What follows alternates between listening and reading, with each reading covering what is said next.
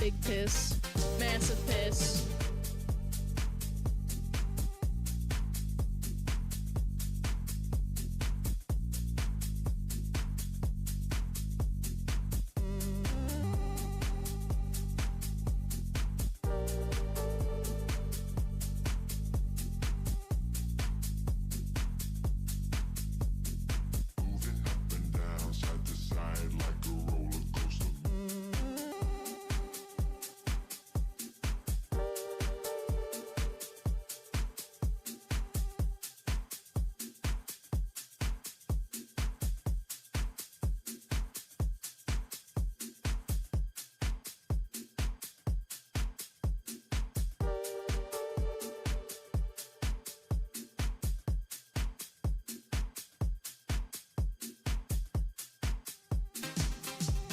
Big piss.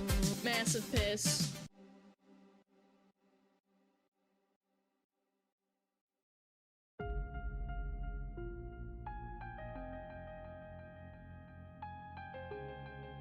Yo! Wake up!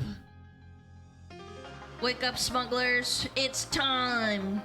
Lock in. Lock in! Scatter, scatter. Earthquake! Okay!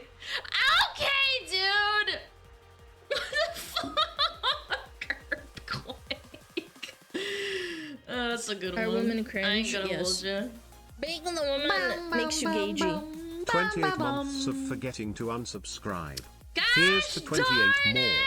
Thank Men are you, not objects of sex. Thank I you! disagree. Thank you, mister. Thank you for Good hanging out morning, for 28 chatters. months, I will now man. open the week with the traditional fox roast. Please rise. Alana can never collab with Saba because the overpowering smell of fish would be lethal to both participants and all audience members. 07. That's not the only reason. I'm not say-so enough. I don't hold back. I don't mince my words. Mince? More like, mince this. I don't know. Mince this dick in your mouth. Sex. I don't disagree. know. I'm not clever enough. Thank you, Alana, for telling X how crappy pineapple on pizza is. Yeah, that's right. It's disgusting. Woo to 282 for 28 months! That's fucking crazy. Can you believe my mods have been locked away for like 2 years? That's crazy. That's crazy. There you get free spit. Yo! Yo! I don't know how to say your name, but I appreciate it. Think of the 12 months. There was an earthquake in Algro. I believe that was the time you woke up from bed, I'm pretty sure. I beat my women like No, a it big mummy. wasn't. I wake up like Above it. 3 hours ago. Thank you very much, you rat. Yeah. Why are you like this? Are women cringe? Yes. Being the woman makes you gagey. Hello. Hello. Hello. Hello. Hello. Bitch, what the fuck? Who was that? Mods! I just got my Smug Fox Gamer subs goods. Absolutely love the art SmugAlana Yeah! love. Isn't it fucking sick? Isn't it amazing? I want me one of those fancy new emotes they added for Global Emote Day. I don't know which one you're talking about. Don't forget to feed the mods. No, they get nothing.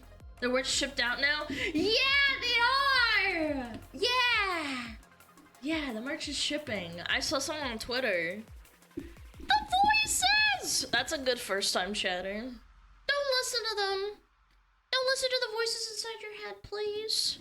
They tell you to watch stream. It's not a good idea. You get brain rot. It's in the Men mail! are not Let's objects of go! sex. I disagree. Merch came in today, let's go. Also lucked out and got a Frost plushie from eBay recently, let's go again. What? How much was it? What? There was a plushie? I don't believe you. I don't believe you. There's people that sell a Frost plushie? SmugAlana. No, I don't see anything. It doesn't say past listings, I don't think. Hi, Alana, nice to meet you. What up, gamer? Ugly eyes. What are we doing today, Alana? Read the title! Read the title! I know, it's a crazy thought. Read the title. We're gonna just do our normal shit and then we're gonna collab with Phillian, assuming she fucking answers me.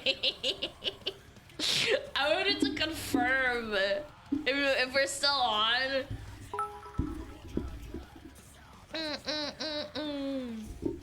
Yo, AJ, thank you for e-bitties. I appreciate it.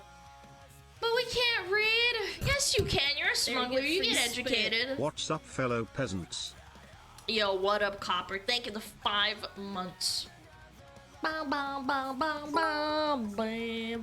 my mom has been asking when you will come by again. What do I tell her? Tell her I'm busy with other bitches. Are women cringe? Yes. Being the woman makes you gagey. SmugAlana bark, SmugAlana tail frost. Sleepy, thank you for the 13 months. I wasn't super busy on my Collab weekend, between but my two favorite furries, let's go. I'm excited. I'm excited. I don't know what the fuck she has planned. Maybe I'll do like a 3D. There you get free spit. SmugAlana wave, SmugAlana wave, SmugAlana wave, SmugAlana wave, SmugAlana wave. Thank you so much, Somber. Thank you for the 2 months. Appreciate it. First time in a SmugAlana stream. I'm sorry. Is this the listing? No way! Someone actually sold it! 2 sold, out of stock. Wow. Some fucking motherfucker sniped it. Thanks for collecting me. Wow! That's cute, man. I can't believe it. There's people that actually sold it. $90. I know! It was originally, what, 30? 35? Yesterday, Phillian said the collab will be on Monday. I'm well aware of what she said. Yesterday, Phillian said the collab will be on Monday. Oh, wait! It's not Monday! Oh, I'm retarded. Wait a minute! Whoa! Wait! Whoa! Okay, I got a minute. Wait. I'm retarded. I thought it was Monday today. My bad. Disregard. Dude, I'm retarded. Oh man, it's brainrot Sunday. Dude, I'm actually cooked. I feel like I don't know what is wrong with me. I'm retarded. Chat, I'm retarded. I thought it was Monday. Monday is collab, not Sunday. Oops. Time to add everyone on Discord. Oops. Men are not objects of sex. I disagree. Kuba, thank you for the 5 gifted. Man, I'm cooked, cringe? man. Yes. Being the woman makes you cagey. Yeah, happy Sunday. Hope you had a great weekend. I gotta Later, change the your title YouTube to, hold thumbnails have on, really hold on. improved. Keep it going, SmugAlana cheese. Hold on, I gotta make an amendment. God! I disagree. Damn Oh it! god, she pre-dosed on brain rot. Thank you, Jlorp. I appreciate it. Thank you, Jlorp. Remember chat, undiagnosed. But we are pretty sure I'm hum. My bad. I'm retarded. Sorry, guys.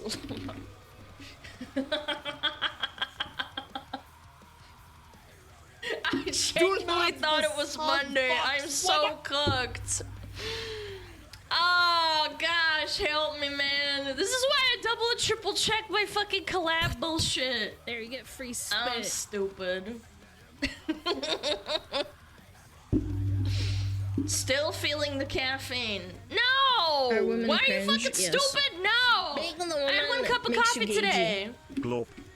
Thank you, Raya. Thank you for the 28 months. Glorp. Glorp. Glorp. Thank you, Absol, for the 3 months. Extra, thank you for the 14 months. Who else did I fucking miss? While I was fucking thinking about how stupid I am. Been watching Sumo Alana, you should join in, you're big enough. No, I'm not. They're like big and buff.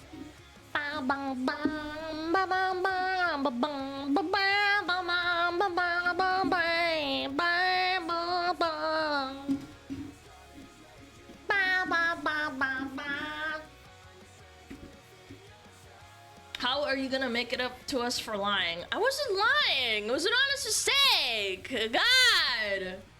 What? You want a fucking goon? Gooning? Gooning time? Dedicated to gooning time. Yeah, I genuinely thought it was Monday. I don't know what's wrong with me.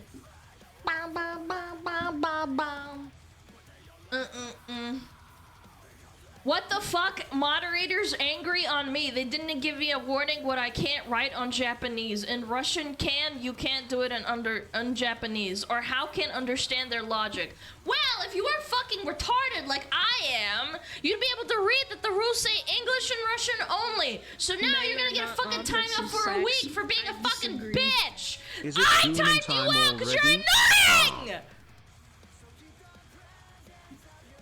Is there a song command? I like this one. I will give you the song name, Chatter. This is Curse Within the Storm. Yeah. Okay. Anyway, don't piss me off, chat. I fucking hate it when people get mad at me timing them out when they're being fucking stupid. Like, I timed you out! It was me! I did that! Don't worry, chat. I'm reading chat. Sometimes mods are busy. I'm doing it. Sometimes. Most of the time it's the mods. But there was an RR. Are women cringe? Yes. Back when the woman makes you gagey. A bubba. Aboba. Aboba. Aboba. Ah! Ara.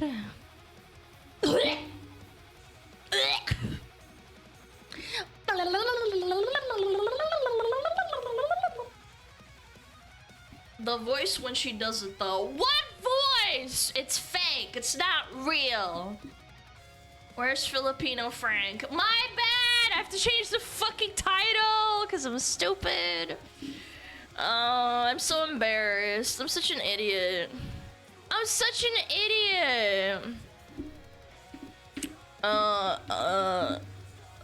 Tomorrow.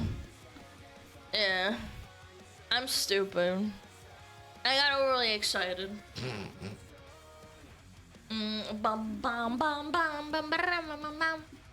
Too many Big Macs. Yeah, all that fat and saturated Are fat women got cringe? to my head. Yes.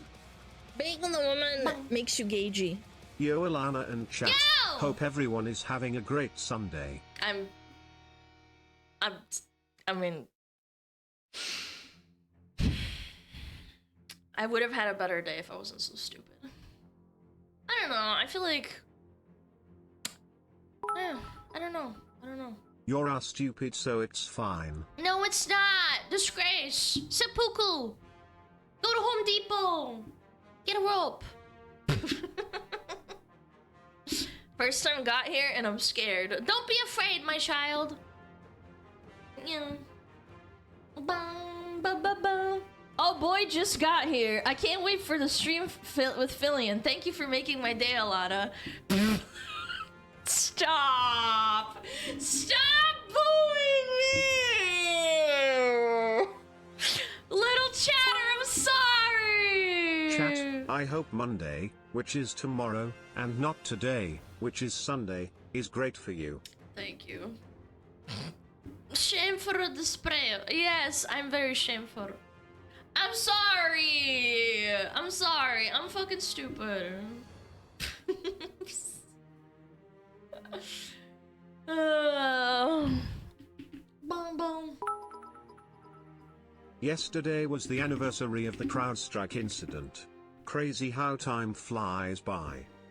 What that was the scout strike? Oh, the thing breaking? Yeah, I You're remember not that. stupid, you're just special. That's a nice way of calling me stupid. Thank you. To be fair, it's Monday here now. I know, but like it's Sunday over here in America. The only land that matters. That's right, chat. USA! That's right, USA! USA! Yo, what up, senpai? How was your day?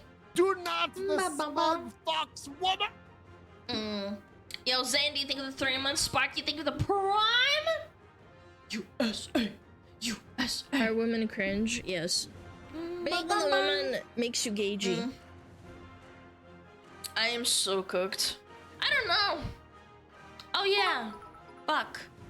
Mayoshi is the smartest 400-pound man in the world. SmugAlana Borg. If I really was a man, I think I'd be a lot more consistent in my work, my line of work.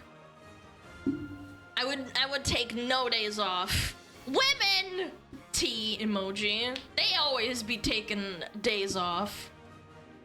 Doubt it. What do you mean by that? Alan, you have the biggest head of all humans. Sadly, Yesterday, it's mostly you said air. tomorrow, so just do it. Make the collab come true. No, I can't. I fucked up. I feel like it's gonna be like, she's gonna like read that message and be like, what the fuck? What the fuck? Big piss. Massive piss. Sorry I haven't been chatting as much the past few weeks. I've started attend college recently.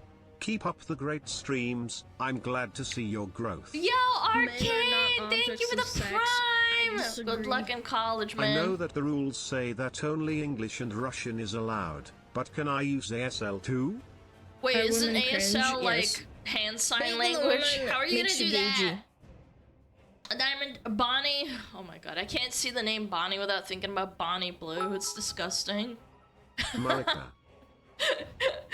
Bonnie Blue. Stop! I know, but your name is Diamond Bonnie. Thank you for the sub. Wouldn't American sign language be like classified as emojis if you're like typing? Why don't you just do that? Lamal Bonnie from FNAF. I know. It's just funny because I see Bonnie Blue. It just grosses me out. Stop thinking of that weird garbage dump. You can't just call women garbage dumps, chat. You have to buy them dinner first and then slap them across the face with their booty. They like it like that. Maybe the booty first and then the face, if they ask for it. Yeah. Bum, bum. Must respect women. Yeah, just... Bum, bum. I was re-watching Austin Powers 2 and 3 a few days ago, and I couldn't help but think of Alana whenever the character Fat Bastard was on screen. Yeah, when he gets skinny too, Jesus. Why are people like this? Writing Men are not hand, objects face of sex. over I mouth, disagree. raising You're not dumb, hand, Alana. and Tomix You're just on your immediately period bans this him. week. Or if you're a man, you had too much caffeine again. I didn't have too much caffeine. I don't have enough caffeine, apparently. Why though? Because he's gesturing about Hitler. It's not funny. This is why you guys can't be mods. You don't see through it. Tomix is racist enough to get it. It's why he's a good mod. He knows all the dog whistles. It's Men are advanced not objects of racism. sex. I disagree. And he's As like, someone fucking that's idiot. witnessed their friends act all Very goofy and based. crazy with their girlfriends, this is accurate. Ranked racism. Yeah. My mods would pass with flying colors. They'd be like, you get out, you get out, you get out. Okay, you're safe. Ah, cheese and crackers. Oh yeah, we have the mod app. It's like getting really ready, like we're talking about it and shit, so yeah, we're probably gonna do it this week. And then we're gonna have it open for like a week, and then we're gonna deliberate for like a week, so don't take it personally. I think we'll only take maybe like 6 to 7. That's a big maybe. That means it'll be released in a Gotta month from keep now. the Shut racism up! secret on stream. SmugAlana Glue. No! Fuck you! You can't say that! There, you get free spit. SmugAlana salute. Yo, Smile, thank you for 3 months! 07. 07 in the chat. Bam, bam, bam. That's a lot, isn't it? No, it's not. We need like a good spread, because what happens sometimes is that my mods get really busy towards the latter half of the stream, and we need people who are like active towards the end of the stream. Yeah. I don't think it's that bad. Isn't ranked racism just the Balkans? Yes, my mod is from the Balkans. That's why they're so good at picking out the racists and banning them for being naughty. I'm here doing the whole stream. Of course you are. Everyone's here the whole stream, right, chat? I'm playing Elden Ring and fighting Radon. Turn on stream. Come on, let's go. Mods, turn on stream. We want to watch you die. Matto, thank you for the 3 months. I appreciate it. Why didn't you get Juju to the mod at the end? Because he's a little brat, and towards the end of stream he gets cranky and he's like, "Grr, I need to go out." Alana, you've been streaming for 5 hours. Unbelievable. I pretty much end stream and then I go and walk the dog. Yeah. Turn on stream so we can backseat. Based! Time to backseat. I want more attention. Well, he has the company of my cat, so he's fine. Bum bum bum. Men are not objects of sex. I disagree. Most of the time, I'm here in the stream on my days off work. Very best. Alana, I heard you may be collabing with Madara. Is that true? No. Where did you hear that? Where did you hear that? How big is you cat, by the way? He's like average size. He's not fat. In her stream today? Who said? Did she say it? Or did some random chatter say it and you went with it? Cause like, I haven't heard anything. Clip please? Yeah, like my mod is like, clip please! He's pleasantly plump. I wouldn't call him fat. He's a big cat. He runs around the fucking apartment a lot. He's really awesome. We got one guide. Yeah! It came to me in a dream. Where is it? Where's the proof? Show it to me! No, she didn't. To be fair, it was a chatter. I'm sorry for bringing the falseness. It's okay. Just don't listen to random chatters. Don't listen to random chatters. I heard you might be collabing with a Filipino boy soon. Not today. I'm fucking stupid. I really, truly apologize. I'm fucking dumb as fuck.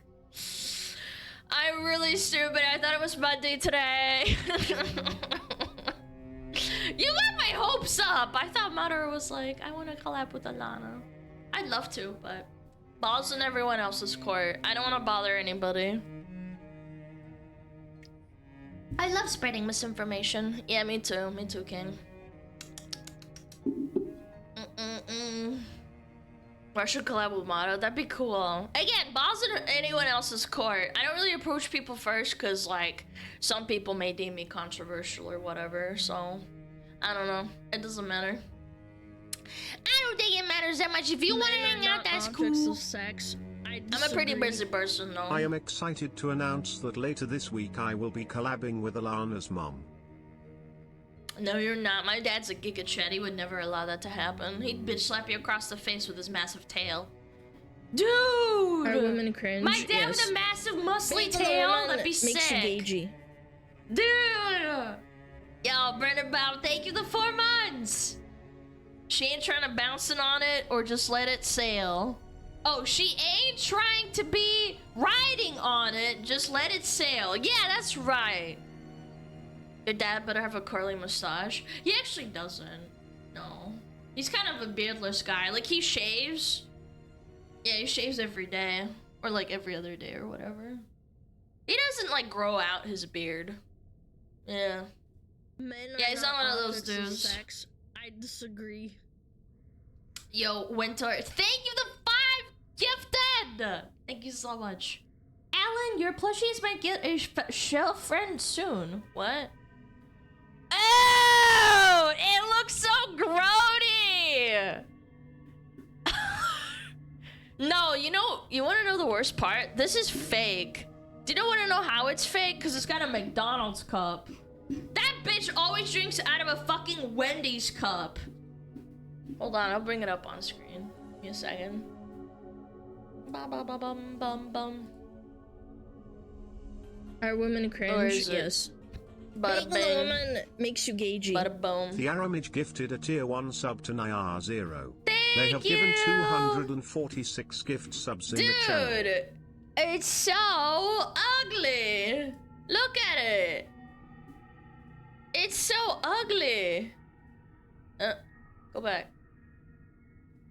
Yeah, this is fake. You can tell it's fake because it's got the McDonald's cup.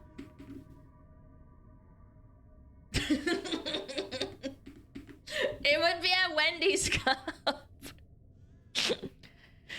Timu tier, yeah, Aspen Dolkov. I don't know, it's kind of cute. I don't know. If you ever made a plushie, that would be funny, but I don't think they ever will. My manager at work asks me why I listen and watch your content. Even though my work can get intensive at times, but at most times it's chill, it's a lot better than the bullshit that my team says on a daily basis. Here's my brain cells in the form of bits that fell out having to listen to the bullshit during yesterday's meeting. Thank you, Chris. I appreciate it. Thank you for the 1,000 biddies. That is such cap. I don't believe that my bullshit is better than this fucking other bullshit at your work. I don't know. I don't think of myself like that. I don't think I'm that valuable as a yapper. How many plushies do you own? Okay, let me turn around and look. 1, 2, 3, 4, 5, 6, 7. Actually, I'll just list them out loud. Hold on. I have an Umbreon plushie, 2 SmugAlana plushies, 1 World of Warcraft little red dragon plushie, Mari, Filion, Bender, a Shiba plushie, a Pippa plushie, I also put some in the closet because I couldn't fit them on the table as well. There's a couple more. Lapras plushie, a Vulpix plushie, who's that in the corner? Oh, Uniho's plushie. Yeah, she's on the table too. I just couldn't see her because she's kind of stuffed in there. Yeah. Oh, and then I also pre-ordered the Flareon plushie. Any figures? Yes, I have many figures. I disagree. How big is the Umbreon plushie? It's like I don't know. It's like an average size. Like it's not a really small one. I have Cha-Cha too. I have Cha-Cha. She's on the table. Lucy. Kirsche, of course. And then we have Lumi coming too. Lumi's coming. Lumi. No Charizard. No Charizard. Yeah, I have a lot of plushies. I have to put some of them in the closet and like rotate them out because I don't have enough space on my table. I have an Inosuke figure. I have a bunch of fucking figurines of VTubers. I have a Ichigo statue. I have a Tanjiro statue. I have a bunch. I'm kind of a loser. I have a little like lamp thing that has like a stand. No Warhammer figures. No, my brother was into Warhammer. I'm not. Sorry, Chad. I'm not gonna be one of those fake people that's like, yeah, I have Warhammer figures. It's like, I don't have any. Maybe if I ever get into it, but... Clomp statue when Abuba? Wait. Oh yeah, I have a Wind Ranger figurine that's on my desk. She's currently being protected by Grimjow. Grimjob. Ba. Let me see. Queen of Pain figure. I do play a lot of Queen of Pain. How much is she? AliExpress. I don't want AliExpress. $399. I mean, it's a really nice figure, to be fair. That's a lot of money, dude. Jesus Christ. It's a nice figurine, though. Damn. Ha! There's an AliExpress knockoff blue version. Of course Are there women is. cringe? Yes. Being a woman makes you gagey. Thank you. Thank you, Vance, for the prime. Thank you, thank you, thank you. My Kirara figure was like $400. God damn. Chat, I can see us holding hands. Walking on the beach, hot toes in the sunshine. Aww, cute. Hold up, AliExpress be having Gunpla for the low when no one else has it in stock. Yeah, but they're knockoffs and they're cheap. Like, I'm not gonna lie. I've bought cheap figurines and that shit breaks and looks terrible. The paint looks so bad. I just started saving up and like buying the actual figurines because all the crap that I bought that was like cheap, it all looked like ass when it got to me, so I don't know. I don't know. If you don't mind it looking a little rickety, it's fine, I guess. Are women cringe? Yes. Being a woman makes you gagey. Yippee. Yo, Wabbit, thank you for the 4 months. The knockoffs are god-awful quality. Dude, we looked at the Ichigo comparison. Do you guys remember that? I showed you guys the one on eBay and then the official statue that they like knock off. And it's like the worst 3D printed like version ever, dude. Oh.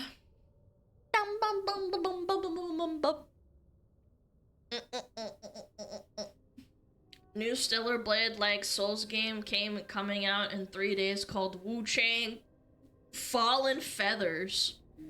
Is Fallen Feathers like an innuendo for losing your virginity or something? Wu Chang Fallen Feathers, $50.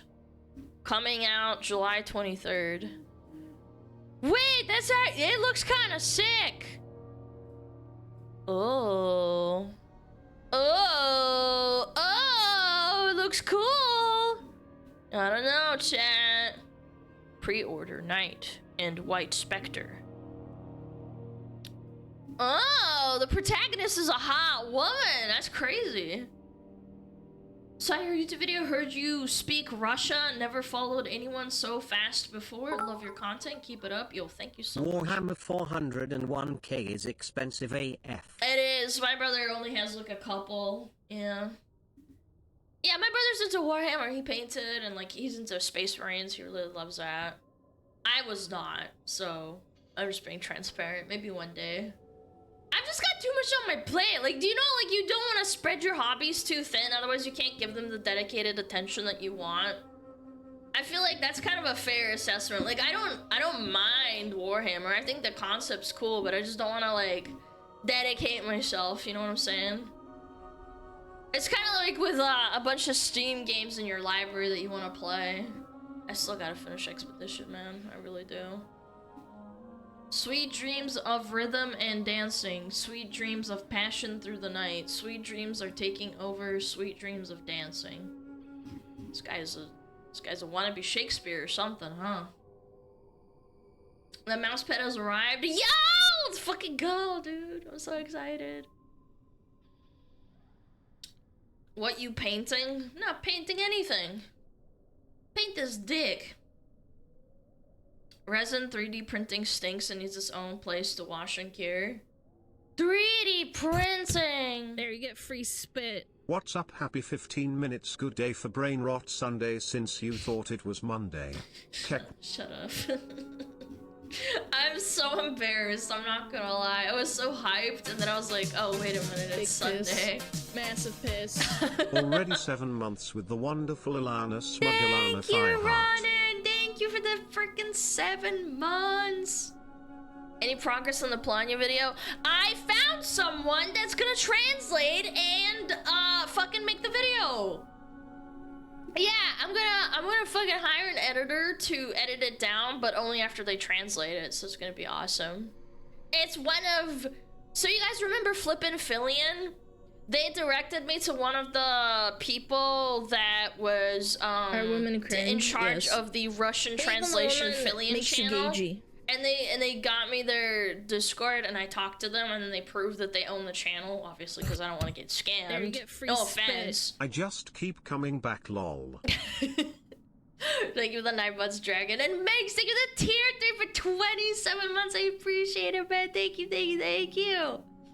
But yeah, it's coming. Sorry it's been so delayed. I've just been really busy. And like, Planyip is also doing one video. And she's still working on it. So it's a lot of work. Yeah. Bum, bum, bum, bum, bum, bum, bum, bum, bum, bum, bum, bum. Men are not objects of sex. I disagree. Happy Sunday, Alana. SmugAlana love got a notice that my Alana cup and other merch should be here Friday. Can't wait. SmugAlana pop. I'm so happy, bro. I'm so happy. I'm so hyped. I started seeing people like posting on Twitter. Pray for me, fellow smugglers and lead smugit. I have my driver's test on Tuesday and missed a day of driving practice because I got sick on Friday. I'm sorry. That sucks. I was replying to someone about painting a figure with Tio. You have to read my message out, you fatty. Because I'm trying to embarrass you. Тише, тише, пошел нахуй! Говоришь мне тише. Fuck you. You tell me to be quiet? You tell me to be more quiet? Fuck you! I got my shirt and mouse pad a few days ago. I'm so happy, bro. I have a shirt and the desk mat too. I get my stuff on Friday. Friday, gotta get down on Friday. Moshi! Aya! Hi, Vdogu! My Alana stuff is still not fulfilled. I don't know, man. Sometimes my shit takes forever to get like here, man.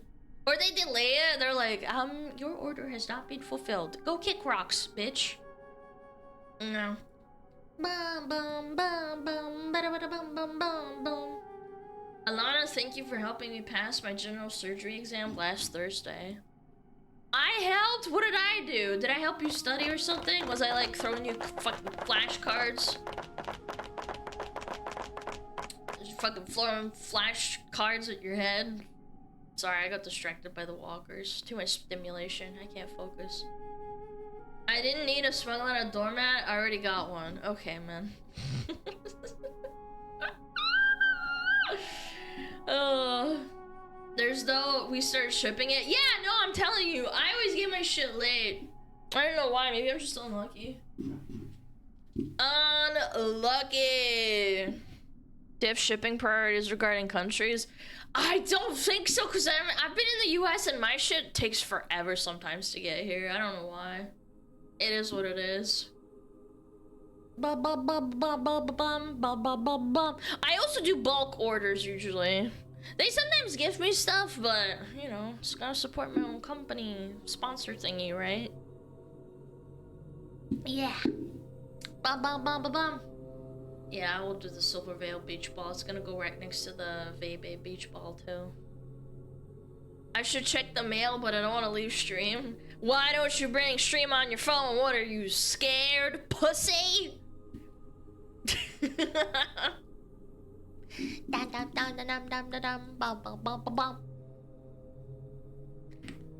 This music makes me feel like a princess that's like on a discovery, on like an island, a secret island, and I'm looking for smugglers. Too close. No! Not close enough. Not close enough! You look like you would sponsor Opera GX. No, actually, I don't think I would take it. I'm not gonna lie. I don't know. I only have like one sponsor. I'm chilling. Alana, you got a pimple? You are such a capper, bro. You're lying.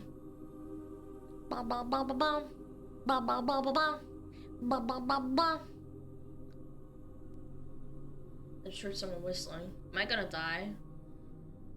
Am I gonna die? I heard someone whistling outside. Oh yeah, I should probably close the window. I forgot I didn't close the window. Fansly tried to offer you stuff yet? Actually, I did! I got a message from an official Fansly manager account on Twitter, and they said, are you interested in doing Fansly? We could get you started right away. And I said, I'm sorry, I'm not interested. And they're like, oh, that's cool. I was very nice to them. They're very nice to me. Yo, what? No, seriously, yeah. I got a message and I said, hey, I'm not interested. And they're like, oh, it's okay. I was very polite. Yup. We saw you're a woman and want you to show them titties. That was a little while ago. Maybe I can find it. What did they say again? It's been a... Oh yeah, it was the official Fansly. Yeah, at Fansly. Hey Smug, my name is blah blah and I'm the partnership manager over here at Fansly. Wonder if we can have a chat to see if we can get you on the platform and what exclusive offers we have available to you. And I was like, I'm not interested. And they're like, okay, if you ever change your mind, let us know. Yeah, making AI like filler. I don't wanna. This was like back in April. Fansly reached out to you? Lamau, they would have banned you from their most recent Toad update. Why would they ban you? Ban me? What did I do? What did I do? Officially made it out. Ah! I don't know. I think they just kind of look at people who are like, you know, fairly popular and ask them nicely. I mean, it's a marketing strategy. Like, what's wrong? Furry. I'm not a furry! If they let Fillion on Fansly, I'm allowed too, right? At least you didn't get connected by a sex toy company. Thomas. I did once. Yeah. It was really disgusting. And you know what the really gross part is that I was like walking my dog and I opened my phone and then I saw I had a message on my Twitter account and it was like the Ona holes and like with the tits and shit, and I'm like walking and I actually stopped and I was like, are we serious right now? Like, I'm in public. Like, thank God I wasn't going to the supermarket or something. Like, it just like a boom right there. Yeah, I saw a bunch of other people getting spammed too. Apparently they just spammed everyone, essentially. I wonder if I still have it. No, I think I deleted it because I was like, I don't want to see this in my fucking DMs. This is gross. Yeah, at least Fansly didn't send me an Ona hole picture. They were like, look at this exclusive item availability. We can like cater to your fucking character. And I was like I didn't reply, but I was like, what the fuck? What?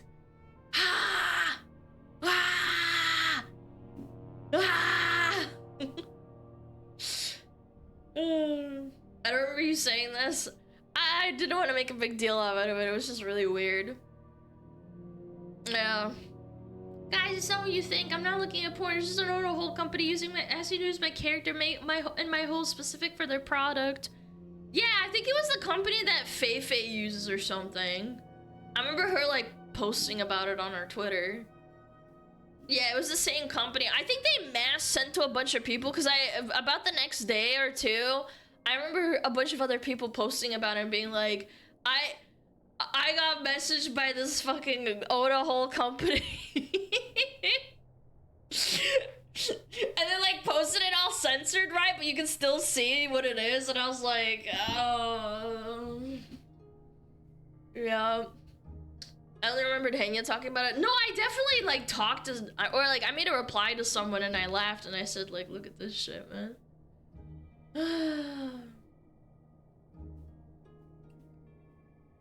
What the fuck?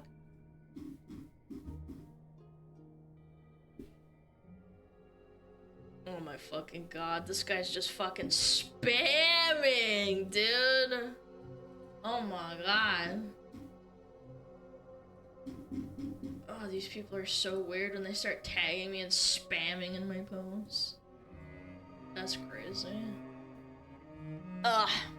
I'll let the cup design on the nails and every clear spots so you can color them with your gamer subs. Yes, that was the idea! Yeah. We got a spammer! Tomix, when will you get contacted by a sex toy company? Chat, you gotta tell me if you get contacted by a sex toy company. Yeah. No? Why not? You gotta tell me everything. Okay. Okay. Okay. That's how you know you made it?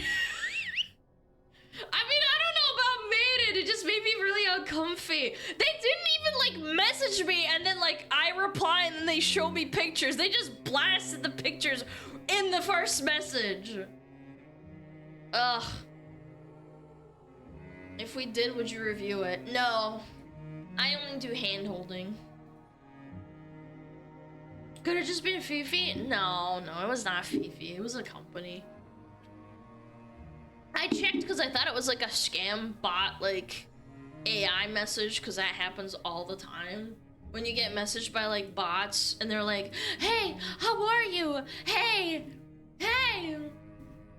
you stupid bitch. Hey. And then when you ignore them, they get mad. Yeah, the same thing happens on my fucking phone too.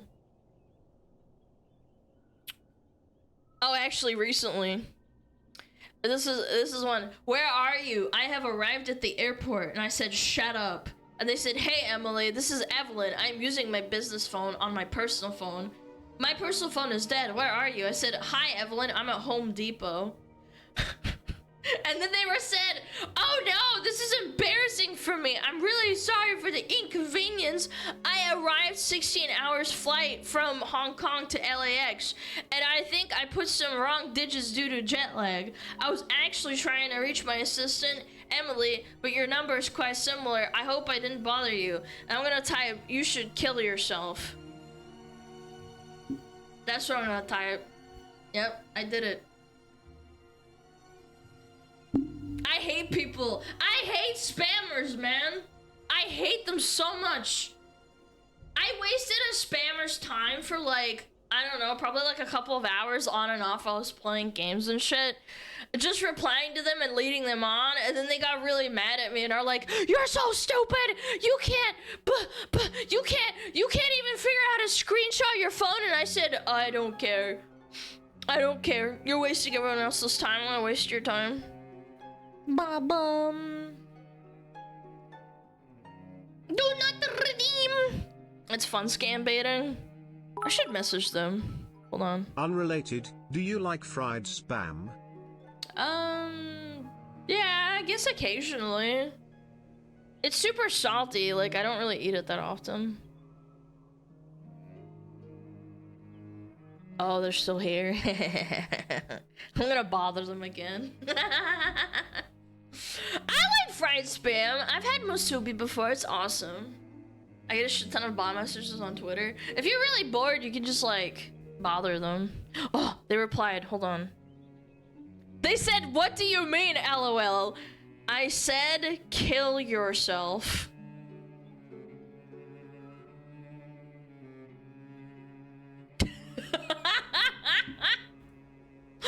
Twitter bots are fucking annoying with their requests. Dude, they're always like, beep boop, I want your penis. Most of the time. She actually said it. Yep, sure did. Why?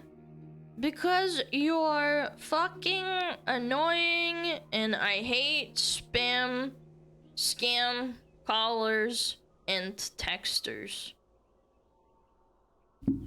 Yeah, why? Why would you tell me to kill myself? I'm wholesome, I swear. Tell him, Alana. I fucking hate spam callers. I hate that. I hate it so much. They message you at 4 AM and then they're just pieces of shit. I hate them so fucking much. Alana question, did you make a sign language joke today? No, that was chat. No. That was chat. They were making a joke about like ASL or something. Is a guy asking to get on pants?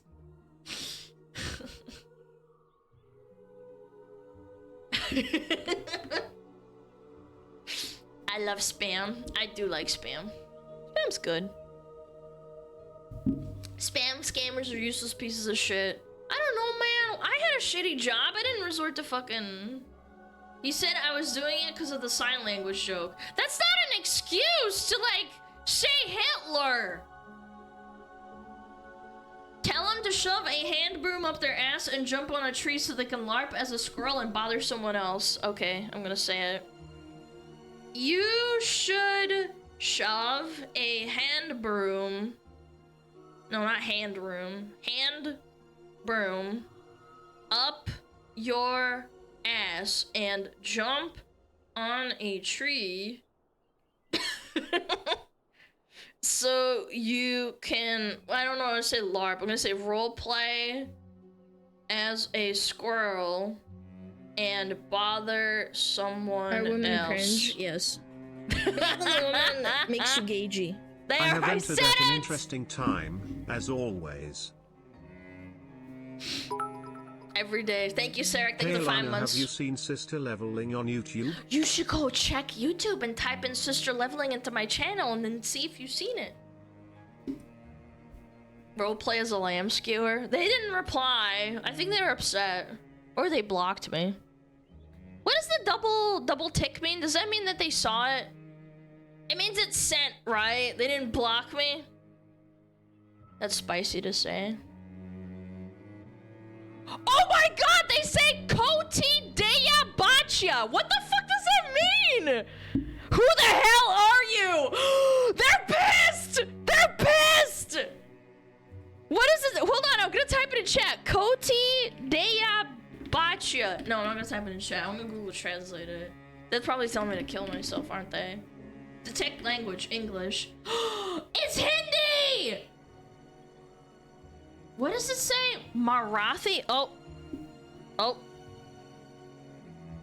Let's avoid falsehoods. What? What? Hindi curse? No! Shut up! Is it actually? Yeah.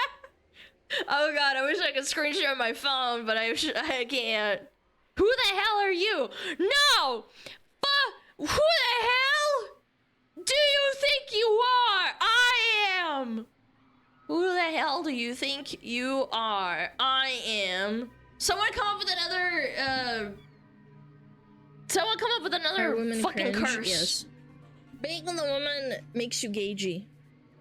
Bro thinks Alan is his coworker.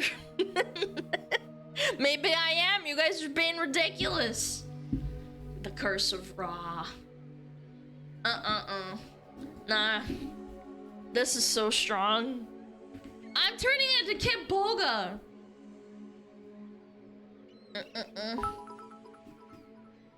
I'm not clicking that.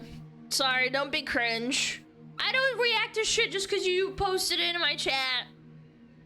I'm busy right now. Cast them out in Russian? Actually, I should. Okay. Pashol. Oh my god, I can't type in my Russian keyboard. Pashol nahuy. Where's the X? I'm really slow at typing in Russian. Nahuy. Pashol nahuy. I like wasting their time because then they waste their time with me and then other people don't get their time wasted with them. Did you say suck my dick? No, Pashul Nahu is like go fuck yourself or go to hell. Oh, they saw it, they saw it, they got the double tick. They saw it.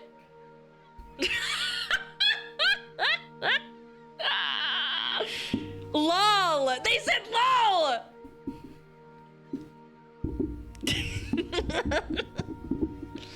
I'm gonna send him a frowny face.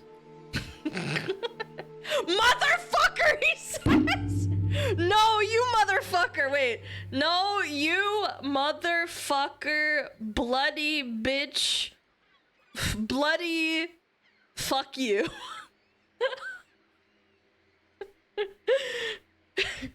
Who are you talking to? I scam spammer. Yeah, they were spamming my phone this morning at like fucking 6 o'clock in the morning. And they were like, I'm Evelyn, I'm in my business phone, blah, blah, blah, blah, blah. I'm sorry. That's how they get you. They're like, I'm sorry, I got your number. Can we go talk on WhatsApp or something? Yeah. You motherfuck, you bloody, fuck you bloody. Fuck you, bitch. Ugh. So funny. Super funny. Is that any way to talk to a potential customer? Yeah, I should say that.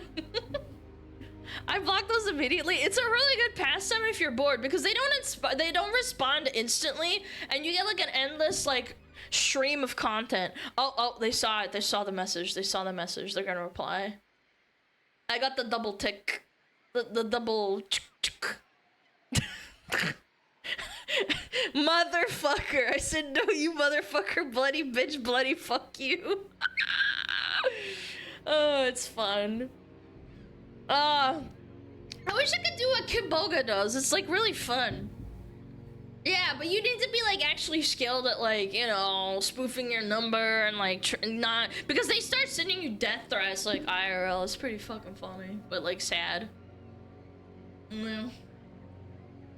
He's consulting with the rest of the floor. I hope so. Leading people on? Yeah, dude. I used to watch Kimboga all the time because I was really fucking bored and my internet was really slow and I could only watch YouTube videos and it would load up like, you know, 30 minutes of him just trolling people. Those scammers. Oh, the guy's not replying. Well, I'll keep you guys updated. I'll see, I guess.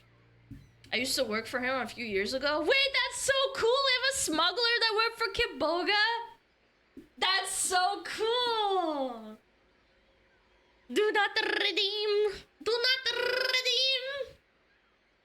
Smug Edna when? I love it when he roleplays as the old lady. It's so good.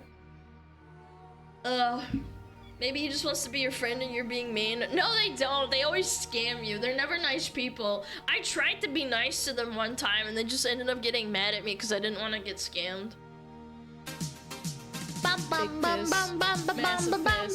Hi. Yo, thank you so much, Sergeant. I appreciate it. Used to pre-screen numbers before stream, took a toll on my humanity. Oh my god, you had to do that?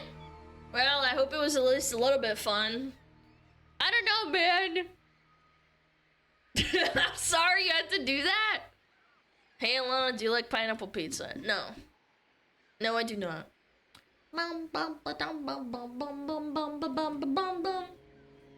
Okay.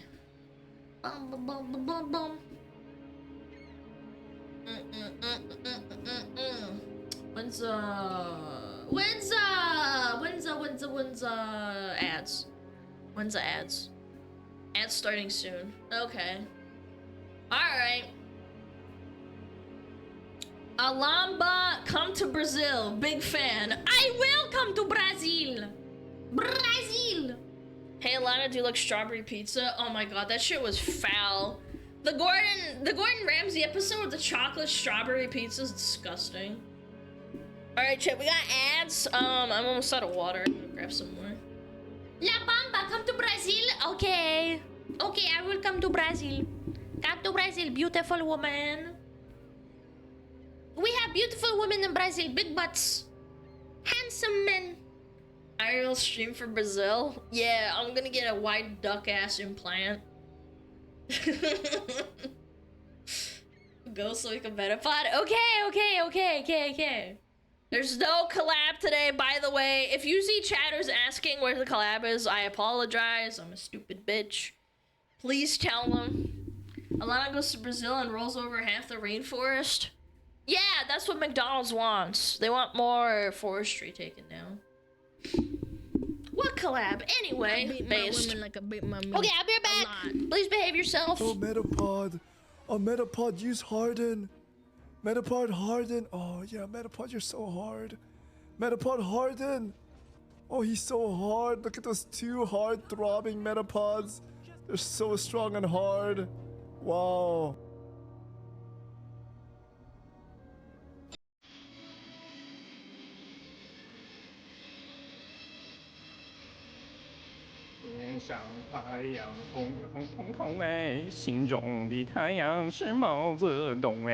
他领导我们的解放哎，人民翻身当家做主人，呀自由哎呀自由啊，人民翻身当家做主人。Why are you so good at this? It's my language, man.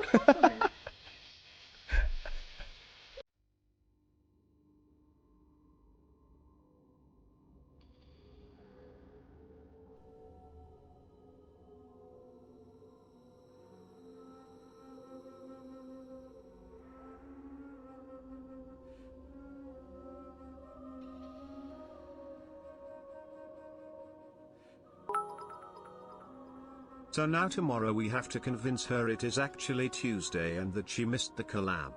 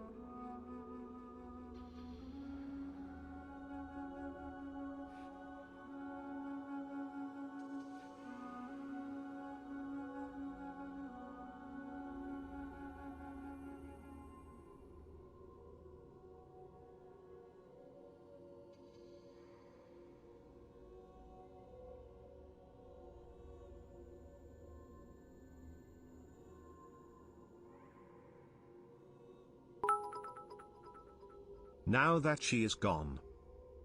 Chat, I challenge you to a dance-off dance. Damn, you are good.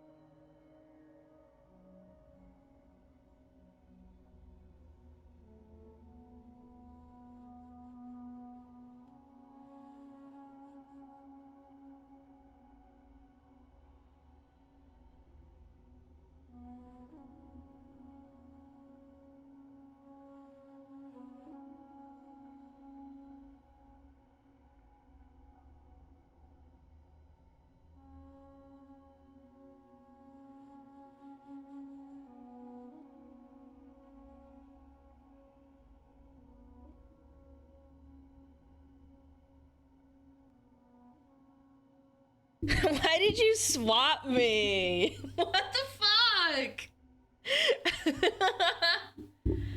You little rats! My house is shaking. Mods! Ban that guy! Mods! Help! Mods, help. Help me. Help. Help. Help me! What happened to your skin? What? What kind of question is that? What happened to your skin? That's so fucking weird. How can you type that? Nothing happened to my skin. Skinwalker Lana. Your mom. Why are you white? What kind of question is that? He's asking what happened to your model. What do you think? Can you rub your brain cells together and figure out that I got swapped? Duh! Oh my god, dude, you can't just ask people why they're white. Yes, you can. White people, you can ask them anything. Reminds me of Why You So Loud and From East. Yeah, that's a good one, dude. That's an old one. Why are you woman? I'm sorry. I'm sorry. White people. Hello, I'm new. Hello, new. I'm me. Why are you breasted? What? What? You just ask that? Oh, yeah. We got some funnies today, Chaz. Got some funnies. Ugh.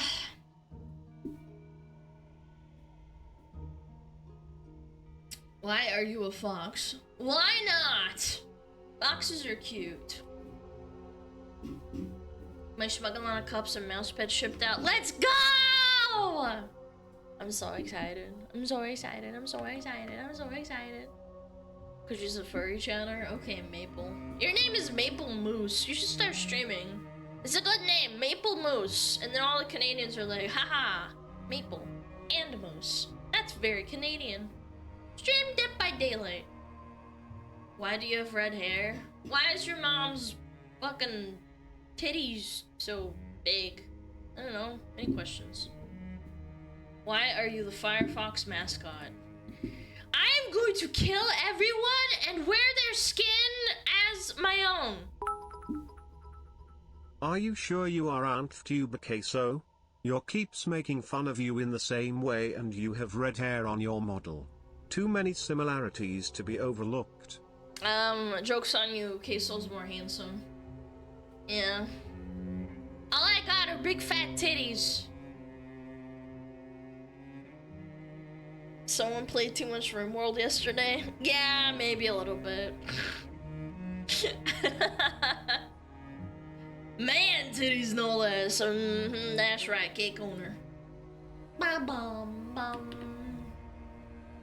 Awooga, awooga. What is this? Okay, chat, time to crank. Cranky time. Crank, crank, crank, crank, crank. Why tail so big? Why not? Why are you asking women when their tail is so big? It's so rude. Are women cringe? Yes. Being the woman makes you gagey. Why is your name the Cream Reaper? That's heinous. Mods ban that guy. They give the prime though. Are women cringe? Yes. Being the woman makes you gagey. Lurking for quite some time now. It's crazy how much you've grown in the meantime. Kinda proud of you. Kinda. Back to lurking. Flower cat rave, flower cat jam. Wait, kinda proud? Whoa. Strong. Yo, Tara, thank you for the 18 months. I appreciate it though. Thank you for lurking. Drang, thank you for 5 gifted. Thank you so much. W gifted.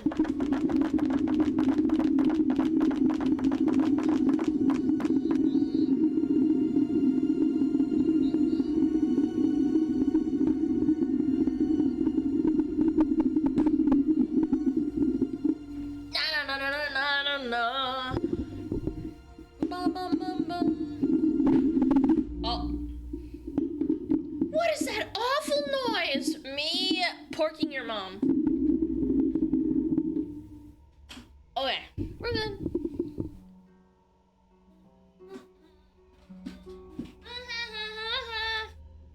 Are you smoking? Shut up. Drink away from the mic, please. I'm gonna stop cranking. Alan's house? Wait, this is so cool! Wait, is this your room world? Hold on, let me swap screens real quick. I'm gonna swap stands real quick. I need like a adjustable stand. This one sucks. I keep complaining like I don't have the money to replace things. It's kind of crazy. I'm so lazy. I'm so lazy. Much. Thick as balls. Let's see it. Ugh. It's a business expense. Stop porking your mind. No, I'm porking your mom. I'm gonna stop cranking. There's a lot of people complaining today. Yeah. Lots of complainers, lots of non-complainers. Mostly complainers. No, do it. Can we start banning the complainers? No, we're not gonna do that. It's a free country, they're allowed to be bitches. Yeah, frick complainers, that's right. Based, true, and real. Wow, wow, wow. Boom! Look, what is this? What is that? Is that your room world? The crank is the best part of the stream. SmugAlana bark. Isn't it cool? I love your layout. It's very secure. Is that yours? That's so cool. I love it. I wish I was this organized. Yeah, they let you have peninsulas now. I actually love that. I really want to make one like this too. Minecraft. Oh my fucking god, this guy thinks it's Minecraft. I don't really get it. You don't have to get it, it's cool. Yeah. I think it's very cool. RuneScape. I feel like you guys don't play the games you're naming. No, it's not RuneScape. Goodness. Goodness gracious. No. Factorial? Is that Stormwind? No! No Stormwind. Ah. Okay, chat. Enough distractions. What are we watching over here? What is this? Average age for everything hurt my feelings. Alright. Men are not objects of sex. Oh yeah, speaking of which. Give me some of that sweet ASMR crank KKKK kick it into overdrive. Are women cringe? Yes. Being the woman makes you gagey. Gurk. Thank you, Bolter! Thank you, 25! K. Anyway, I'm muting alerts. You guys can go frick yourself. Let me see what this is! What is this? Age 15, first kiss? Yeah, right. At the hour, bum. Age of 15, first kiss. Yeah, I don't know about that one. Age 17, losing virginity. Yeah, sure. Whatever you say. Average age of everything comparison. Age 18, first relationship. Wait, shouldn't that be the other way around? Wait a minute, what? Age of 23, peak of life satisfaction. Dude, I was depressed when I was 23. What does that say about me? Age 28, getting married. Oh god, chat. Oh jeez. This is unk status. What do you mean? This is unk status. Bam bam bam bam bam bam bam bam bam bam. I'm gonna crack an open bottle. Oh, I don't know, chat. We're getting close. Age 23, peak life satisfaction. If you're 25, you're hitting unk status already. How about age 30, still virgin? It's okay, chat. Age 15, first kiss. Yeah, I don't know about that one. Unk equals male hag. There's no such thing as a male hag. Males are attractive until probably, I would say, like 45. Yeah, men don't hit a wall like women do. Age 22, still depressed.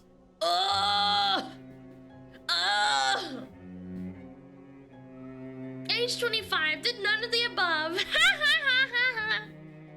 Blame Hollywood for unrealistic expectations? That's not because of Hollywood, it's because of society. We live in a society. I've achieved none of those at 26. Yeah, I don't know. Peak life satisfaction is 23 is very unrealistic. I ain't gonna hold you. There's no way. I'm 21 and I still have a chance. Good for you, man. I'm holding out hope for you. First step is to stop watching VTubers. Speaking of 23 is sad. I don't think life satisfaction peaking at 23 is a bad thing. I feel like it's like overall happiness. No? They're not talking about like peak life as in, you know, money, women, that like you're happy, you know?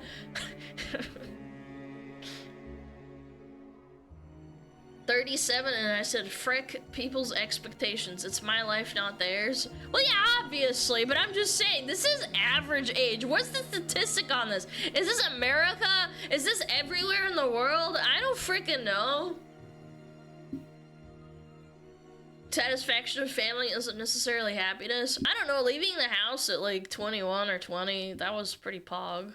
Even if it sucked. Basically not being able to afford food. Having your own place did kind of rock. It was pretty cool. Kind of liking important details. Well, I mean, age 15, first kiss. The only thing I was kissing was World of Warcraft. Mwah. Playing video games. Divorced at 29. Yeah, frick them kids. Loser. How dare you! 27, I'm gonna turn into a wizard poet. Oh, you're gonna be like Shakespeare? Yeah, that's pretty cool. Pretty cool as I starve in my woodland hut. I'm just saying, I was pretty unhappy, but at least I was alone. It was nice. I don't know, when you live with your parents when you're growing up, which is like the whole point of wanting to move out in the first place, when you reach a certain point, like when you hit about 20 or 19, you really start disliking your parents, even if you have a good relationship with them. At one point, I was like, I'm 20, I'm like, I can't do this, this shit sucks. I lived on chicken and rice for like 2 years. And worked a job. Depends on the parents. I don't know.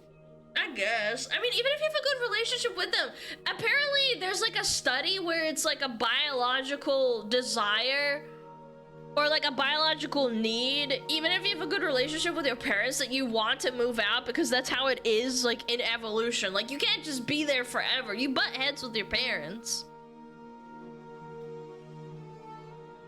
Gas station rotisserie chicken slaps though? Yeah, but then you're sitting on the toilet having diarrhea for 3 days. Yeah. Feels good to be independent. Yeah, even if it sucks. How much chicken did you eat to weigh 400 pounds? I had a chicken coop and I would just get chickens and shovel them into my mouth every day. Yeah, I'm like a real fox. I would just like go out in the chicken coop and just kill one and eat it. Feathers and all. Yeah, exactly.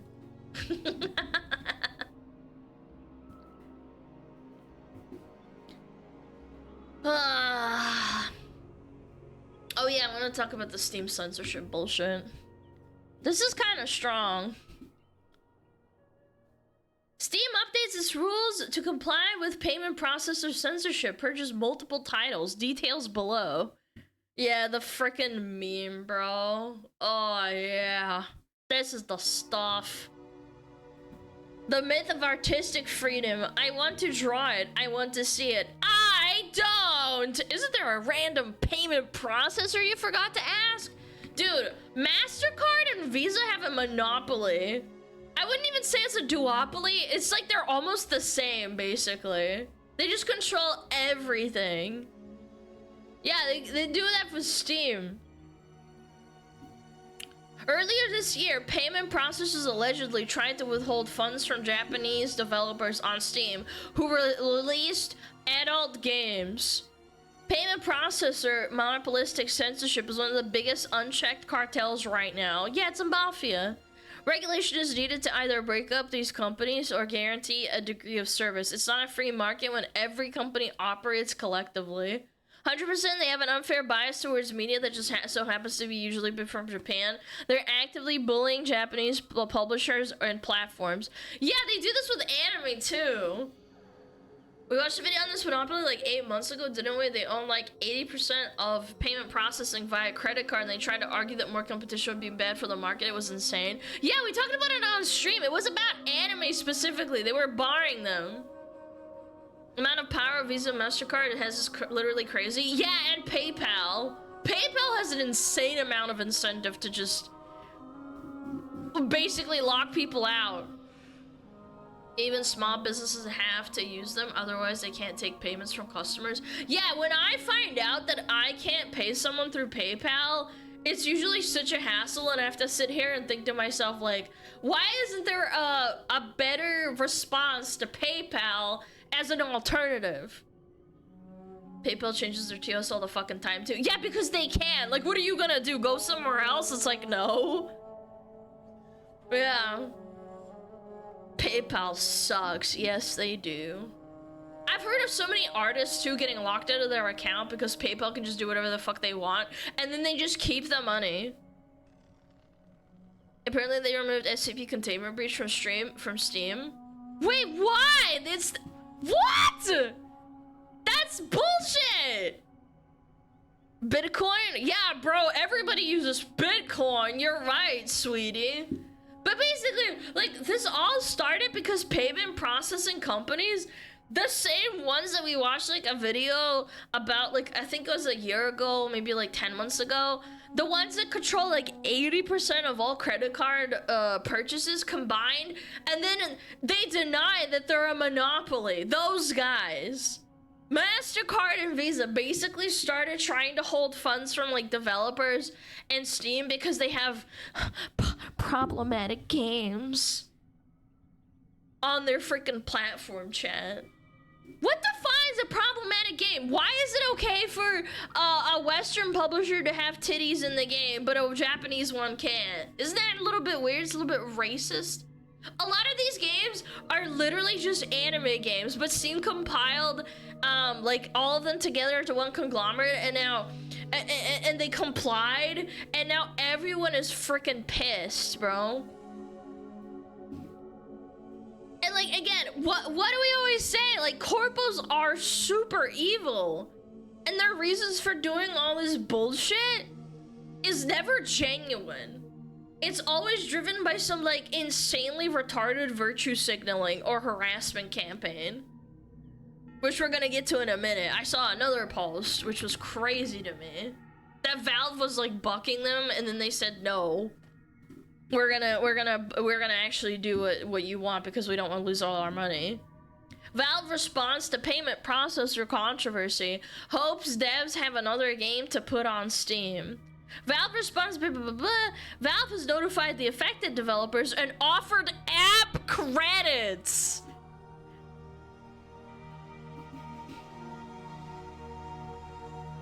It is so over, man. We gotta start like writing legislature for something like this.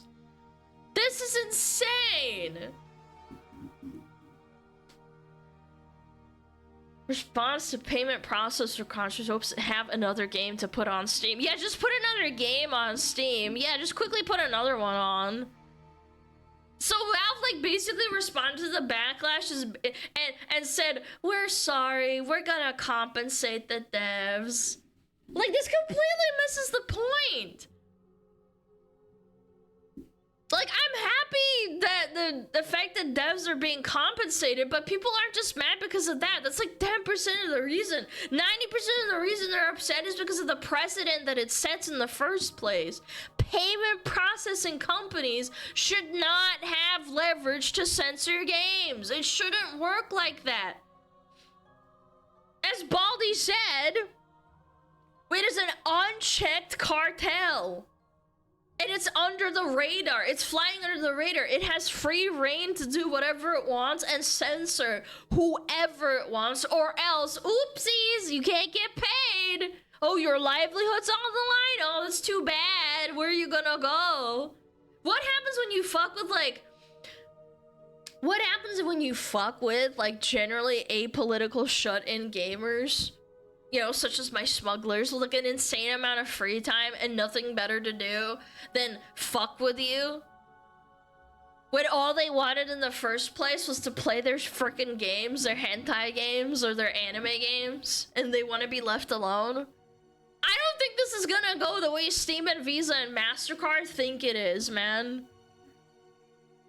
You must destroy all copies of software product and all its components. Yeah. This is a screenshot capture of the EULA for Final Fantasy remake, not for Steam or any of Valve's games. Oh, Square Enix is cringe too, but that's besides the point. Alana wants furry girl style on Steam. It's not even about that. No, like, I know you're joking, but to put it in perspective, what if one day Dead by Daylight or any other violent game is considered too violent or grotesque by like by MasterCard or Visa or PayPal, and then they say, oh, well, you know, it's bad for kids because it explicitly shows them getting stabbed and stuff. We don't want that kind of game on our, you know, on our video game lineup on Steam. And then they ban that, and then you can't play. It could be anything. Yeah, GTA, it could be anything. Or The Witcher 3 or Baldur's Gate for having sex scenes. Yes, exactly. Or Stellar Blade for being sexy. Like, there's nothing inherently wrong with Stellar Blade. But isn't it because it's against their TOS? Yeah, because they can change the TOS for whatever they want. Because where are you gonna go? Epic Game Store? Don't make me laugh.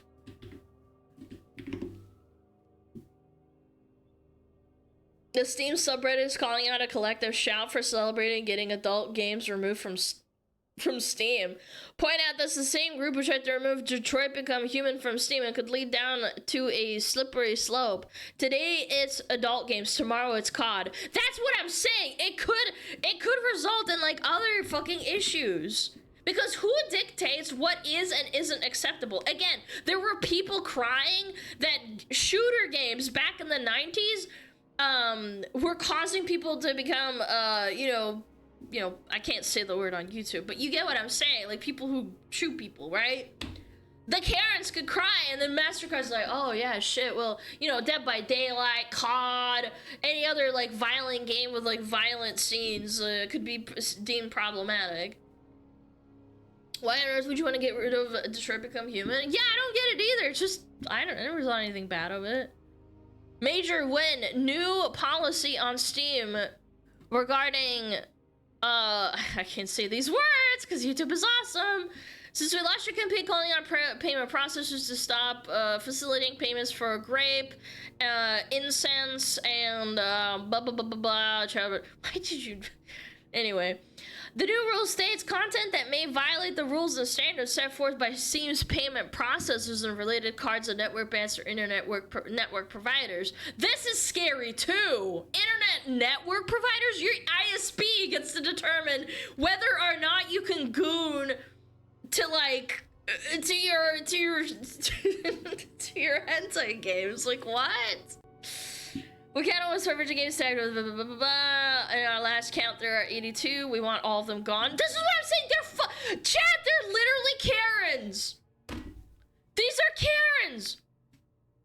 We can't always serve but technically, misogynistic gamers have come out in full force. Encouraging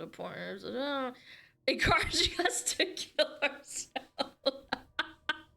The irony isn't lost on us. This is a major win for women and girls. Shut up! I hate you. I hate you for saying this is a major win for women and girls. I'm a woman and a girl. You can't say that for me. You do not speak on my behalf. You are dumb and stupid. They're Australian Karens. Is that it? Collective shout is Australian? That would make a lot of sense. Did you know in Australia, they didn't let Left 4 Dead be released because they said it was too violent? That's crazy. This is the same group who tried to have Detroit Become Human banned for depicting blah, blah, blah, blah, blah, violence against women. Also, what is with the censorship here, does putting an asterisk in the word grape absolutely change its meaning and make it a safer word? People get triggered, I guess. Yeah. Killing zombies is violent now? Oh, don't get me started on the Left 4 Dead 2 thing. But again, what does Baldy McBalderson always say, chat? Karens and incels cause all of the world's problems, chat. In this case, it's radical feminists attacking video games because they're childless, like freaking insufferable cat ladies that believe in this stupid, freaking sticky-ass gender pay gap and think all men are trash and have like tons of either batshit insane victim complex beliefs, dude, or oh, if Detroit Become Human, it has really uncomfortable things that like talk about in game. You can't have that. Look, it's what? Removed from store. Interactive.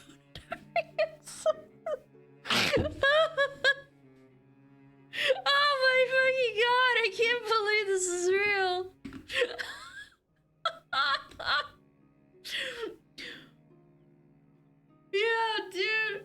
they got Journal Nuke that reported how they falsely targeted Detroit and GTA. Dude, it's crazy, man. Owner Savage Ventures has requested the removal of my collective shout articles. This is due to concern about controversial matter. What? No way! Even Anna Valens got freaked like that? That's kind of strong. But, like... They all think all men are trash, and like they capitulate to this like crowd. Like, this has never happened in history of the world ever, and it's never ended well. You give them an inch and they take a mile, chat.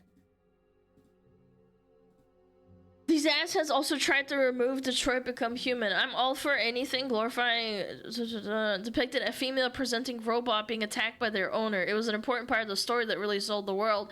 It in no way glorified or promoted domestic abuse against women. Today it's adult games. Tomorrow it's COD or CS for glorifying war. Then it's followed for depicting poverty. Then I don't know, maybe Animal Crossing is too much for them because taxes are stressful. Exactly, they're moving the goalposts. You give them an inch, they'll take a mile. I am so sick of these incredibly small yet loud minorities of people that get amplified by social media to the point that anyone takes them seriously. And then they capitulate to them. I am so tired of these... of a handful of unmedicated, terminally online retards having any sort of sway over companies and video games and movies or anything else that I enjoy that's entertainment related. This needs to stop. It's actually fucking ridiculous.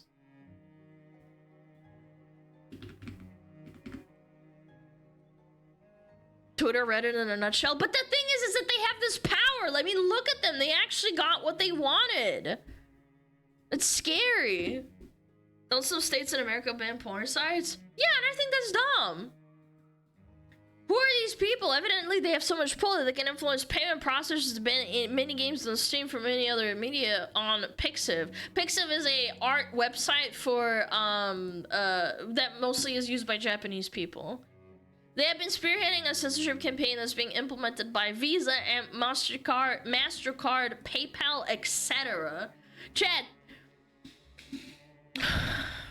I've never heard of these guys before. What? A grassroots campaign. I hate that word, grassroots.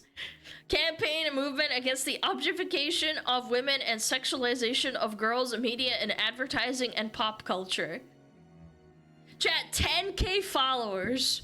These are literal freaking who's. How the fuck does this happen? Why are we letting this mentally ill group of Karens dictate what video games are on Steam and what's allowed? This is why everyone is pissed. This is why there's backlash. Why did they stop at women though? Oh, because like women matter. Women matter more than men. Men are allowed to be objectified. It's so bad.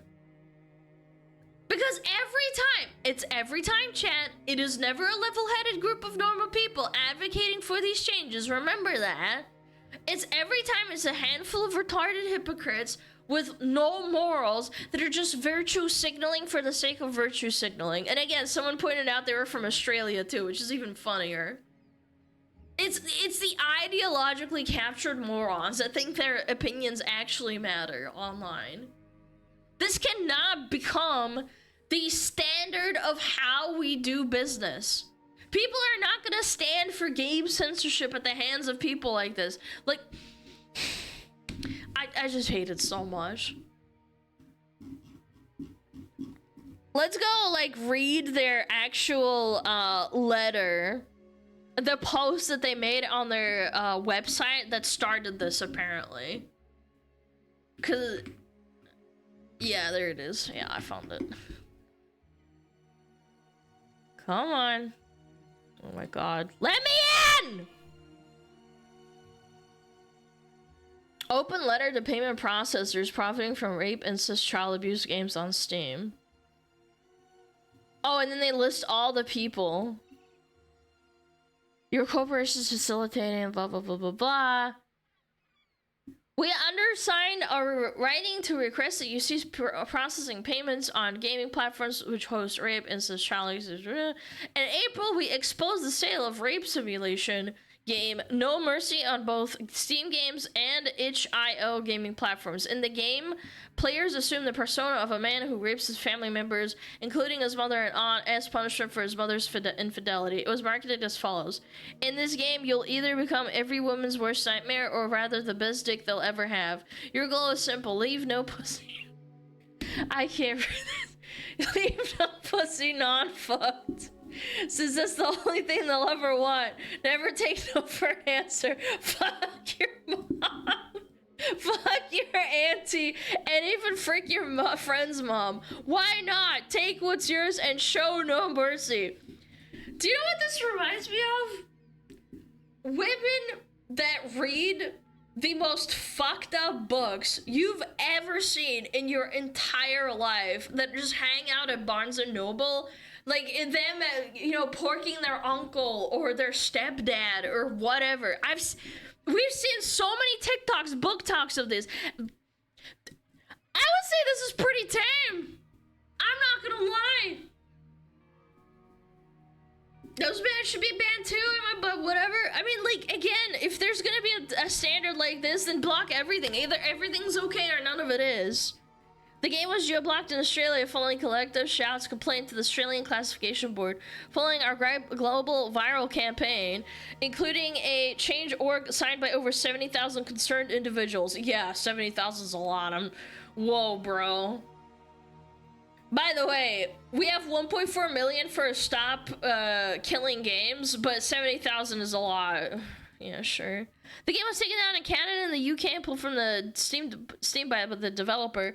However, since discovered hundreds of other games, our research has shown many of these games would breach Australian classification laws. Most of the content found within the games include graphics, and the developers' descriptions are too distressing for us to make public. These games endorse and ban sexualized abuse and torture of women and girls, fly in the faces of efforts to address violence against women. I wonder if there's games up of men getting abused. Are those still up, I wonder? Do you think those ones are still up? Yeah, like every game? I think so, probably. We do not say facilitating payment transactions and deriving financial benefit from these violent and unethical games is consistent with your corporate values and mission statements. Blah, blah, blah, blah, blah. We request you take corporate social responsibility and immediately cease processing payments on Steam and itch.io and any other platforms hosting similar games. Blah, blah, blah, blah, blah, blah, blah. Violence against blah, blah, blah. We await your response. Yeah. Literally an SCP game? Guess what I don't understand? What did the SCP game do? It's so disingenuous, chat. Anyone with a functioning brain can pick this apart. It's the same tired playbook every single time. They're trying to conflate a game that actually had problematic themes. Like, go look up No Mercy yourself. I'm not gonna talk about it here. With any game that has a girl in a bikini in it. The reason that shit like this is so bad, because again, nobody in this scenario cares about honesty. No one cares about truth. They don't care about being fair or reasonable. They have an agenda. I don't think a lot of people would have defended games like No Mercy if it wasn't obvious that the next game is to come after games that aren't even remotely similar. Because these people aren't honest, and everyone knows that. What ends up happening here is you let a problematic game get removed, and then the next step is Stellar Blade, and then the next step is Nier Automata. Then it's gacha games, Nikke, Honkai Star Rail, and Genshin Impact. Then it's any anime game. Then it's any game with women in bikinis. Then it's any game with attractive women. They literally, their mission is sexualization of girls in media, advertising, and pop culture. Mark my freaking words. They don't stop until they purge every single thing that they can get mad about. It's like handing the keys to like the gamer world to a Reddit mod. I'm not gonna hold you. It'll happen. Don't touch my Uma. It's coming, man. They're Karens, they're gonna get ya. And by the way, this is just like another thought I just had. I think the more that you see these monopolistic payment processing cartels start to run things, the more you're gonna see crypto get popular. Like, again, I'm not a crypto, I don't own any crypto, I'm too stupid, I'm just an anime girl, but I can see a world where this garbage starts to get so out of hand that we start paying shit with freaking like Bitcoin and shit, and they start looking for alternate forms of payment. I can see it happening. They blocked and called Madam Savvy a man and a sex trader for speaking against this group, by the way. What? What? Because labeled me a man because they couldn't imagine women actually defying them. What? Pro censorship piggy. Oh my god, they called her a sex trader?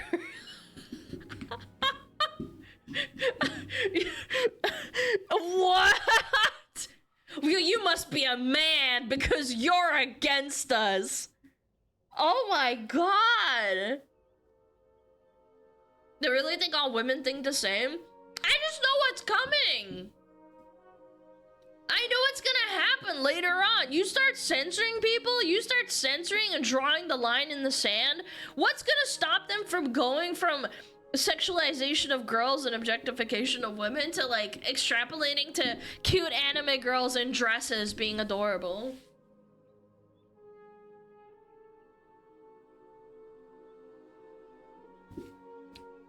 None of these Karens have been touched in decades. I'm telling you, man.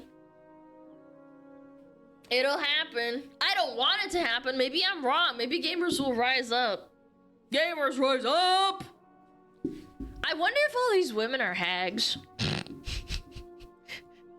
I have to wonder.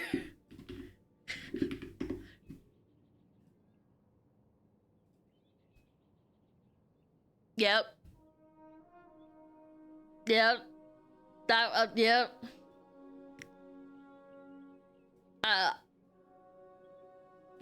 Yep. Yep.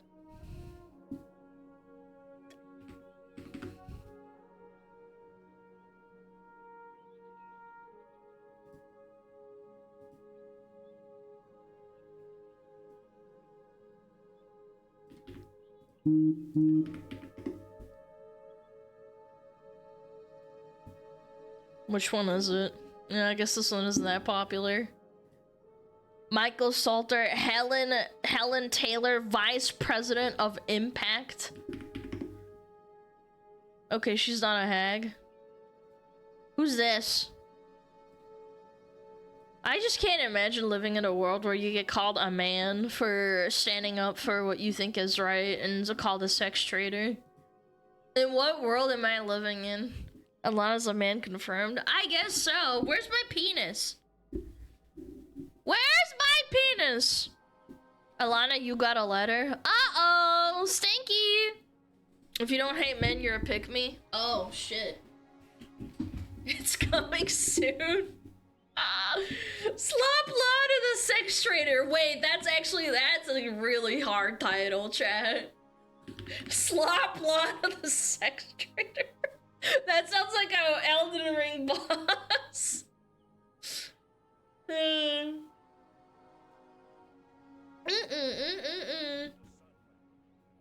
A lot of don't trade me.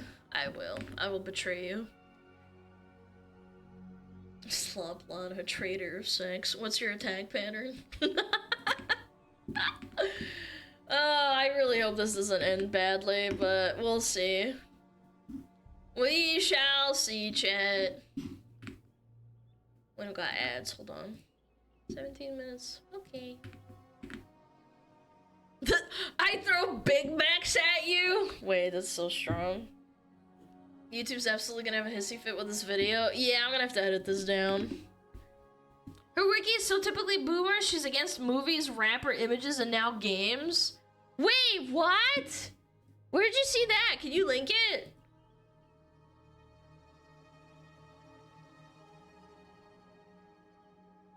They're very extreme. I'm telling you, the 90s Karens that were against like Doom and other video games, I don't know, man. I think they've resurfaced. Yo, Blind Clown, thank you the 18 months. I appreciate it. I'm against rap.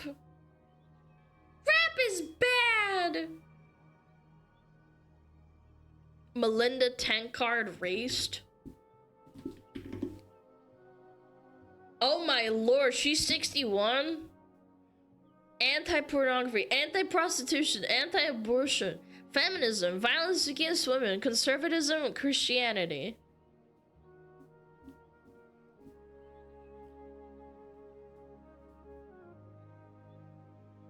She was involved in a campaign debating credit card movements, blah, blah, blah, following searches for anti-violence. Oh yeah, anti-violence is cited here too!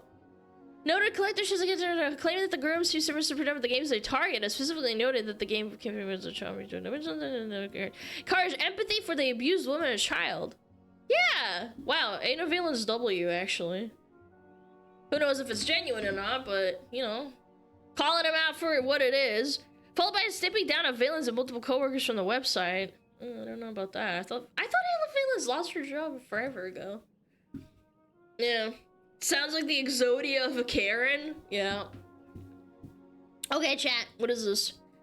Job hunting. This is before AI takes 40% of jobs.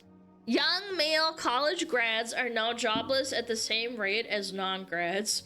Wait, that's so bad.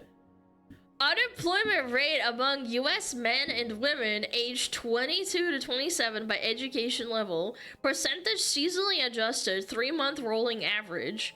Men. Non-college. Whoa, whoa, whoa. Oh, this is the spike, right? God damn! It's almost even! Look, it's really close. With women, it's up, obviously, because women are more likely to get hired, but, you know, we don't talk about that. That's crazy. I feel so blessed that I have a job like mine. This is 2008. Oh yeah, this is 2009, so there's a massive spike here, and then it eventually went down, down, down, down, down, down, and then boom! And then down again. Yeah, women have it better still. Women don't spike as hard, it's very gradual. Boom! College grads are screwed. Chat, how many people are gonna stop going to college? Are they gonna stop? They're gonna stop giving them money?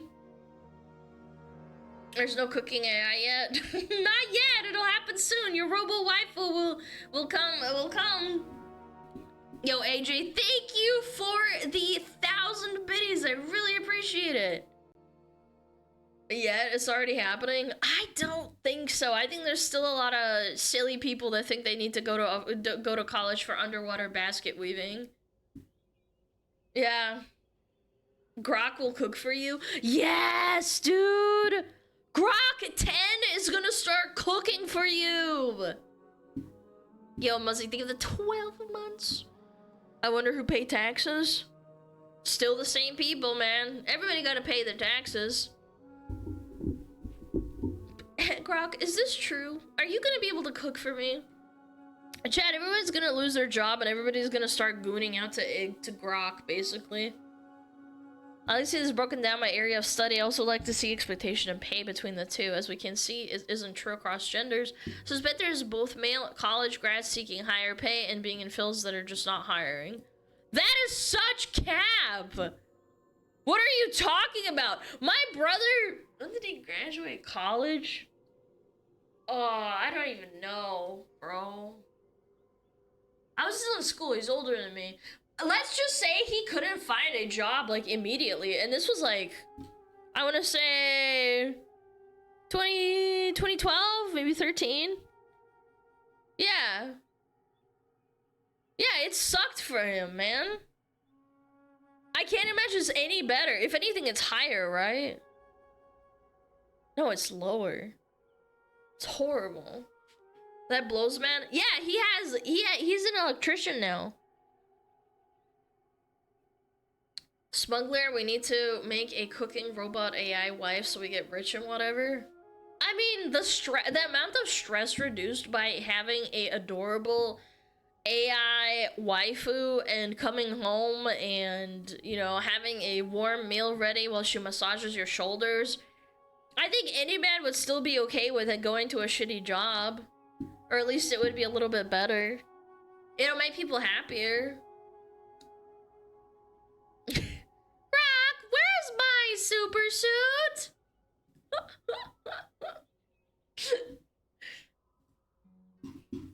In my country, it's a lot worse. This is America, yeah, but still, I think this probably mirrors a lot of other countries that are, you know, first world countries. One day AI is gonna take over and we're gonna have Flippy flipping burgers and you're gonna drive up to the you're gonna drive up to the McDonald's drive-thru and one day it's not gonna be a person, it's gonna be Flippy and they'll be like, beep boop, may I take your order? They will be good McChickens. Yeah, not the McCream pie. Not the McCream pie. No, Flippy would never do that. He loves you. He's programmed to love you.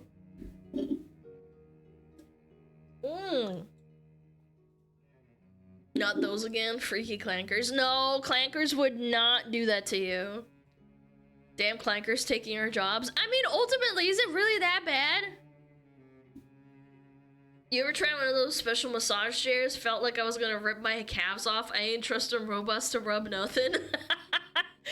I actually have. I went to a mall like, I don't know, maybe like 3 or 4 years ago, and there was those massage chairs that clamp around your like thighs and your calves, and it squeezed me so hard I actually started panicking.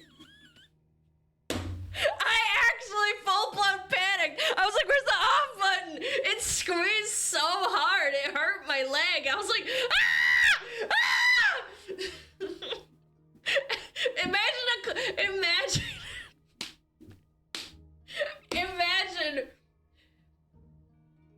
Imagine you get a Flippy, but it's like a massage Flippy, and he just grabs your freaking wiener and just rips it off.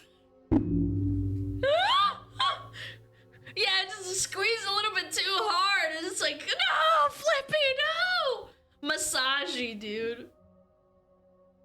Those auto foot massages are just torture devices. Dude, it was scary. So I like put my feet in, it's got like slots in the front, and it just grabbed my foot, started squeezing so hard, I just freaked. I had to stop it. I had to do the emergency shutdown. Watch this, we're gonna have allegations of robot grabbing without permission.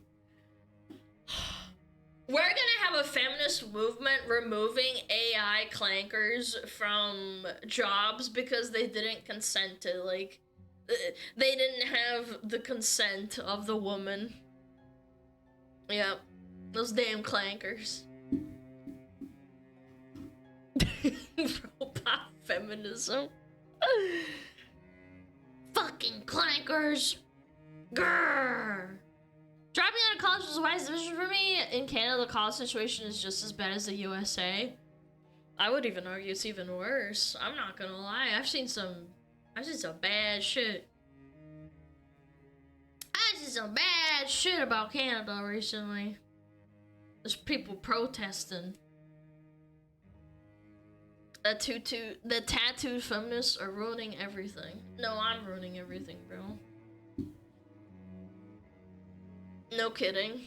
It's scary, man. It's scary. I don't know what the future holds. I hope it gets better. I'm not one to say that I want things to get worse, but it looks like it's gonna get worse. And it's gonna get worse before it gets better. How many of you actually... So, for example, for me, I went to college. I didn't finish college. But I realized what I was doing was a waste of my freaking time. And I quit. How many of you aren't using your college degree or you dropped out of college? I bet it's a lot. If you went to a trade school, good for you. My brother always said, like, he says he wished he started a trade school first. I dropped out. Yep, I dropped out too. It's okay. It's okay, we can hold hands. You disgusting peasant. Did you take gender studies? No, actually, I did a science degree, thank you very much. I was supposed to be an engineer, but I didn't want to. No. Weakling? How am I fucking weak for realizing I'm wasting my fucking life going to college? Go fuck yourself. Unironically, if you want to drop out and you feel like it's a waste of time, don't fucking do it. Don't torture yourself. I am not weak for fucking quitting college. Look at where I am now. I'm happy. I get to yap. What the frick? How is a science degree a waste of time? Because I wasn't learning anything and I got to my 3rd year in college and realized that it took me 3 years to get to the point where I wanted to be, and I realized it was a waste of money. Yeah. What job needs a science degree? A lot of jobs. I was supposed to be an engineer, but I didn't want to. Yo, Dripsy, thank you for the 10 gifted. Thank you, thank you, thank you. A lot of engineers hate their life. Thank you. And that's actually another reason why I never pursued engineering, because every single person that I knew that was in engineering in their final senior year always bitched about it constantly and said how much it sucks. And how you're competing with like fucking 1,000 other people for like 10 job slots. It's crazy.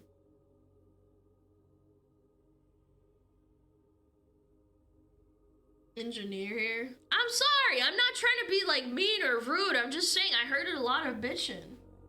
There are too many of us, that's true. Yeah, that's what I got told, and I said, okay, I can't do this. I shouldn't do this. I shouldn't waste my time. Engineers are nerds. Okay, man, you're Canadian. Reason this kind of action works because people assume others will fight it, but everyone has that same assumption until someone doesn't. No, I have faith. I think people are gonna, like, again, this goes kind of back to like this cringe shit. I think there will reach a point where people have had enough, and I hope they fight back. Okay, buddy, you're American. Yeah, I'm better at hockey than you, bitch. Freaking Canadians. College is a waste of time for everyone, yeah? No, it's absolutely not. I'm not trying to say that. I just think a lot of the time people think and they get indoctrinated and brainwashed from an early age that they need to go to college, and then they realize after spending like, I don't know, like $40,000 going into college debt and then being like, fuck, I should have gone like, I don't know, to a trade school or started my own business or become a baker or something. Fun fact, I actually considered becoming a baker. College debt is my dream. No, it's not. Shut up. College debt sucks. It sucks. Okay, I got ads in 3 minutes. Join the military. Yeah, join the military. I've definitely never talked to anybody that joined the military that said that they kind of sucked. Yeah. I think the military is great for people that want to be there. Same with college. If you're doing something useful like being a lawyer or an engineer or a doctor or whatever, I think that's totally fine. And it's okay if it's not for you. Don't ever feel guilted into thinking that you have to be in college. I can't wait for robot bakers and handymen. I don't, because you want to know what's scary? What if they're like in the middle of fixing your sink or something? It's like a clanker plumber. And they just break down mid, like, fix, and then you're just sitting there like, uh-oh. And then another guy has to come in and fix the robot that's like... has to, like, fix it. And you're just sitting there like, can you fix my shit? Clanker is a horrible slur. No, it's not! Stop it! Stop! We are not gonna see in 50 years being like, Alana was one of the first people to use the slur clanker. Here we have an example on twitch.tv/SmugAlana using the slur openly to her chat and indoctrinating them into robot racism. God. Meanwhile, you're getting charged by the hour. There's gonna be people that have to know how to fix the robots that break. Yeah, there's no way that there's gonna be a robot that fixes the other robot. You're still gonna have a human that fixes them. So maybe you guys should start studying now, chat. Oh, God.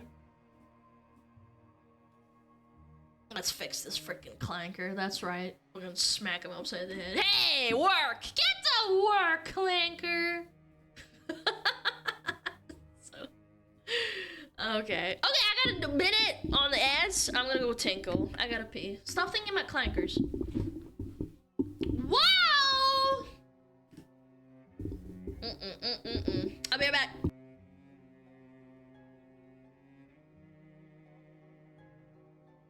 Oh, Metapod. Oh, Metapod, use Harden. Metapod, Harden. Oh, yeah, Metapod, you're so hard. Metapod, Harden. Oh, he's so hard. Look at those two hard throbbing Metapods. They're so strong and hard. Wow.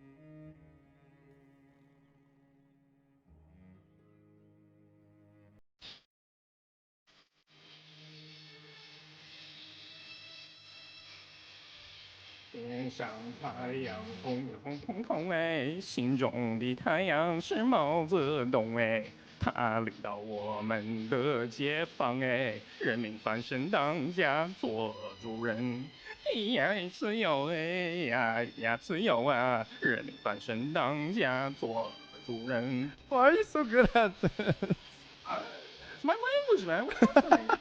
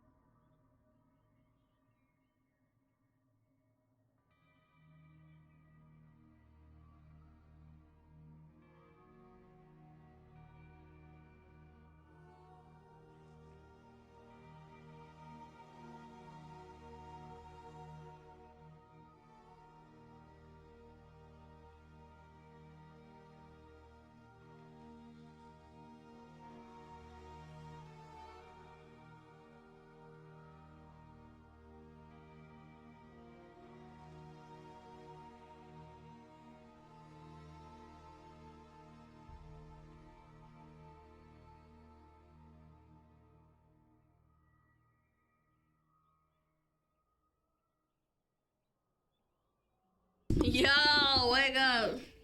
Wake up! I gotta show you guys something that. Did I censor it? Yeah, I did. Okay. This is so fucking funny. Maz, can you check this real quick? In the chat? In the group chat?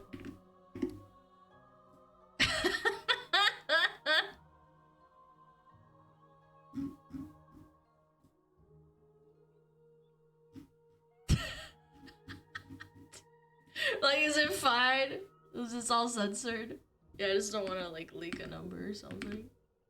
It's not my number, but it's their number. I still want to get in trouble. Looks good. Oh. It's so funny. They got mad. They replied.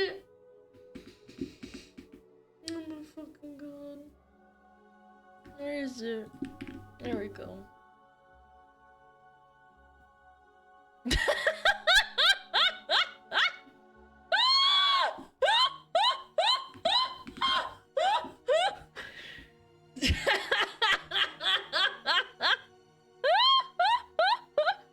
I wasn't trolling, Chad.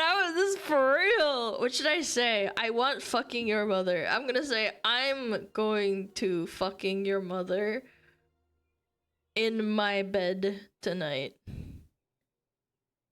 I want fucking with your mother? Yes. I said I'm going to fucking your mother in my bed tonight. Crashed out. Motherfucker. Fuck his dad too. Okay, yeah, I say that too. And your father, you mother bitch.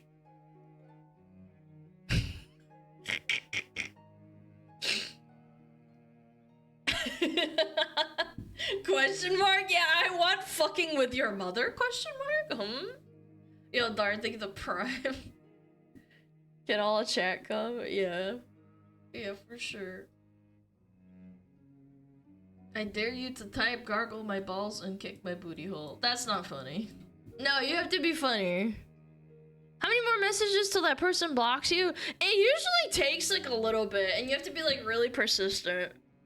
I didn't check my phone. They like answered, I don't know, like 20 minutes ago. No. Is this a scam number? Yeah, I was texting them while I was in stream.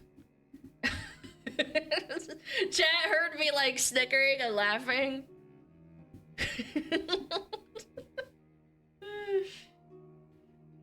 Yeah, he's crashing out. Do you want some fuck? Okay, chat. It's brain rot time! Yippee! We got a queso video today. Yay! The second biggest streamer on Twitch. The biggest one being me in terms of size. What is this? Lucky guy, he gets fan mail.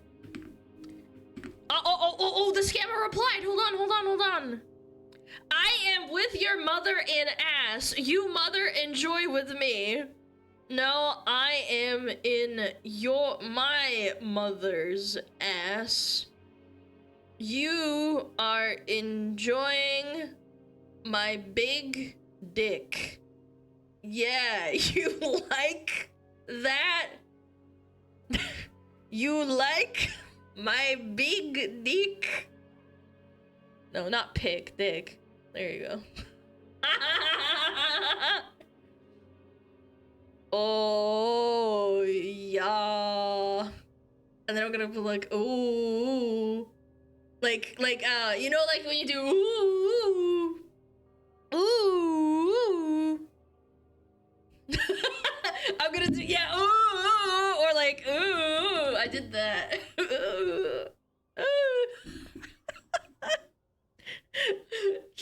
Are you role-playing with a scammer? Yeah.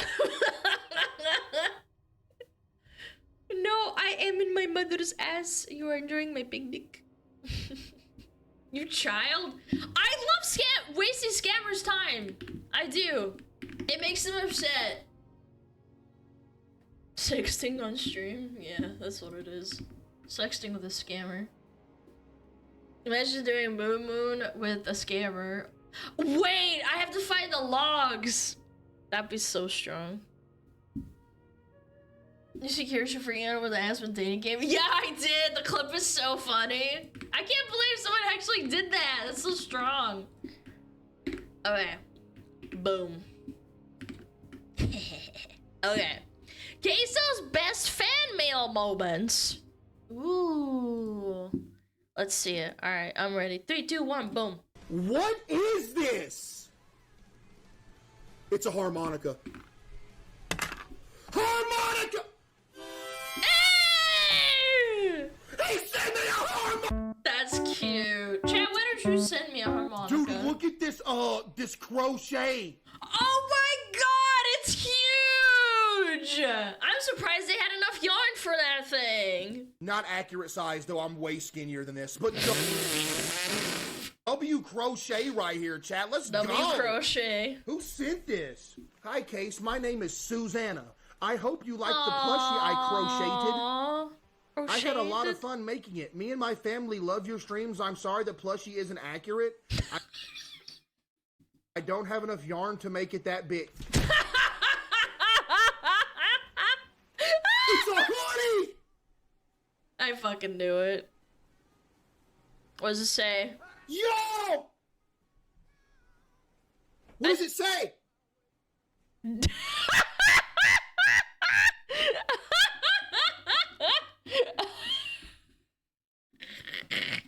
Got him! Dude, I love the way his mic peaks, man. What? Boom! On this planet made you send me whatever this hoodie is? Oh my goodness. This box is unbelievably heavy. Listen.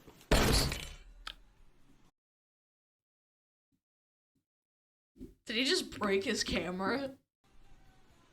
Hello? Hello? Chat? Am I... Where's my face cam? W stream! You ate the Private face what? cam! Wait, he has a hat that says fat that looks like the cat! You guys know what I'm talking about? That's a building, but it's fat, it's a cat. That's so strong. I need one, like, but a VTuber model. Yeah, it's a construction thing. Bro, what was that? Bro, what is this? Oh, it's like Yo, ban Nathan from the stream! Bro! He got spooked! Water. Just add water. What is that? There's no... Is that like a holder? Like a water holder? What did you just send me? This dude sent me dehydrated water, which means there's no... Let's see what this absolute atrocity is. Dude, I love this. Uh-oh, I saw McDonald's! Oh no! What is it? Oh, I see my face. shit. I can't tell. Hold on. Oh no! Yeah!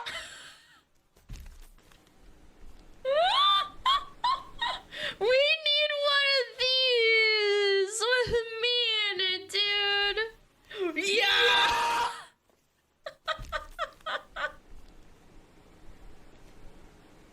What is that? Is that a slipper? Ew. Oh, it's a wig. Okay. Oh. Woo! But he's okay, not for a minute. bald. Okay, yeah, we're good. Okay, it says party wig on the. Okay, yeah. Oh. I can touch y'all from back here. Is that Look a how giant? long this. Oh my god! Is that a giant fork? I need me one of those. I can get a lot more food in my mouth. Wait, this might be the best thing I've ever had in my life. It was I awesome. can eat from across the room now. Wait, this is goated. Of course, dude. Look at this fork. It's a back scratcher. No, it's a mega fork. Yeah. You thought you could escape my grasp. Now no food is truly out of reach for Queso.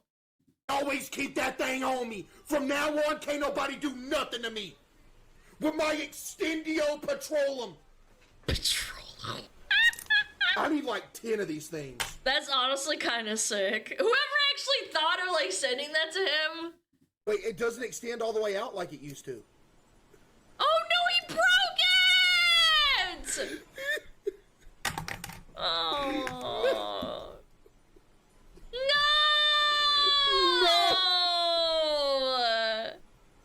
Chad, send him another one. Whoever sent me this fork, I'm sorry for it. Can you send me another one, please? I am transgender, and this is really cool piece of merch from Roman. Don't read this on stream. Oh.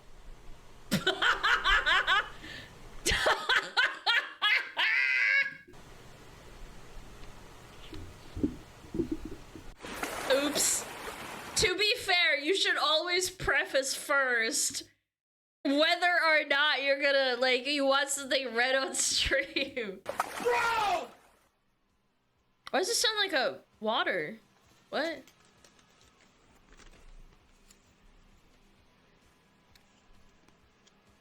Dookie on me, granny? I'm kind of glad that my community is a little bit more mature than Queso's, bro. Is that a turd falling from... Ew! We are. like this? Yeah, you guys are, unironically. Ah! Before I consume you! Now on to the real business. Dude. Why does he kind of look... He kind of looks like the Godskin duo. Before I it goes kind of hard. Now on to the real business. You've been selected as Courtney's Discord kit. What? What? This is great. Chat. WJ... Dude, am I that large? Oh my goodness, there's no way I'm this large.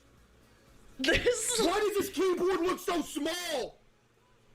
This looks like a candy bar in my hand. What kind of candy bars are you eating? Good lord. Look at my head. He's that large. Yeah. It's a regular sized keyboard. You're coping. Can I do that with mine? No, I can't. I have an extra large keyboard. Oh no. Oh no. I see swim trunks. Naked dude? I hope so. I hope so. There they are. Oh, I didn't know Queso was gagey. Tasty. Are they sour balls? I love sour balls.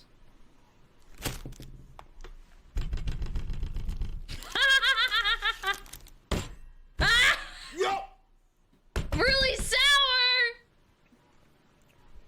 Oh! Yo! Have you ever had sour balls? Super sour ones? With, like, citric acid on them? It, like, actually starts to hurt your mouth. Whoa!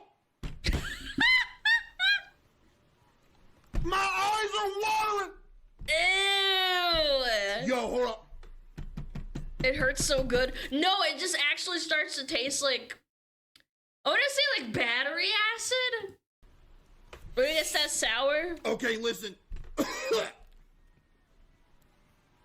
I like that he just put it in his mouth and didn't even just, like, he didn't even check. Alright, let's see what the figure is that supposedly reminded you of me.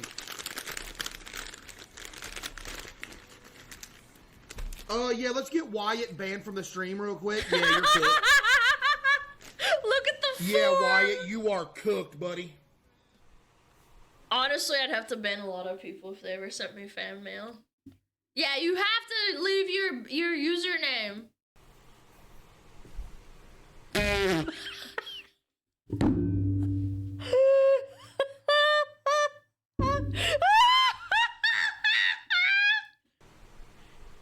But you are tougher. Yo, I don't know what we gotta do. W. But we gotta block Adam from sending me stuff. This is, yo, Adam, this is getting out of hand.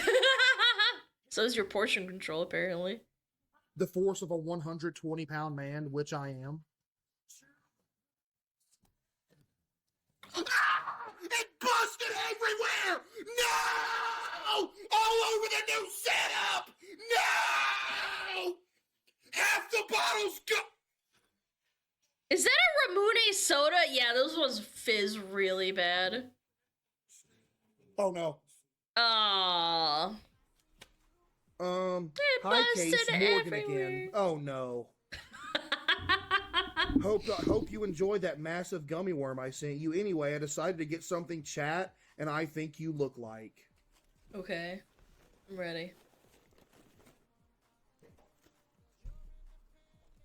It's a Ferris wheel.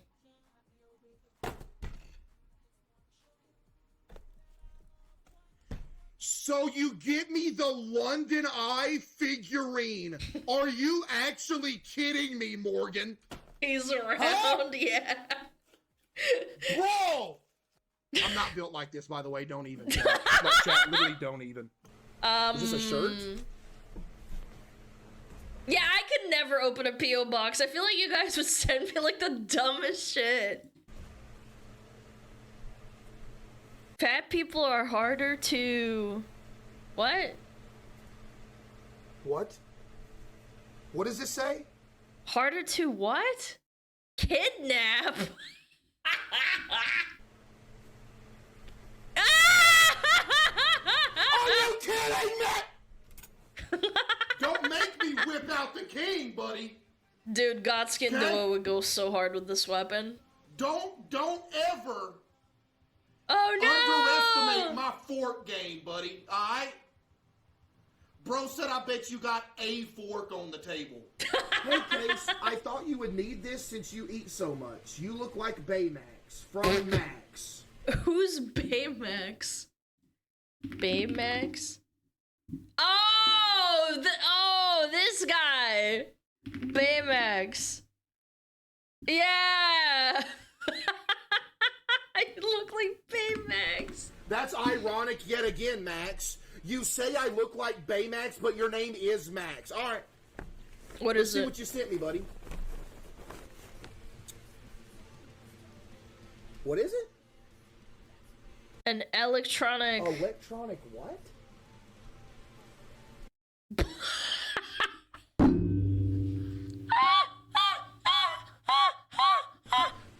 Electronic blood pressure.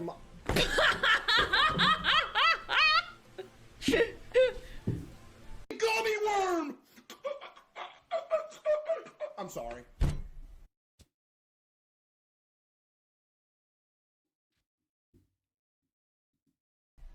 What Shahad got me. He still did it though, chat. Slurping, glorping. Uh-oh. It's a cup. What does it say? UNT? I don't get it. UNT. What? What does it say? Oh, C-U-N-T. Yo, ban Shahad! Oh, right, because it's a... That's clever. Bro, ban Shahad from the stream, man. Dude, are you kidding me, Shahad? Yeah, the handle's a C, I get it. Okay. It's a hoodie. My tits are rated T for diabetes.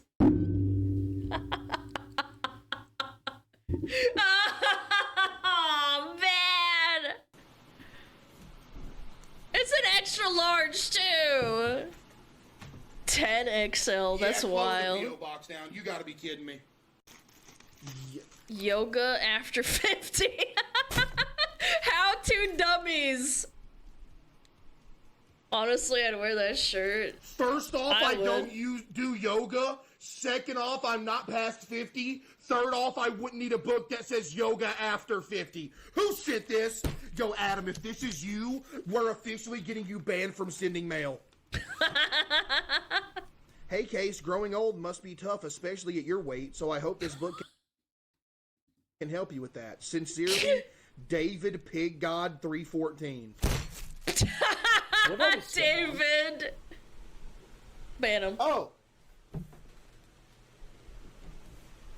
if it isn't my trusty managing type 2 diabetes book. I love that they send him like the how-to deal with dummies. You know the dummy book with the yellow and the black? For the skinny legend from Tuggle. Yo, Frostbite with the 5. Chat, I could sit here for 3 straight days. First off, thank you for sending me fat burner pills for women. Women. Thank you so much, man. Chat, this isn't from Adam. Chat, this is not from Adam. This is from somebody else. Please. Adam cares, Chat. Adam cares. What did you send me, dude? Please. No! Another book? Hey, Adam! Hey! I don't have type 1 diabetes! You gotta check if he has all of it! And I don't need a book called Type 1 Diabetes for Dummies! So not only... He got type 3, So not only has Adam sent me a Type 2 Diabetes for Dummies book. He sent me 2 blood pressure books. And now a Type 1 Yes. W, Adam. Chat. We officially have... Another fork. A scoop and a fork on the setup now. Oh! So when you hear this noise, you already know what the deal is.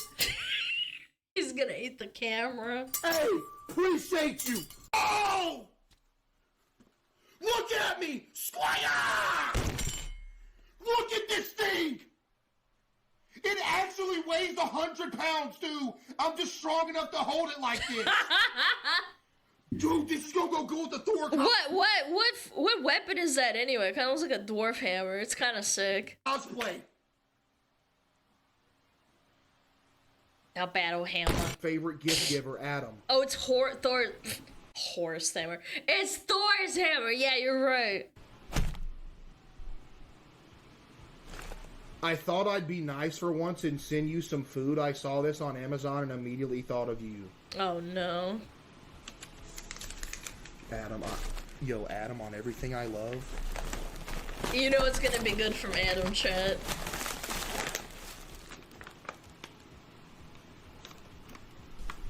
Horse treats?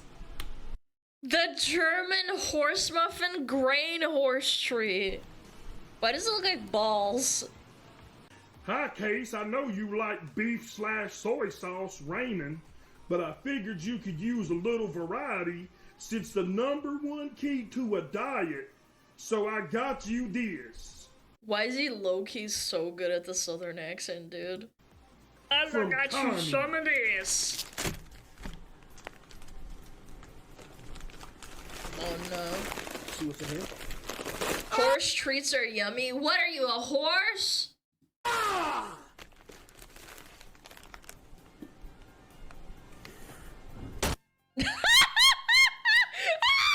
This is the biggest thing I've ever seen! What do you mean? Never mind, I'm not sorry. Are you?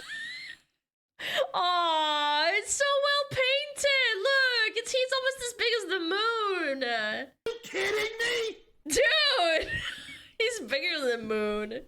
What? Dude! That is so Read cute. first. It's too late, buddy. Okay, what's this?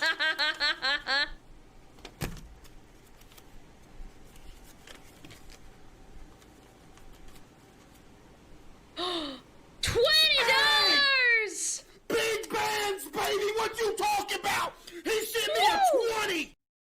Wow, he's rich.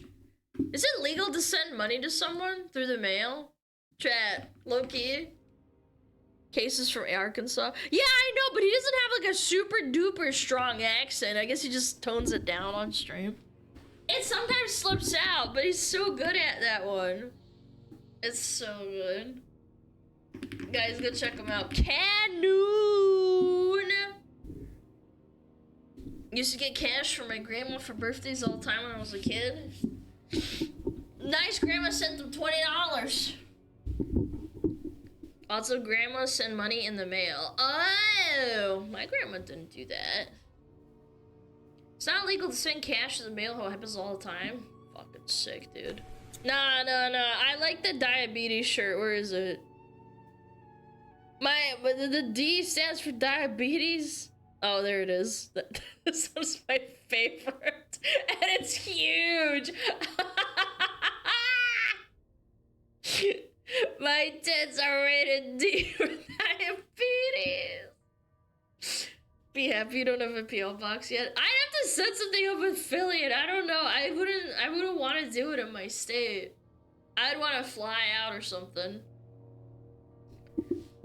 D for dragon. A for Aboba. It's crazy. That was really fun though. We gotta up our game and shit. It's funnier when it comes to fat roasts. Yeah, that's true. I also see a lot of repeating jokes, chat. Like, he has 40,000 viewers. He's got a lot of people hammering away at the same jokes. Up your game, chat. Up your game. Bum bum bum bum bum bum bum bum bum bum. Da da da da da da da da da bum bum. Mail and stream might be fun. Yeah, but you gotta pre-plan it and stuff. I'm sure people check his mail for him. Yeah, just in case.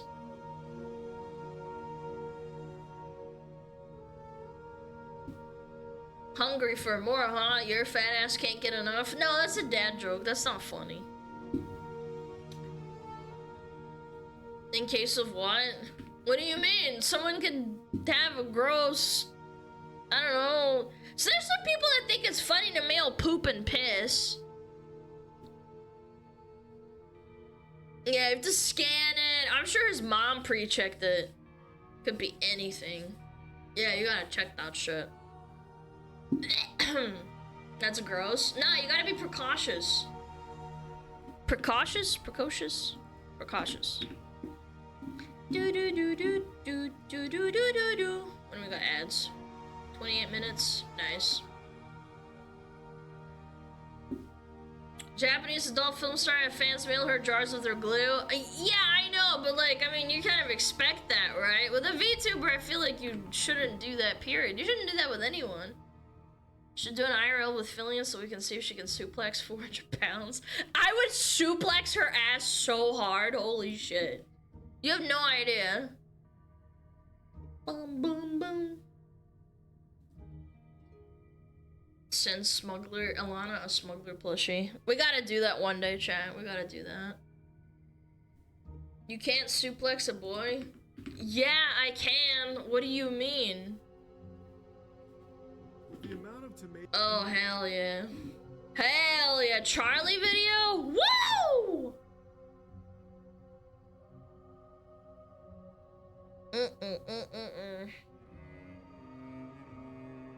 I'm ready.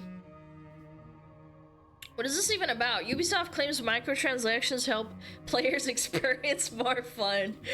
Yeah, I really love calculating. So this is what I would do. I had a pretty shitty job that paid minimum wage, and sometimes I'd look at a skin that cost $10 and I'm like, is this worth 1 hour of work? You ever like do that in your head? Like you have a shitty job and you're like, is this worth 1 hour of work? Like, is it worth it? Is it worth the, you know... Like, do you think it's pretty enough? Like, would you be happy with it and then you really think about it? I hate thinking like that. Oh my gosh, I hate thinking like that too. Yeah. I do the same with cows and workout hours. Yeah, sometimes you're like, I gotta calculate in my head how much...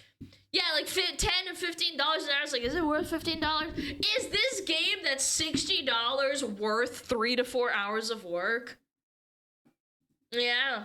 Yeah, think about it, chat. It sucks. With the amount of tomatoes I've thrown Ubisoft. at Ubisoft over the last couple of years, I could run Heinz out of business. It is incredibly easy to hate this company, and they make it clear that they deserve it. They are not shy about telling you how much they hate you. They have become infamous for the... You will own nothing and be happy. Again, you go back to the analogy of how people think nowadays, and people are sick of looking at an $80 price tag and being like, is this game going to give me enough joy and dopamine and fun to work for 8 hours a day for one video game that may or may not even be that good. I'm all for games that are, you know, worth the money. Like, if you're gonna spend that much time playing a game, it's worth it. If it costs $80 and you play it for 200 hours, you're getting way more worth out of it. Mentality. They have even point blank said that gamers need to be comfortable not owning their games.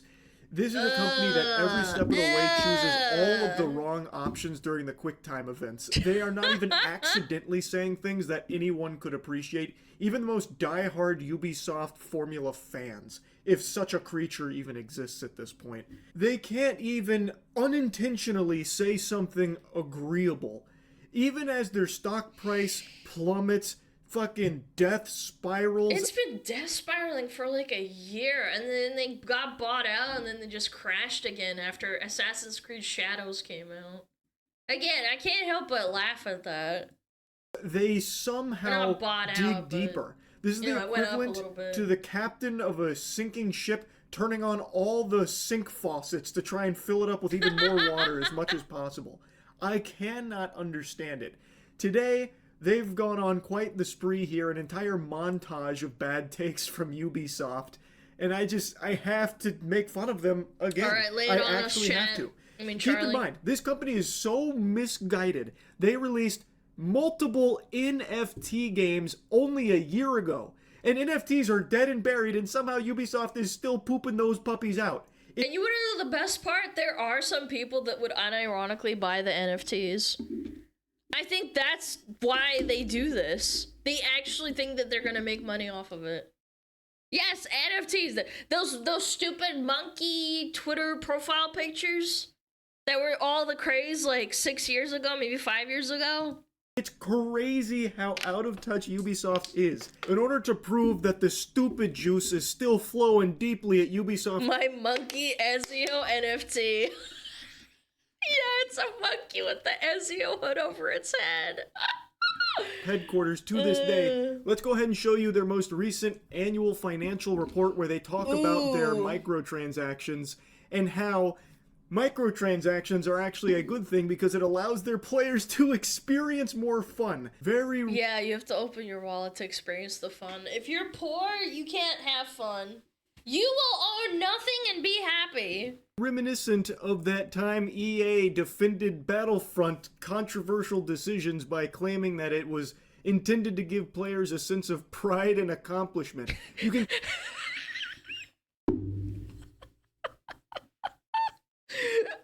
Oh my god, I used to like think like how cool it was when someone had like a really cool mount on World of Warcraft and it was like from a raid achievement or something. I'd be like, damn, that guy's a loser, but he's like better at the game than me and he has friends to play with, right? Now it's like, oh, you have a job? Oh, you swipe $20 for a mount? That looks kind of cool. Oh yeah. Yeah, that's an achievement. Oh catch my a slight god, man. whiff That's of that crazy. aroma here in the Ubisoft financial report with that statement. And I also can't help but giggle at the first line in their financial report where they try and claim that they're an industry leader in this sector. What a load of fucking barnacles. Get a load of this guy. Maybe at one point in time they were, but these days they are just a public spittoon for people to walk by and hawk loogies on. They are a sad shell of their former self. But this is all public. You can all read it yourself if you want to put your peepers on it. Down here is where you can find this statement. The adoption of monetization and engagement policies that respect the player experience and are sustainable in the long term. At Ubisoft, the golden rule when developing premium games is to allow players to enjoy the game in full without having to spend more. But if you want the better experience, you can pay money and get a better experience instead of putting it in the base game. Our monetization offer within premium games makes the player experience more fun by allowing them to personalize their avatars or progress more quickly. However, this is optional. How delusional can you be? It's not even like a good lie. The motivator for these microtransactions that they are ham-fisting into every single game of theirs for the last decade is solely driven by wanting to hose the consumer for more money beyond the initial purchase Throttle of their the game. balls, chat. Trying to squeeze some more coins out of the piggy banks of the players, hoping that some of the whales will pay to maybe speed progress up like they mention. And while yes, I still can't believe that's actually one of the things that they do. One of my chatters told me a while ago, I'm pretty sure they have like a battle pass for the main quest, and you can pay money to like open up more of the map, to like do more content, even though it's shitty content. I can't believe that's real. it is optional. There is a little something called pay to win, and it is a very real thing. It's not some make-believe boogeyman. But even in cases where you're offering microtransactions in single-player games, which Ubisoft loves to do, that's not exactly something... What game? It was Odyssey. I was watching a video game donkey video on that too, and you get a battle pass for Odyssey, where you get more experience. You pay more for more experience in a single-player game. Imagine if Baldur's Gate 3 did that shit. Worth celebrating, because now you're devoting resources into trying to find ways to get more money out of this single-player game, when those resources could have been devoted to just making the game better in the first place. No, we gotta gate that back, bro. You gotta dial it back. You're not thinking like a corpo. Pay $30 to reveal the entire map without getting those viewpoints. Yeah, I think that was it, wasn't it? Something that Ubisoft seems very against. Not Their Odyssey. games fall into the same formula and have been for so long now that people are beyond tired of it.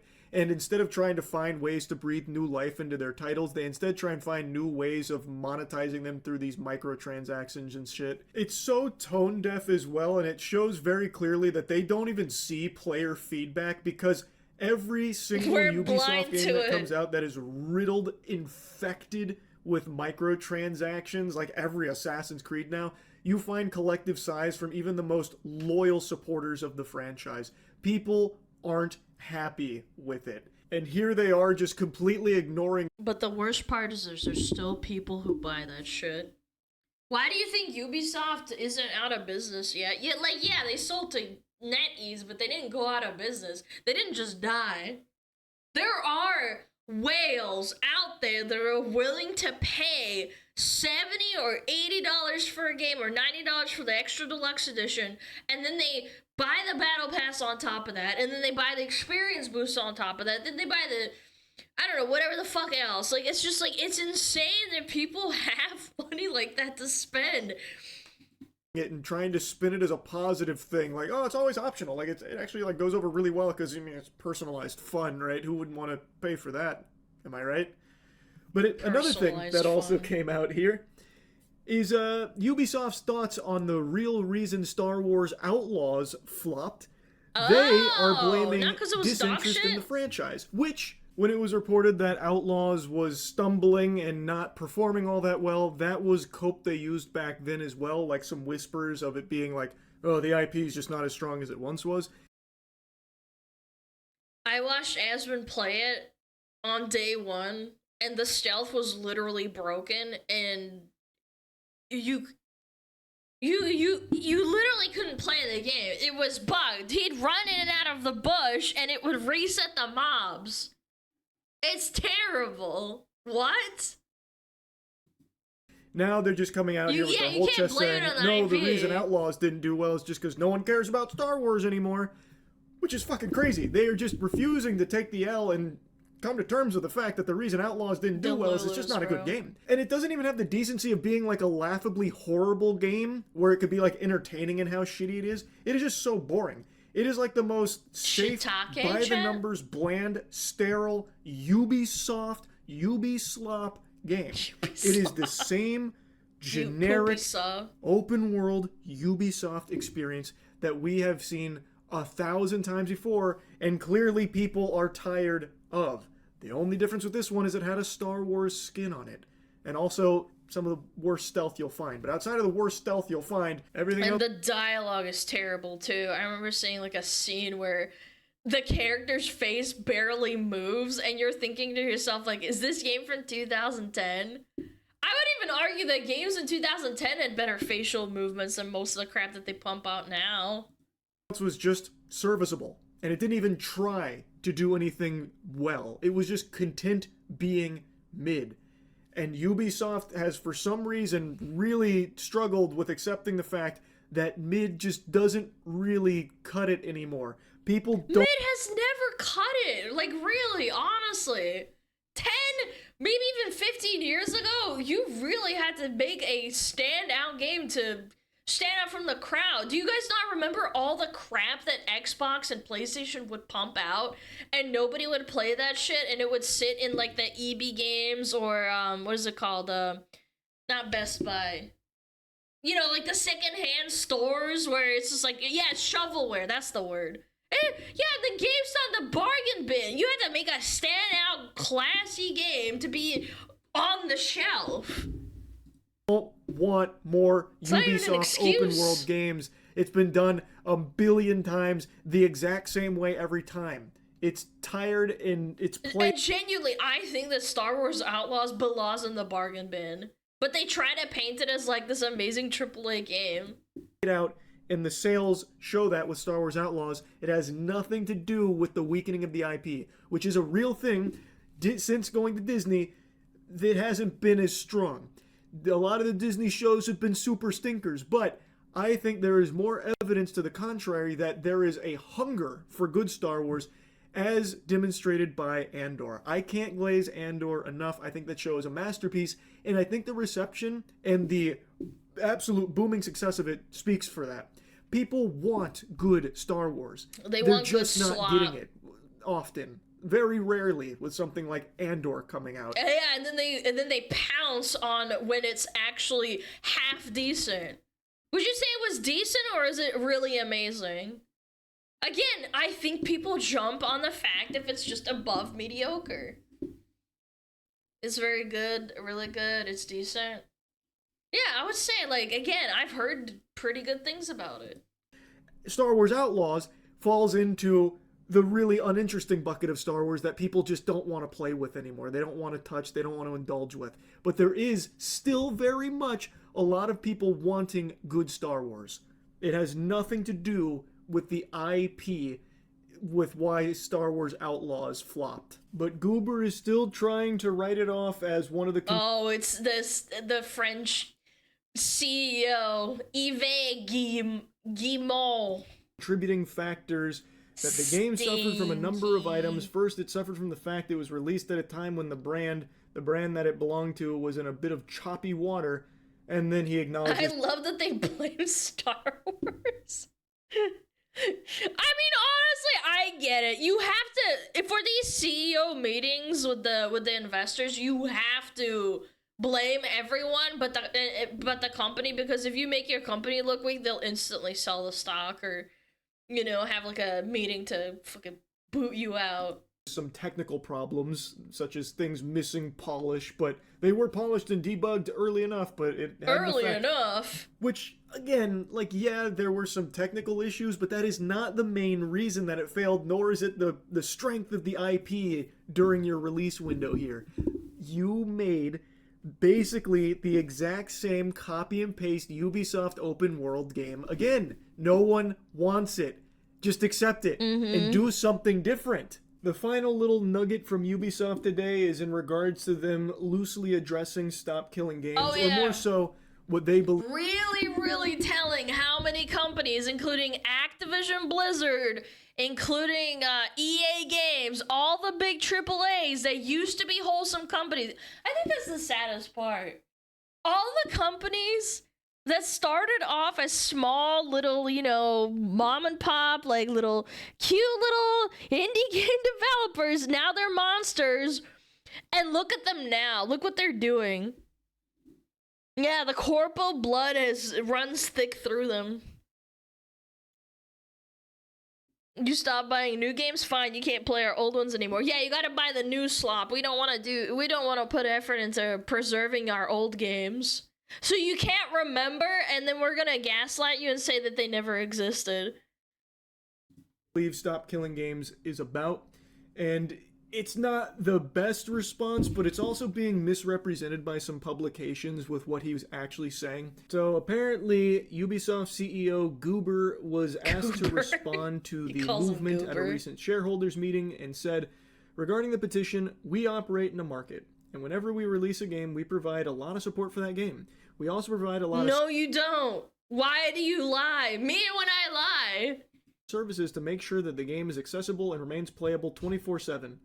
Wow, what saints. How unique. These heroes make sure a game is accessible 24/7, huh? That's never been done before. Holy shit. Crazy concept. Whoa. You mean even on weekends you can play your games? What? No way. So stupid. Ubisoft does the absolute bare fucking minimum. Anyway, though, moving on. I'm here for you, says chat. that the company provides information regarding the game and how long the 24/7. game can be played, though he doesn't go into specifics about how those notices work. The crew, this is speaking in particular about the crew, did have a badge on its front box noting online connection required. You should have known better. You weren't actually buying anything. You were paying to rent. We were giving you a permission slip to play our game. I knew the downfall of games was like Diablo 3's launch. Back in like, God, when was Diablo 3 launch? 2012, I want to say. When they started saying that the cope was the game being down and that you should expect it to be down. Was it 2011? God, it was so long ago. Gosh. Yeah, and then they started, Blizzard basically didn't really apologize that much about the game being down because it's like, well, the game's really popular. You should have expected it to not be, to be down with error 37 and the whole shebang about not being able to access the game on day one. It was down for legitimately weeks for most people. For however long we deemed worthy. Yeah, it was And the notice in the fine print on the unfucking-playable. back that Ubisoft may cancel access to one or more specific online features upon a 30-day prior notice. Jumping a bit forward, he says, but this kind of issue is not specific to Ubisoft. All video game publishers are faced with that issue. You provide a service, but nothing is written in stone, and at some point the service may be discontinued. So then let people get the game. Like, let people have their little private server, like, version. Like, okay, maybe there's, like, a couple hundred people, a couple thousand people playing your game and loving it. But no, we want them to come to the new game. We don't want them reminiscing about the old game that they used to love. It's so unfair. I hate Nintendo for the very same reason. You can't just, like, load up Heart Gold and Soul Silver because they just won't let you. You can't pirate it. If you fucking pirate that shit, they'll be on your ass instantly. No, go play our shitty Diamond and Pearl remake. Good lord. Nothing is eternal, and we are doing our best to make sure that things go Yeah, well for all Overwatch players and 1, you buyers can't go because play that obviously anymore, support huh? for all games cannot last forever. The article then notes that this is not what Stop Killing Games is trying to do, trying to get perpetual support for the rest of fucking the galactic existence of these games or whatever. That is, again, not at all what it's looking for. Anyway, though, he goes on to say, the lifespan of a piece of software, whenever there's a service component, eventually services may be discontinued, but eventually the software may become obsolete over time. A lot of tools become obsolete 10, 15 years down the line. They're But it shouldn't be like that. You can go buy a car from 10 to 15 years ago and still ride that thing. It doesn't just blow up when it reaches like 10 or 15 years old. Like, I still have a car that's from like 15 years ago. Like, what the frick? no longer available, and that is why we... No, I don't have like Saturn like messaging me be like, Alana, you need to go buy the latest Saturn or whatever. You're driving a 2009? Oh my god, your car deleted after 5 years. Imagine like Mercedes like comes like, hey, we need your money. Release a new version. And so we have version 2 and then version 3. Yes, But Saturn clearly this still is a exists. I far-reaching don't know. issue and we're working on I it. genuinely don't know. Now maybe I'm being too charitable in my interpretation here, but from this statement from him, it sounds more like he is identifying that this issue of games ceasing to exist once the development cycle has concluded is an issue that is not exclusive to just Ubisoft, and currently what Ubisoft does is just pull the plug and give players a notice of the impending doom. And he also makes They don't even give you a refund. mention that games can't be not even like a refund of all things. supported by the developers forever, and then goes on to talk about how other tools also become obsolete and don't exist forever. It sounds more to me like he's just making a general statement about it, which he's right. The development on a game can't support it forever, which is why it's not what Stop Killing Games is asking for. It is asking for end-of-life plans, so that way when the development cycle is complete and they want to wash their hands of the product, what they do is they would have a plan in place in order for that game to be turned over in some way so that the community that paid for the game can still access the product they paid. You know what another funny reason that some people might not understand about companies like EA and Blizzard having people have access to their game that they don't monitor anymore? There was a massive drama between Blizzard and IceFrog and a bunch of other developers that made Dota Defense of the Ancients, like the mod for Warcraft 3. Because they weren't really like making active updates to the game anymore. It was to the point where the mod ran away from the original game and became Dota 2, which then Valve acquired, and there was a massive lawsuit, and then Valve won. And that's why Warcraft 3 Reforged didn't let you have mods for games, because they didn't want the same thing to happen as it did with Dota and Dota 2. And they don't want you to have that access because there's a scary chance that that could involve, like, I don't know, any game that Blizzard or EA or Ubisoft publishes that they remodify and package into a new game that's well enough away from the original. And it's like, no, I want to keep it for myself. You can't have your grubby little peasant hands on it. No, I don't want to put in the effort of putting in effort and shit. Yeah, afraid you could make a better game. Yeah, exactly. Money for. It can still exist beyond the developer's need to support it. Oh yeah, and DayZ. Yeah, that's actually a really good point. Arma 2 was just a game that was, I don't know, I think it came out like 2007 or 8? Arma 2 or Arma 1? Yeah, they had DayZ, which is still in early access. They were made from Arma.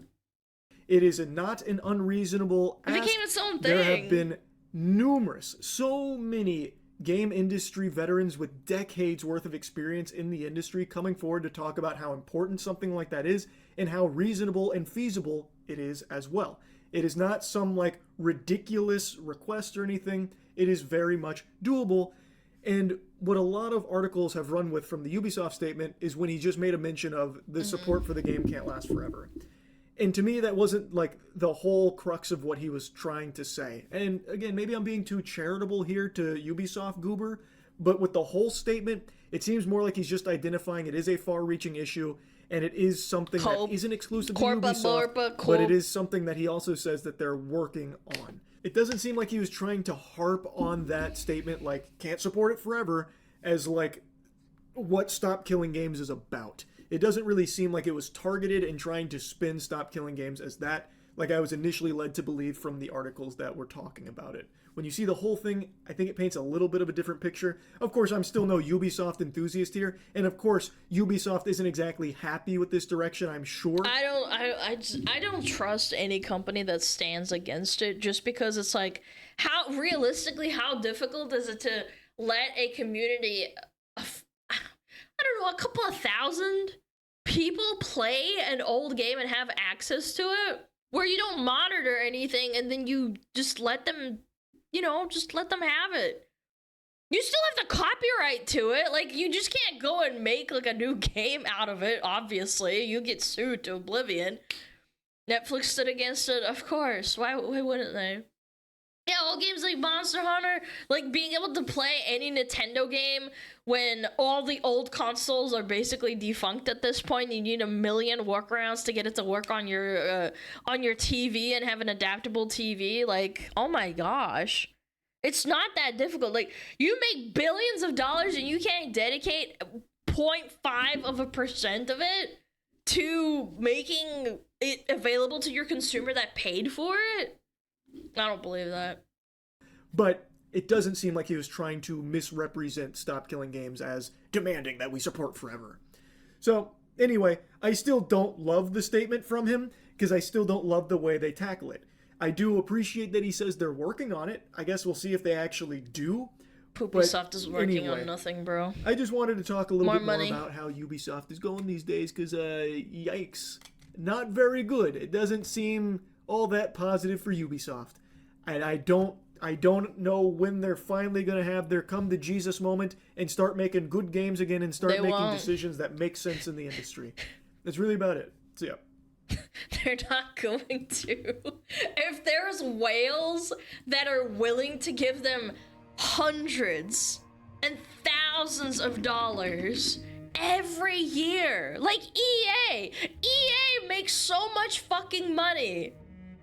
I still remember that video from like 2 years ago that we watched on stream of a guy that went on Reddit and said, I spent $150,000. I have a lot of money. I have 2 houses. All of my mortgages are paid off. Why am I not allowed to spend $150,000 on EA, I don't know, like FIFA gambling or whatever it was. It was like NBA gambling. Yes, he unironically said that, and people were like, this is fake. And I'm like, I don't believe it. There are people like that supply many companies like this. It's just, I mean, it could be fake, but I'm just saying, I think it's real. I've heard stories.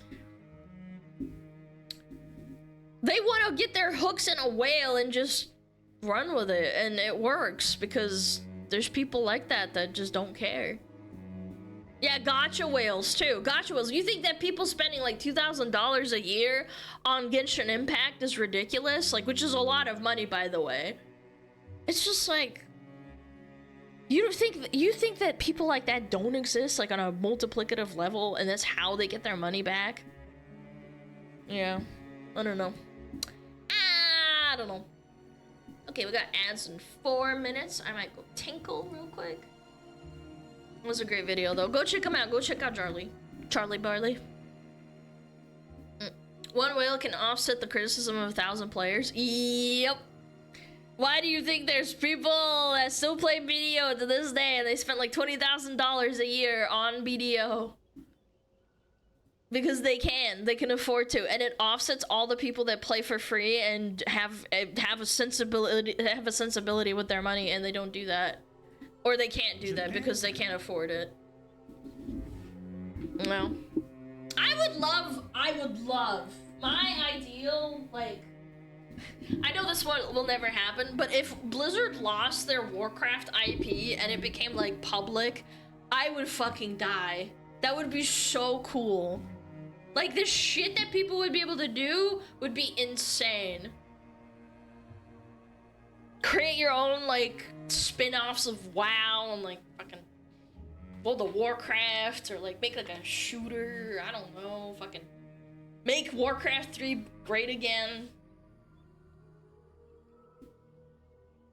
Hello, Alana, YouTube Frog again. I saw the videos with your new 3D model, and I just wanted to say that. Yo, Sid, thank you, I appreciate it. That will never happen. Yeah, I know. Oh yeah, StarCraft Ghost. Oh my gosh, that would be so cool. Okay, chat, I'm gonna go tinkle. Behave yourself.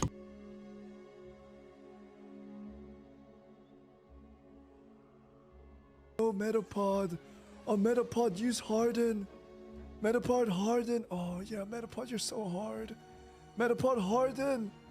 Oh, he's so hard. Look at those 2 hard throbbing Metapods. They're so strong and hard. Wow.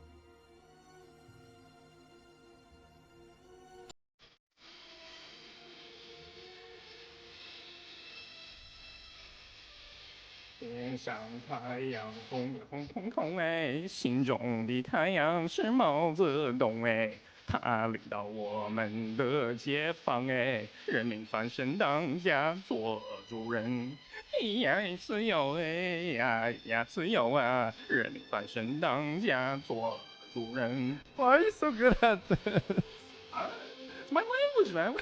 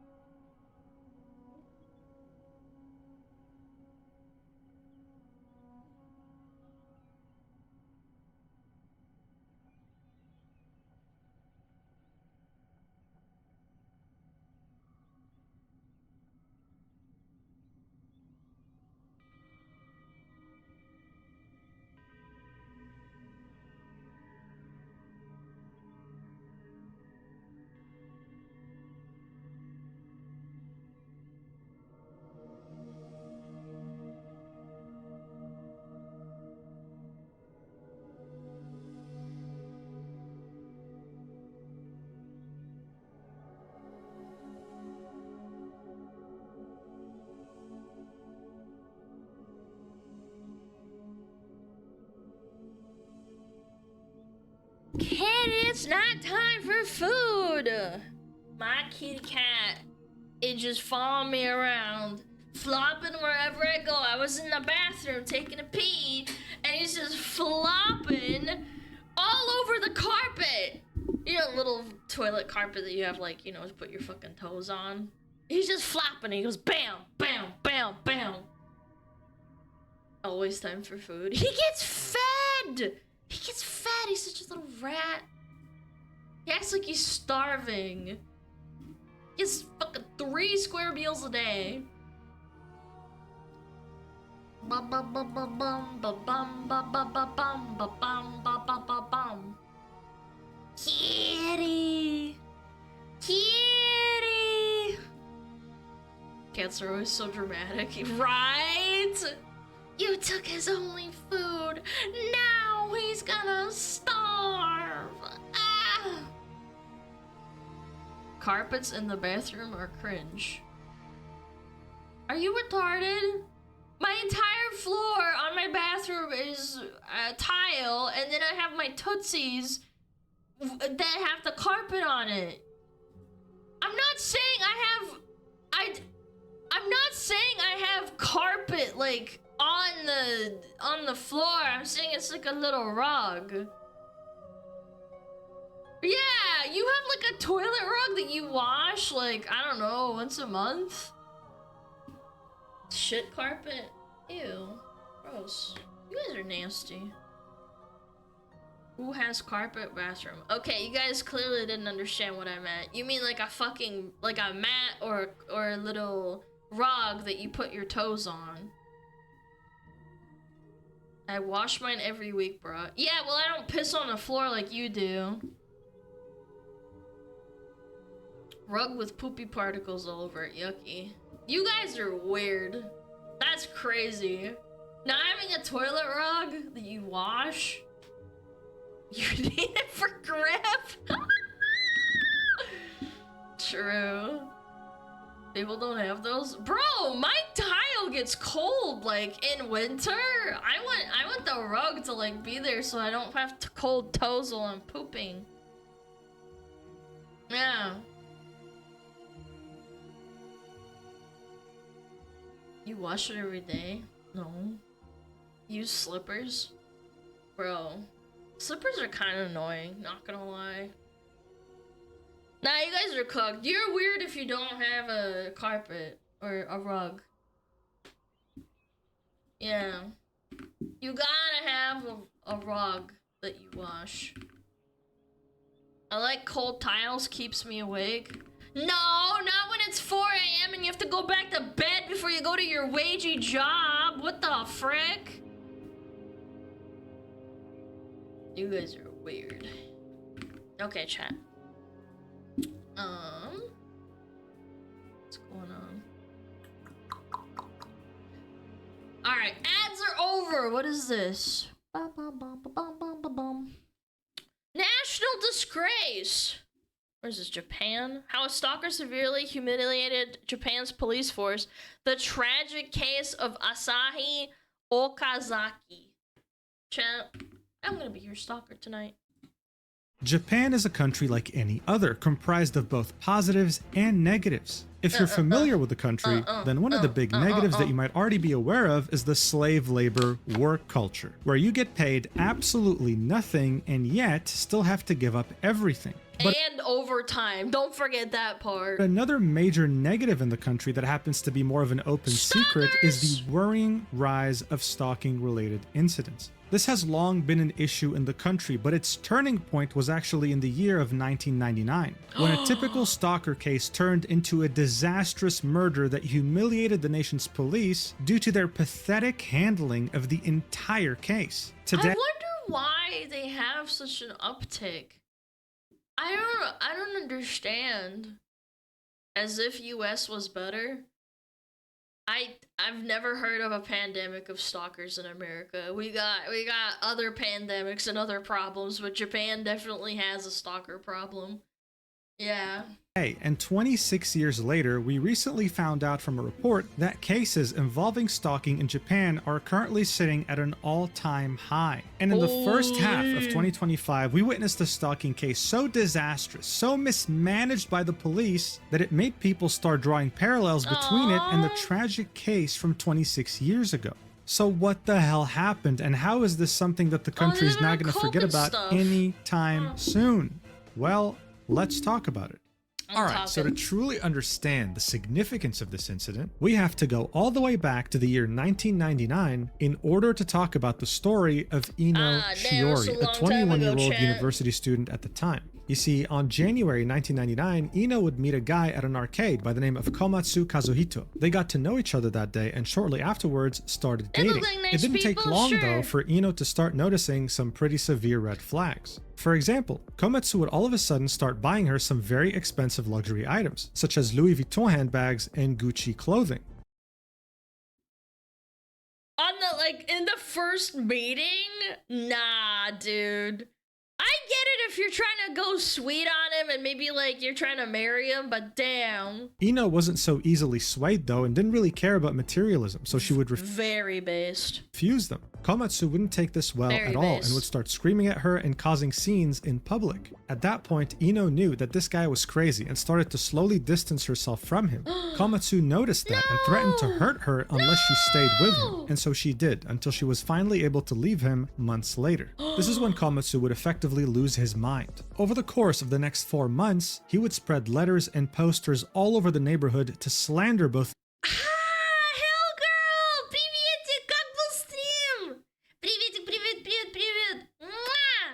Hi Raiders, мы смотрим видос на сталкеров.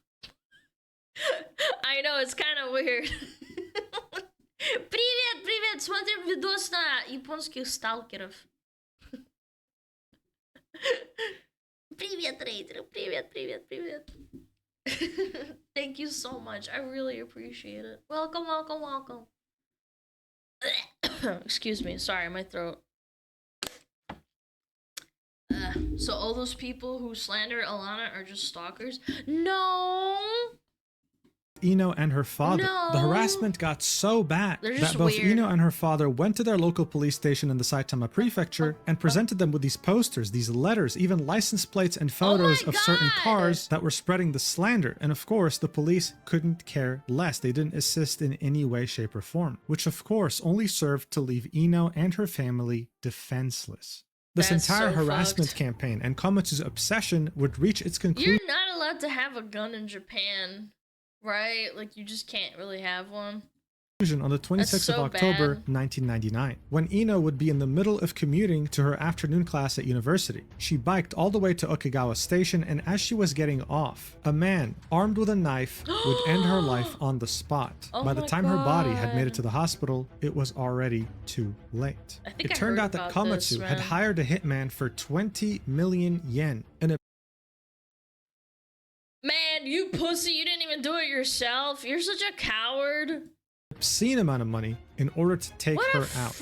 But one could only wish that the story really only ended here. No, things got substantially worse. As the parents of Ino were grappling with the fact that she wasn't with them anymore, the same Saitama police station that refused to help them attempted to cover their own asses by fabricating misinformation about Ino as a person, spreading lies about her, saying that she was a promiscuous woman, even going as far as calling her an escort. Someone You can't frick with Japan's honor, dude. That's like a serious offense. Like, you think that calling someone on Twitter like a stupid Nazi or something, like, they take that really seriously. Who sells her body to men for money. Shortly after, Japanese tabloids as well as mainstream press would also run with that same narrative, slandering her name and running it through the mud even further, even after she had lost her own life. Instead, it took one independent journalist by the name of Kiyoshi Shimizu to expose what Ino truly went through with her family over the course of 1999 and to expose the complete incompetence of the police as well as exposing the people behind her death. It was a national embarrassment, with 3 senior officers being dismissed immediately and a few others having their entire salaries cut.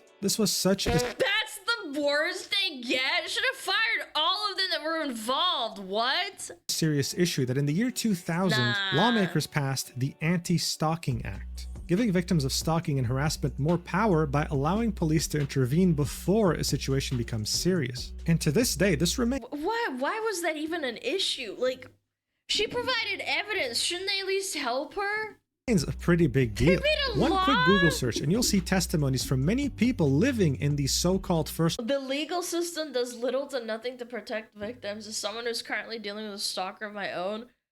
Oh my god, this room for 8 months ago. World countries venting their frustrations about how they went to their local police station, told them of a stalker, showed them proof, and the police refused to do anything, even going as far as saying we can't do anything until the stalker does something. In other words, we can't do anything unless the stalker hurts you, which by then would be too late. So to be fair, Japan was definitely one step ahead with this law passing, but it was still far from being perfect. Stalking-related violence still occurred multiple times, and the law was revised 3 different times throughout the years. 2013, 16, and 2021. So 4 years ago they changed it again? Once in 2013, once in 2016, and one more recently in 2021. Each of these revisions aimed to give victims even more power when being faced with a stalker. The most recent revision in 2021 actually changed the legal definition of what stalking is, specifying that making silent calls, or calling, or transmitting using a fax machine, or sending text messages through any text messaging service persistently despite his or her rejections is enough to be classified as a stalker. There were also more specifications in this revision, like how if someone was walking in your neighborhood repeatedly and you felt like they were stalking you, then the police could intervene. In a perfect world, giving that's 2021. This isn't 1999. So many tools to victims of stalking would effectively mean that stalking is now extinct, right? Well, unfortunately, we don't really live in a perfect world. And as you saw in the beginning, fax, I can't. No, like, yeah, faxing in Japan is very common. Yeah, fun fact, they're one of the only countries that still uses that shit. Beginning of the video, stalking incidents keep increasing, not decreasing. And the latest stalking-related incident that just occurred in 2025 is a grim reminder that what happened in the year 1999 to Ino can still very easily happen today. Alright, so we're now in the year of 2025, and our story takes place in the Kanagawa Prefecture, part of the greater Tokyo area. More specifically, in its capital city, which is Yokohama, renowned for many aspects of its cultural heritage, as well as its very big and varied Chinatown district. This story involves Okazaki Asahi, a 20-year-old working a regular office job, and on the other hand, we have Shirai Hideyuki, a 27-year-old who's unemployed. They were both in some sort of a romantic relationship together. We don't have an exact timeline as to when they first met and started dating, but what we do know is the first time that Okazaki reached out to the police. On June 2024, Okazaki reported having a nasty physical fight with Shirai. She went ahead and reported this to the local law enforcement. And then they didn't do anything. But they got into a physical fight. Why wouldn't the police help them? Man, I'm privileged, huh? I feel like in other countries it's not that bad. Which in her case was the Kawasaki Rinko police station. As far as we know, they wouldn't hear back from her until September 2024 when things would escalate further. This is when she would file an official written complaint saying that she got injured after they had gotten into a physical fight. So then they should have helped? Didn't they just say, like, they don't help until you're hurt? Like, weren't very straightforward though, because a month later, on October 2024, she would go ahead and withdraw that complaint, essentially saying that she didn't want to press charges anymore. So the police didn't bother looking into this further. But obviously things aren't that simple. In fact, what's really interesting here is that on May 2024, just a few months prior to this, the National Police Agency of Japan called on prefectural police departments to place priority on protecting the victim when romantic entanglements break down, because problems can escalate rapidly and lead to violence. This was an official statement made by the National Police Agency. And you had a woman who was saying that she was in an abusive relationship, talking about physical harm, who had so far made a complaint in June and a written one in September, only to then withdraw it in October. But don't worry, because barely a month later in November, you want to bet that she withdrew because she got threatened and then they still didn't do anything about it? Like, I know, I'm speculating, but still. Would file yet another complaint against him. So of course you're probably wondering, now that there's been so many different instances of complaints, what did the police do so far? Well, they verbally warned Shirai 3 times. as if the guy had publicly left trash on the street or something. And I think it would take common sense to understand that if you just verbally warn someone about domestic violence like this, they would be able to very rapidly conclude who made the complaint against them and punish them for it. So one could even go as far as saying that the police made the situation even worse with how they conducted themselves. But this was nothing compared to how they let down both Okazaki and the entire country of Japan in December 2024. On December 9th, Okazaki would call the police station 9 different times. And in 3 of those 9 calls, she would explicitly say that she How? 9 different times, bro.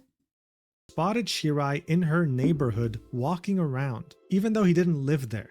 This call also wasn't random. This was someone who had filed multiple reports on Shirai with the police prior to this. It should have been a top priority. However, with that in mind, the police... What are they even like, again, crime is really low in Japan. Like, what could they possibly be busy with? I thought that, you know, it was pretty low crime rate. It's very homogenous society. Busy eating donuts? Nah, that's American. That's American police officers. Only bothered to tell her to not leave her house. That's it. And they didn't bother looking into this further, even though she had called them 9 different times. Thanks to the Anti-Stalking Act that we saw earlier in the video, the police had full legal right to intervene here. But they didn't. But they and you didn't, know what the worst part is? We have a video of him literally... What if it's like nepotism? That's the only thing I can think of. Like people covering each other up because they like live in the same area or something. I don't know. The odds of that are kind of strong. Prowling outside of her house while looking directly at the window in the creepiest way possible. I mean, watch this. This was recorded on the 12th of December where we can clearly see Shirai Oh prowling. my god, he's got a mask on! That would scare the shit out of me, chat. I'm not gonna lie. I'm a pussy, man. It scares me so much. Around the neighborhood looking directly at the window of the house of where Okazuki was staying. If I saw this outside of my window, I would be creeped out beyond belief. Yeah, me too. It was recorded by one of the friends of Okazuki who was staying with her, no doubt because she felt way too scared to be alone, and it was sent to the police on the same day. But again, nothing. Shortly afterwards, Okazuki would call the police yet again to let them know that Shirai had stolen her bicycle. Again, nothing was done. And on December 19th, barely a week after the video of him walking around prowling outside of her house, things would escalate to a living nightmare. On December 19th at around 10 p.m. in the evening, Okazuki would call her local police station to let them know that she was fearful for her life, no doubt telling them that she could see Shirai prowling around her house. She was told to call back during daytime. On December 20th, it just calls back when we're not sleeping. It's not that bad. At 7 a.m. Police should be jailed for negligence. I am surprised they didn't jail them. They just let them go and then some of them got a pay cut. That's it? After no doubt having a sleepless night, Okazuki called the police station yet again and was told to call later because no one could take her call at the time. This was the last known interaction anyone had with Okazuki because after this she would vanish and no one would be able to reach her ever again. During the entirety of all these phone calls, she was seeking shelter in her grandmother's house. It looked like this. On December 22nd, just 2 days after Okazuki had disappeared, her grandmother had called that same police station and told them that her granddaughter had not come home. Poor granny. Dude, the stress of the grandma too. Like you're having to get your family involved as well. Adding that the window in the house was broken and saying that this was probably done by her ex-boyfriend. The police made their way to the house and proceeded to explain to the grandmother that there were more glass fragments outside than inside the house, having the gall to suggest that the glass was broken from the inside, not the outside, insinuating that it was her granddaughter that broke the glass to somehow escape from the house rather than someone trying to break in. Yeah, she's staging it. Yeah, she's just being a woman. They took photos of the broken window, but didn't even bother collecting fingerprints. The poor grandmother, who was practically being ignored by the police, had to file a written report for them to finally go back to the premises and collect fingerprints, which unfortunately, as far as we know, didn't lead anywhere. Things got even crazier on mid-January 2025 when Shirai's own family would call the police and tell them that while they don't have any concrete proof, they believe that Shirai murdered Okazuki. The police would later admit that they found this call to be unproductive because it didn't help them find the exact whereabouts of Okazuki. Unproductive. I'm starting to think there's no way. It's gotta be nepotism. They're just turning a blind eye. There's no way. When Shirai's own family was saying this about him. It's insane. What's even crazier is that on January 24th, the police would find Okazuki's stolen bicycle in front of Shirai's house. For whatever reason, this didn't raise any suspicions in their book. Since December 20th, 2024, which was the last time we ever heard of Okazuki, up until March 2025, Shirai would be questioned 7 different times by police. During 3 of those 7 times, they searched Shirai's house with his consent, meaning that they didn't have a search warrant. He just simply allowed them to come in to show that he wasn't hiding something. But this also meant that they couldn't be as thorough as they would have been with a search warrant. With all that in mind though, it was only on March 25th when they were interviewing him for the 7th time that they started getting suspicious of him. Throughout all these different interviews, he kept saying that he had no idea where Okazuki is, but on March 25th, he finally admitted that on the 20th of December at 6 a.m. in the morning, he went near her workplace in order to hopefully meet her, but couldn't because she didn't go there. The police, as I said, were starting to get suspicious of him, but the true suspicion arose when Shirai left the country shortly after the 7th interview. He left Tokyo to go all the way to San Francisco. I can't believe it, man. This is shocking. Japan, guys, I mean, we always say this, like, how great Japan is, and, like, you know, oh, there's no issues in Japan. Yeah, the overworking, the xenophobia, the unironic racism, the stalking epidemic. Wasn't there an idol that recently, very recently, even, like, I don't know, I think it was, like, 4 to 5 months ago that got stabbed to death? Like, 27 times? This is when the police would finally get off their asses and get a search warrant for his house, going in to thoroughly inspect it while Shirai was out of the country. This is when they would finally find the whereabouts of Okazuki. The investigation team could sense that there was something wrong in the house. This was a traditional Japanese house made up of wood, which meant that the floor— Why does it look so ominous, man? This is a crowbar too. Was a bit elevated, and it was composed of floorboards. The police started removing those floorboards one by one and eventually made their way to the kitchen floorboards. This is when they would find a bag buried deep under those floorboards, and in that bag they found a humanoid figure. And the reason why I say humanoid figure is because initially they couldn't even recognize it since half of it was skeletonized. It was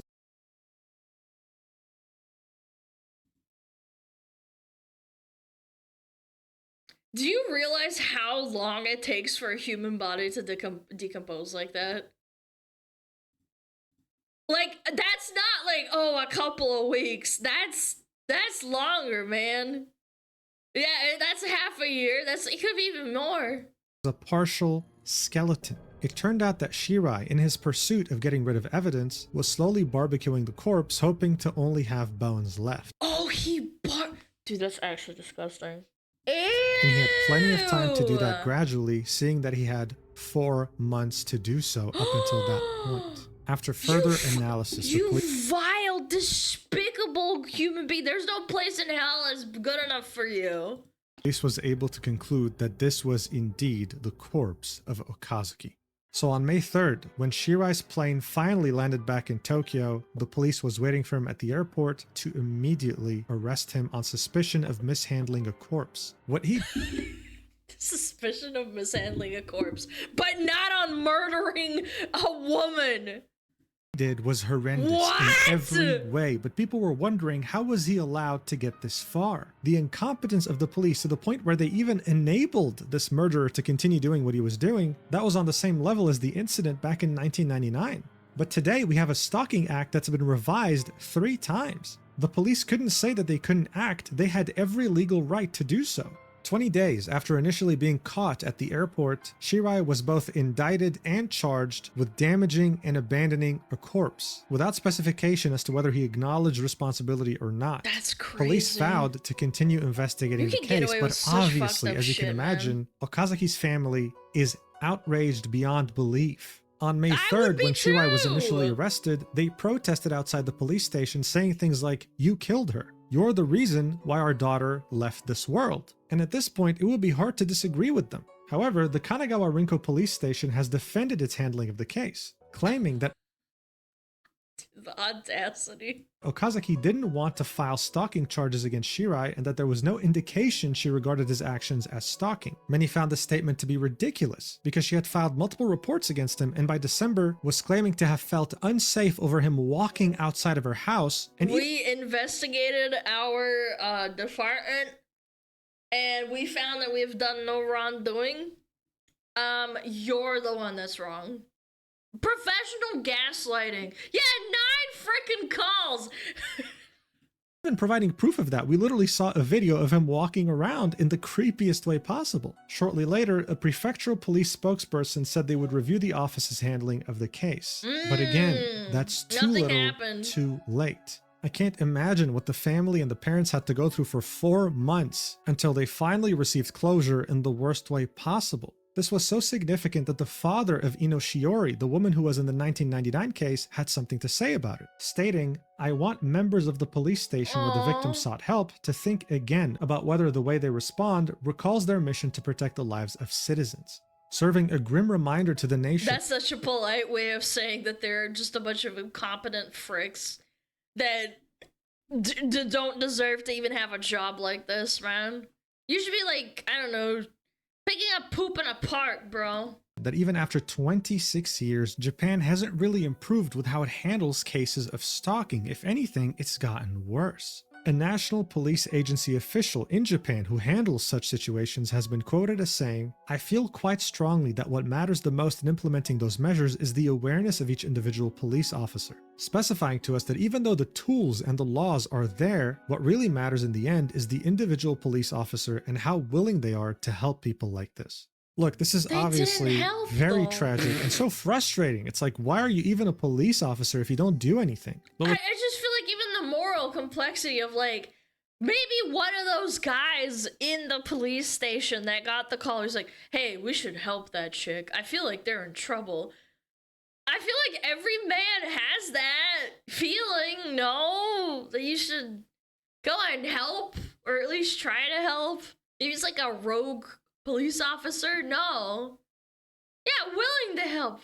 What's crazy here, obviously, is that both Ino back in 1999 and Okazuki in 2025 are both regular members of society. We're used to seeing news about how celebrities and news anchors and public figures always have to deal with stalkers because of their fame, but this can literally happen to the most regular, average person you know. Okazuki literally worked an office job. But like anyone on the planet, she sought love, she sought a partner, and to do that you have to date multiple people, and she simply got unlucky with Shirai. That shouldn't they have a mental health problem too in Japan, very much so. Cost her her entire life. The same exact thing had happened to Ino. It sucks. I hope that Okazuki is the last person to have to suffer something like this, but both Japan and the rest of the world have a long way to go until people can finally feel safe when having to deal with a stalker. Thank you so much for watching until the end. Please stay safe out there, and I hope that at least, if this won't happen to me because I have cool smugglers that aren't, you know, mentally ill people that will stalk me down and try to wear my skin. But at the least in America, I can get a gun and defend myself, right? You know, hopefully, yeah. You never ever have to deal with a police station as incompetent as this one. I'll see you in the next video, whenever that is. I love you so much. Mwah.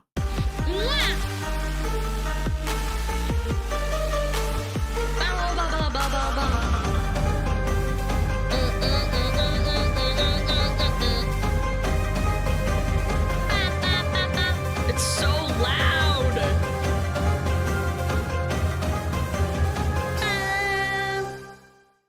Alana, you have a gun, right? I don't know. Maybe I do, maybe I don't. Maybe I'm helpless. Maybe I have a sniper shotgun that shoots you in the head, blows your head off. I know sniper shotgun's not a real thing, but you know, I can dream. Add a gun to throne? No. I don't know, maybe I do, maybe I don't. Wanna fuck around and find out? Ah, that was a good video though. Very informative. Yes, hopefully we don't see a queso-sized skeleton on the news with a bony fox ears in someone's basement chained to their empty McDonald's IV bag? Or McDonald's... What? That was pretty funny, but the last part I couldn't read. Police have to follow the laws and protocols. But... I've heard, okay, hold on. I've watched plenty of like true crime mysteries of rogue cops, like back in like the 80s and 70s and like maybe even now, where they go around and try and help the person and then they get into trouble. Like I feel like there should be at least a moral compass that dictates that maybe you should go and help a civilian that's getting stalked or something. Crime shows are incredibly unrealistic. Oh my fucking god. I just said true crime shows that are actual true crime that happened in real life. I'm not talking about Bones and Dexter and whatever the fuck else you're talking about. I'm talking about like actual crime shows that depict true crime. In Japan, they piss their pants with the thought of disrespecting their boss. Yeah, maybe it's that too. It's like an honor system thing. But yeah, go check out Mojin.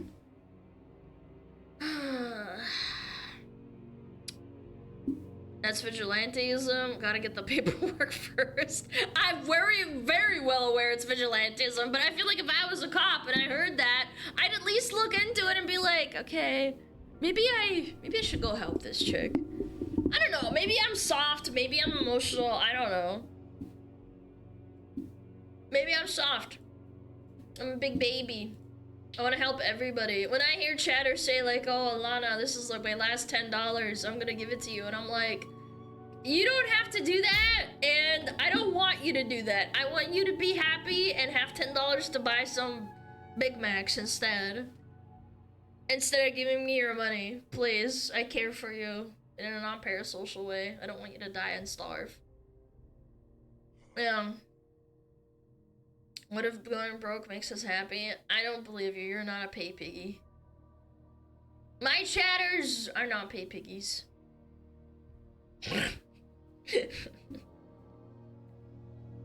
Don't tell us what to do. I'm gonna tell you what you do, you little frick. How are you gonna afford the crane then? How do you know I don't already have one?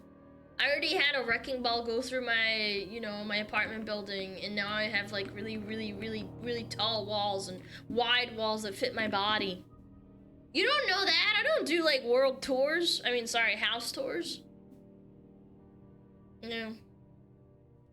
You need a premium crane. Oh, with like cushy, velvety, like, I don't know, support systems. Alana was the wrecking ball. Okay, that's not bad. What is this? The internet's most irresponsible mom. Uh-oh. Uh-oh, Stinky. Stinky doo-doo head. What is this? What is this? Ba-bum. I saw the other day, thanks for liking my collection. I don't get to join stream often due to work, but I just wanted to let you know that you're my Kami Oshi, thanks. Yo, thank you, man. I appreciate it. What collection? Chad, do you guys know what he's talking about? I have really bad memory. We looked at SmugAlana on Reddit or something, right? What was it? Ah, ban him. Wait, no! Don't do that! Ah, ban him.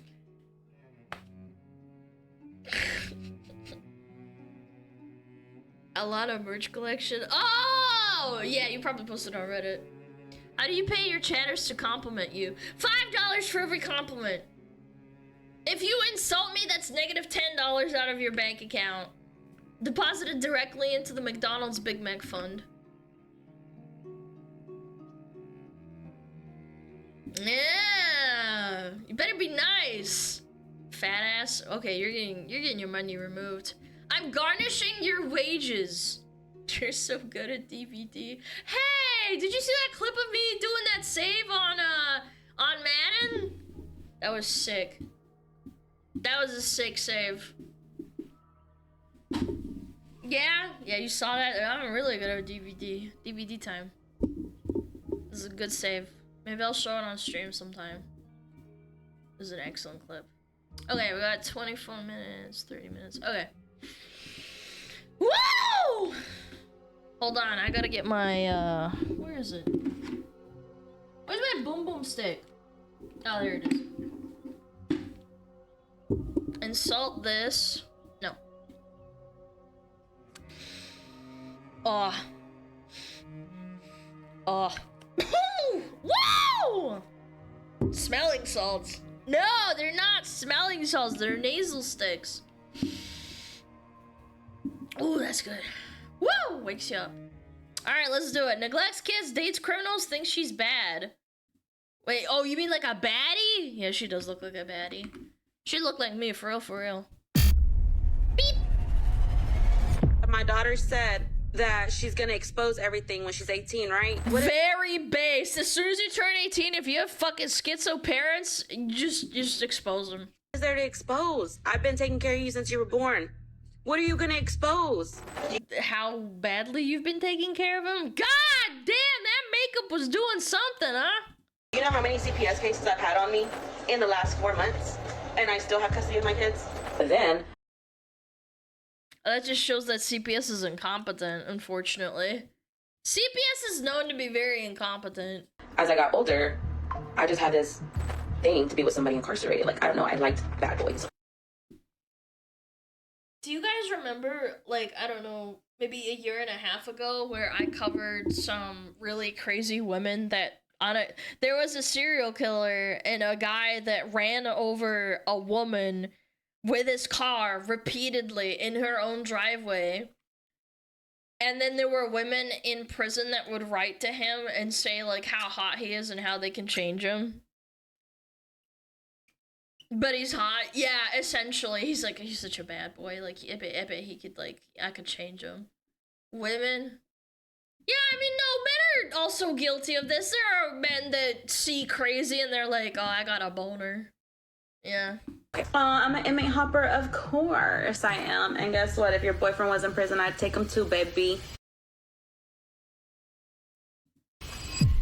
People call Ash Trevino TikTok's worst mom for a reason. She made some controversial choices, and she made them online in front of 1 million followers. People used to see people like this and hear of them, and they wouldn't give them the time of day, but unfortunately, social media, you can make money off of making a TikTok, and people will get rage baited. Even if it's real, they'll get rage baited and give her money and be like, oh, you stupid, you know, bull, you can't do that, and then she gets money out of it. Like, they get TTS and like they get donos for it. This is the crazy story of Ash Trevino and why she's known as TikTok's worst mom. So my goal this year is to give you guys double the amount of videos without sacrificing quality, and to do that, we gotta keep growing. So 68% of you guys aren't subscribed, and it would mean the world to me if you did, and I promise to give you more fire content. I'm Visual Venture. You are awesome. A happy family. If you spend time on TikTok, you've probably seen Ashley or Ash Trevino. Many people consider her the face of bad parenting, but her story didn't just start on TikTok. To understand how she got here, we need to go back to her high school years. In high school, Ashley met a boy named Israel Gress. He was her first love, but they couldn't wait. They got married before she even finished high school. She was 17. Oh, Romeo and Juliet law? Yeah, 17, 19 is legal in most states. The Romeo and Juliet law. He was 19. The marriage wasn't... I thought you needed to be married at 18? Or is it with, like, parents' permission? The only thing they did quickly. They had kids just as fast. By the time she was 20, Ash had her first daughter, Haley. 3 years later, she had her second daughter, Eviana. For a while, they seemed like a normal family, but it didn't last. Ashley started to get jealous of her own daughter, Haley. She didn't like how her husband paid more attention to Haley than to her, so she left. That is insane. Now that's crazy, chat. If you ever get into a relationship, man, a woman, what the fuck ever, if you have a child and the partner gets mad at you for paying attention to your collective baby, that's a massive red flag. That means there's like wires crossed and there's something wrong with them. You should be happy that they're paying attention to your kid no matter what, man. Lashed out. I used to pull her by the hair because I was so mad at her. Like, I feel like he loved her more than he loved me. And yeah, that's a good thing, you dumb whore. What? So, like, I took my anger out on her. After I can't imagine. I feel like if I had a kid and I saw, like, the dad, like, being super happy with them, and I was like, oh, if he loves her more than me, like, if I die, that means that you'd be good in hands. Does that make sense? Like, I don't want to be like, you know, that person, but like, you know, you be in good hands. 9 rocky years, Ash and Israel split. Their divorce was final in 2017. Ash was now a single mom with 2 kids, and she was free to do whatever she wanted. She even free to do whatever you want. Single mom, gotta feel good. Hashtag single mom is taking me out, dude. bragged on Instagram saying she was going to do me and focus on herself. Not long after, she joined TikTok. That was in 2019, about 2 years after her divorce. But her videos weren't just about being a single mom. And she got to keep the kids. This is what I'm saying, man. They really do favor women in the justice system for keeping kids. Some of the things she said and did were seriously... Or he could have said, yeah, you can keep the kids. I don't know, man. That's so sad. Controversial. Chasing love in strange places. Yeah, Ash talked a lot prison. about her love life on TikTok. One thing she always said was that she had a thing for bad boys. Then, as I got older, I just had this thing to be with somebody incarcerated. Like, I don't know, I liked bad boys, okay? Still, people were shocked when Ash started dating men who were already in prison. Her first prison romance was with a man named Isaiah Gonzalez. Look, I'm not saying that prisoners don't deserve love, but I'm just saying that there's a track record. If you're in prison, you probably have a history of problems. I don't know, man. Was in jail for aggravated robbery and taking someone's life. Ash and Isaiah began writing letters. Then she married him while he was still behind bars. You haven't even lived with him. How would you know? Their wedding was strange. Since Isaiah was in jail, Ash stood alone at the altar holding a photo of him. Unfortunately, that is crazy. This is almost like you know those women that marry fictional characters? I don't know, have you guys seen those? Where it's like, I'm marrying the guy from Love and Deep Space. And then they have like a picture of him. I know it's a real person, but I feel like it's kind of the same like vibe. Unfortunately, their marriage wasn't smooth. Ash claimed Isaiah stopped talking to her. Eventually, they split up, and she had to go through another divorce. But Ash didn't give up. She got involved with another prisoner. This time, she married Noe Lopez Trevino. This wedding was the same as before. Ash... I wonder if these guys know that that she's like married before and they don't care. Like, you think they don't have standards? I feel like these guys probably have standards, no? Was alone at the altar because Noe was behind bars. She even wore a shirt that said, just married. Noe and Ash. Once again, that marriage didn't last. Less than a year later, she went on TikTok to announce their split. Guys, I kind of wish there was some sort of like, I don't know, not a law, but like maybe the government or the marriage place, I don't even know how you get married, but like, you know what I'm saying? Like, you just stop handing them out and it puts you on cooldown, kind of like a DBD perk.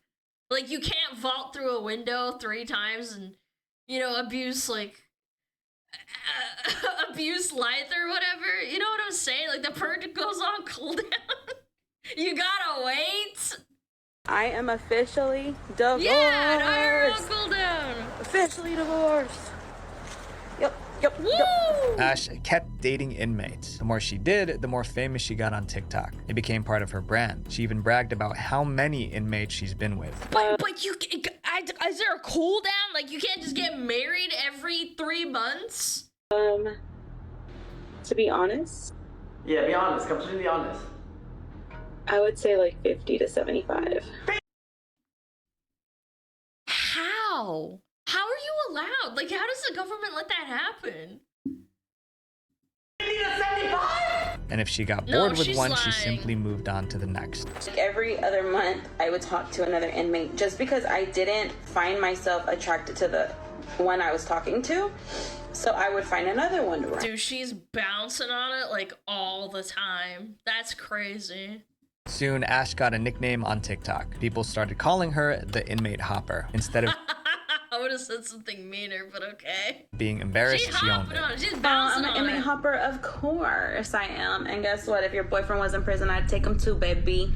Obviously, it Baby. isn't easy to date Baby. someone in jail. And when the Baby. romances fall apart, Ash went live on TikTok and aired all the drama. One of her messiest fights was with an inmate named Jesse. Jesse was in jail for having an illegal pew-pew. He was also a member of a dangerous gang. Ash started dating him while he was still locked up. When he got out, she threw him a party at a hotel. She decorated the room with that's so hearts and nice. roses. Then she went on TikTok and called Jesse her husband. I don't need a tattoo to symbolize what I am to my husband. However, their relationship didn't last. Jesse dumped her not long after getting out. Ash was upset. She went live on TikTok cussing Jesse out.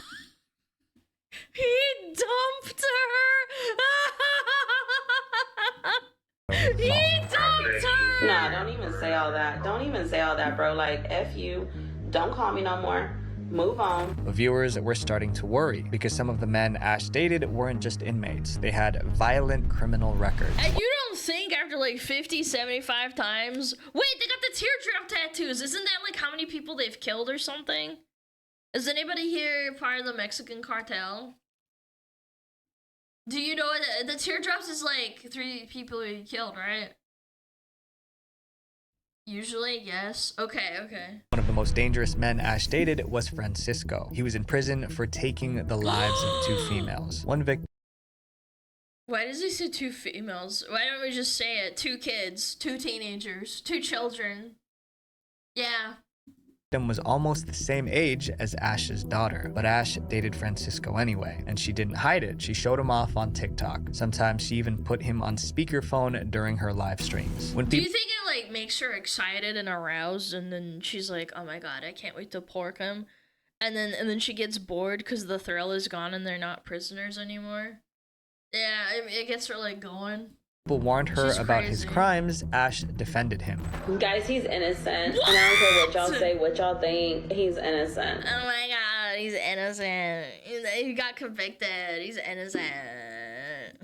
And y'all are gonna see that. But viewers weren't just worried about Francisco. They were worried about Ash bringing these criminals around her kids. At first, Ash denied it. My kids have never been around any of the inmates that I talked to. However, photos on social media told a right. different story. One showed Ash and her kids posing with an inmate right inside a jail. In another video, Ash let it slip that her daughters spent time with another inmate after he was released. The only one that they were around and it was in a public area was Jesse. I love that she has to preface and say, it was a public area. It wasn't even a private. Why does she sound like that chick from Adventure Time? What's her face? He came home. For Ash, dating inmates wasn't just about love. It became a part of her income. Whenever she went live with one of her inmate boyfriends, viewers sent her virtual gifts. Those TikTok gifts turned into real cash. At one point, And a lot of them are hate watchers too. They want to like shit talk her and give her gifts. she made 10,000 pounds in 2 hours on a live stream. That's over $10,000 in 2 hours. Wait, how much did Thor make in that train? How much money did Thor make in that hype train? 20, 50? That's still insane. 10K in 2 hours. But even with the money rolling in, That's viewers fucking kept raising mind-blowing. red flags. They felt her choices were putting her daughters in danger. One article described her as a single mother of 2 teenage daughters who has zero interest in raising her children and who is vicariously living her adolescence in her 30s. Eventually, someone reported her to Child Protective Services. Based. In trouble with the law. Child Protective Services, or CPS, is the agency that checks if kids are safe at home. They visited Ash's house over and over, but after looking into things, they let her keep her kids. Ash even bragged about it on TikTok. Baby. Why is this crazy to me? Like, how? How is that okay? CPS has never taken my kids. There's so many cases of people taking away kids for no reason, too. Yes, I've had like 20 CPS cases. They dismissed them all. Because you know why? My kids are in good hands. She didn't lose her daughters, but that doesn't mean they weren't affected. Other kids at school knew their mom was the inmate hopper, and that caused problems. In the beginning of school, people noticed my mom, and I got like in the cafeteria a lot of stares. And so if I could, I honestly would. No, they're kids. I'm not gonna say it. Chad, if you say anything about the kids, no, mods. No, they're kids. Don't be mean. No, the mods. You can't be mean to kids. It's not their fucking fault. Yeah. Hold on. Let me start fucking. No. No, this is unacceptable. I was like, guys, don't fucking do it, man. Go back it's to my not old life their to being a fault. nobody to people. The embarrassment got so bad It's that they had to so start mean. homeschooling. But It's difference between like a fully grown adult being a massive hog, but like it's little kids. You don't know what they're going through, man. They don't choose what to freaking eat in their house either. the worst was yet to come. The love triangle. In 2023, Ash started flirting with a 19-year-old TikToker named Santos. I don't have a boyfriend. Let me call Daddy Santos. Daddy Santos, she has him on speed dial, brother. Daddy, what are you doing?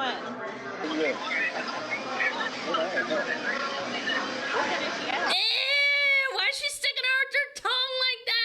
I love you, puppy. The viewers thought this relationship was weird. For starters, Ash was in her 30s, Santos was 19. That's about a 17-year age gap. But that wasn't the worst part. Her teenage daughter Haley also had a crush on Santos, and the messy love triangle played out on TikTok. In one live stream, Santos was on camera with both Ash and Haley. Then he asked a question that made everyone uncomfortable. How do you feel that your mom stole your crush?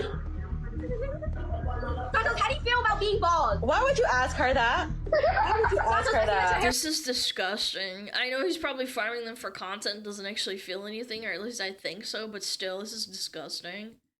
Haley was standing right there. foul. She tried to laugh it off, but it was clearly awkward. Viewers were furious. They accused Ash of stealing her daughter's crush, something no mom should do. And how everybody's saying that he was my daughter's crush, I never knew that. She's so jealous. That's insane. If I would have known that she liked him, I would have never talked to the boy. Yeah, she hates But her after all kid. the backlash, Ash continued her relationship. She kept posting videos with Santos, acting like nothing was wrong. And Santos will see everything tonight.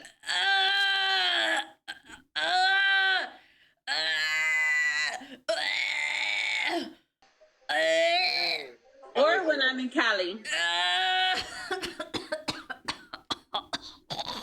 Can't wait for that later FaceTime call, you know?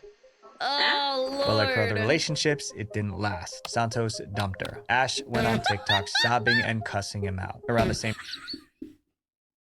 Does he farm you for content, brother? time, her daughters started acting out. For instance, Haley threatened to go public with some family secrets. My daughter said that she's gonna expose everything when she's 18, right? What is there to expose? Oh my I've been God. taking care of you since you were born.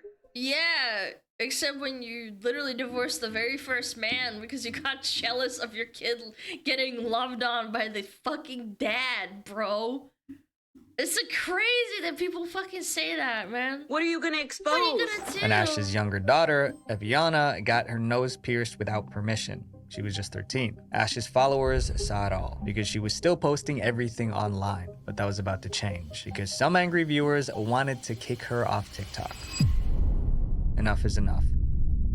Usually, the internet just watches drama happen, but Ash's parenting was so controversial that people took action. It started with a Oh my petition. God, is that Jeffree Star?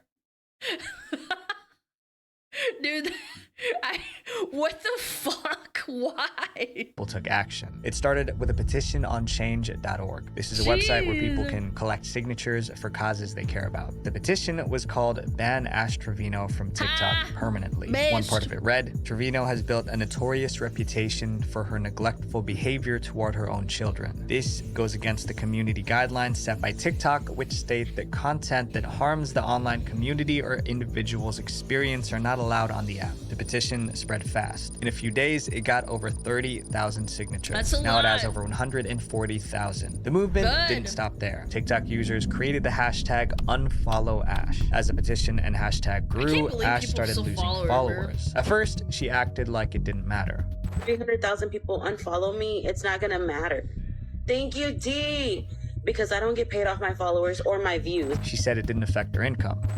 I get paid off of my subs, my gifts, and my video views. That's what I get paid on. But when more than 100,000 people unfollowed her, she couldn't laugh anymore. Her loyal fans were leaving, the pressure was building, and then TikTok finally got involved. After the petition and the backlash, TikTok decided to act. One day, Ash's TikTok account with over 1 million followers vanished. Rare TikTok W. I'm surprised. Ashley tried to spin it like it was her choice. I deleted my account with my 1.1 million followers. That's cope. You make so much money off of it, like you said. You're coping. Only because I want to start over fresh. But everyone knew the truth. TikTok banned her. Luckily, Ash had a backup TikTok account. She popped back up, bragging. I got my account back. Dude, look at her stuffing her face with she's eating a peanut butter sandwich. But TikTok wanted her gone, so they hunted her backup accounts and shut them down. Ash tried to stay on TikTok by making new accounts. One got 33,000 followers before they took it down. Another didn't even reach 400 before it disappeared. Each time, TikTok shut her down faster and faster. Okay, that's Ash a big couldn't W. keep up. In one of her last videos, she cracked. For once, the tough girl act was gone. Now, Ash's TikTok career is practically over. Her accounts are banned. TikTok hasn't provided an official reason, but for now, it seems there's no way back for Ash Trevino, at least on TikTok. I get it, watching chaos unfold online can be entertaining, but Ashley isn't just a viral mom. She's a role model to some people, whether we like it or not. So that's also very true. Do you know how many bad moms feel validated when they see that shit? You know the algorithm pushes her videos to her, and they're like, oh my god, yes, I can finally spend all my money instead of giving it to my kids. Do you guys remember there was a Reddit post, or was it a TikTok, of a woman saying that instead of spending the money that she got from child support, she'd just go get her nails and toes done instead of feeding her family? And then she got arrested by Child Protective Services because she uploaded it and it was basically proof. Obviously they had receipts and everything, but still, yeah. While the internet makes people like these famous, I encourage you guys to be the kind of person the world actually needs more of. Visual venture. Wait, before you go, make sure you guys click here to watch more dark internet documentaries for the algorithm. Thank you guys for everything. Nails. Peace. Oh my god. I'm dark lumpy. I'm dark lumpy princess. Jesus. I am lumpy space princess. That was a good video though. Frick that woman. You know another one's gonna take her place anyway. I can't believe she got to 1 million. I gotta pump those numbers up, chat. My TikTok has like, I don't even know how much I have. Maybe I need to start becoming a bad mom. Bad mom moment. Oh yeah, sure, we'll get you. Oh, we'll get you. You have a TikTok? I don't really use it. I'm not gonna lie. I used to use it a lot, but then I realized it was kind of a waste of time. Yo, Rebecca! Yo, what up? Thank you so much for the raid. I appreciate it. You're a mom? No, I'm not. Just saying, I gotta pop out some foxes and then, like, farm them for content on TikTok. Yeah. Who will be the unhappy father? Oh god. Dog mom? No thank you. I'm okay. Why women frick dogs? Why women frick dogs? Why women? Why women? I was promised brain rot. That was like 2 hours ago, big bro. Sorry. I mean, this was pretty brain rotty. I ain't gonna hold ya. The worst place on earth to get stranded on. A place with no Big Macs. I'm so ready. I love this guy! Scary, interesting. Oh.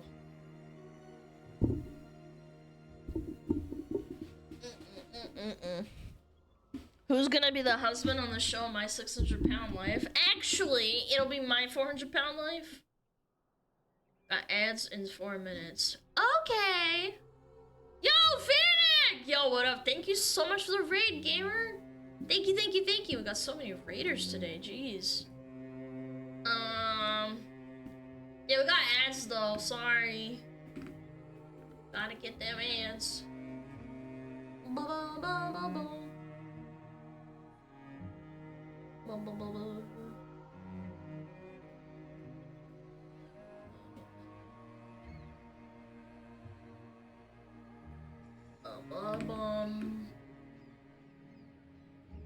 I'll be the husband, not the birthing one. That's scary. I'll be the actor husband and feed her till she pops. That's very powerful. Sorry I'm late. It's okay. Let's play some GeoGuessr while we wait. Some GeoGuessr. Yippee! Yippee!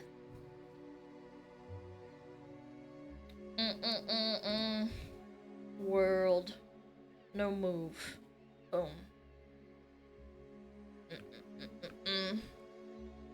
This looks like Australia. What side of the road is that? Huh. They're on the left. They're driving on the left. It looks like Australia. Africa? Yeah, this is on the left and they're coming on the right. Yeah. I think this is Australia. This looks very Australian. Okay. Probably like, I don't know. The Sunshine Coast up here. Hey! What? Dude, am I goated or what, man? That's crazy. That's a goated guess. This looks like Germany. Wait, it is! Or Switzerland. This looks like Germany. Phone house Anlag. I think this is Germany. I think the license plates are German, not Swiss, because Swiss license plate have a different look to them. So where is this? Schule? It's in a town. I don't know. Maybe it's closer to Austria. Maybe like Munich, somewhere around here. Maybe like down here. It's gotta be like closer on the south. I'm gonna bet it's here. Okay, it was Austria. Never mind.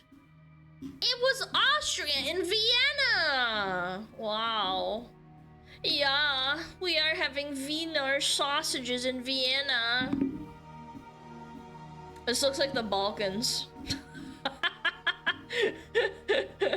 I know, never mind. It's probably Africa.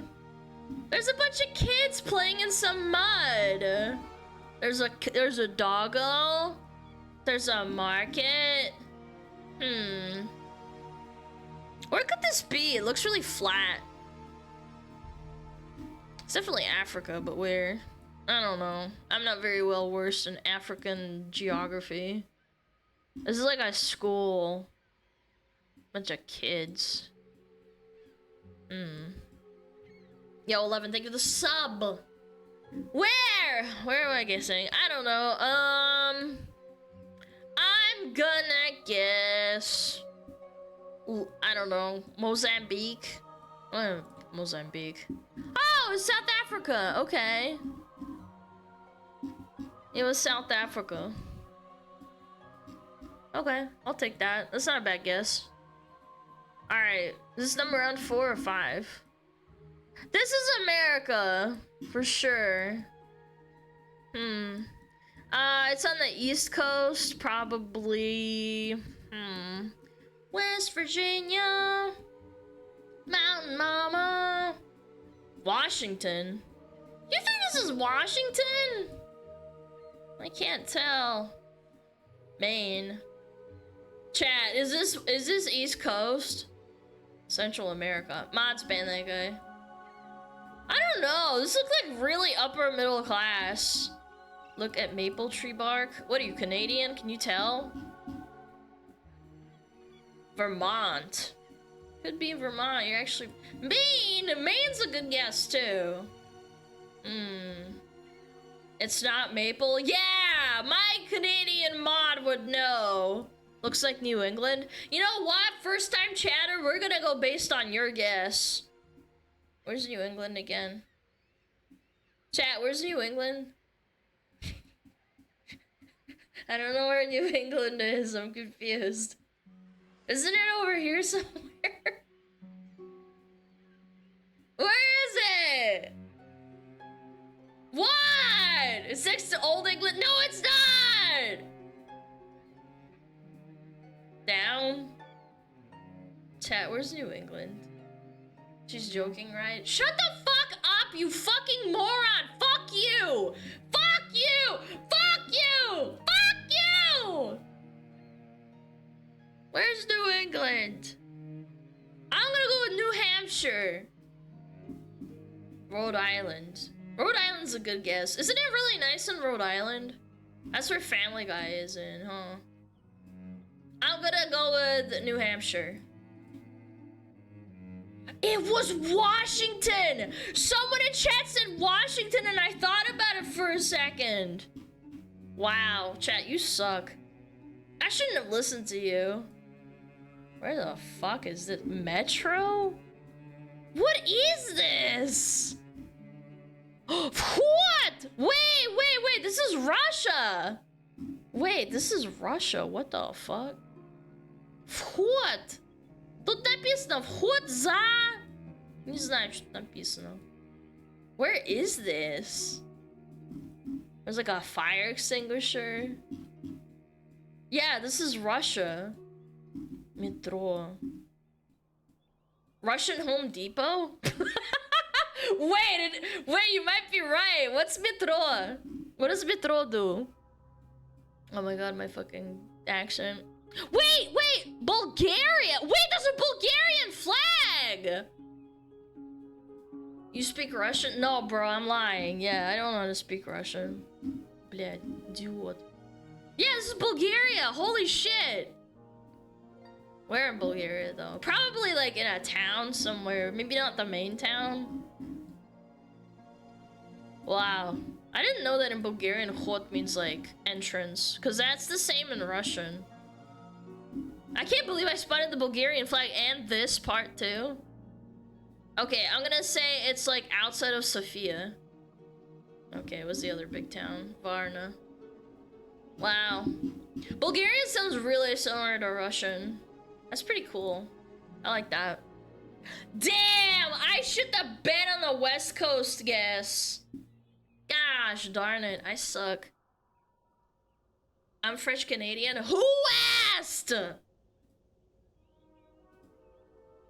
I'm kidding. That's very cool. Wow, that's so cool. You're Canadian? I didn't know that.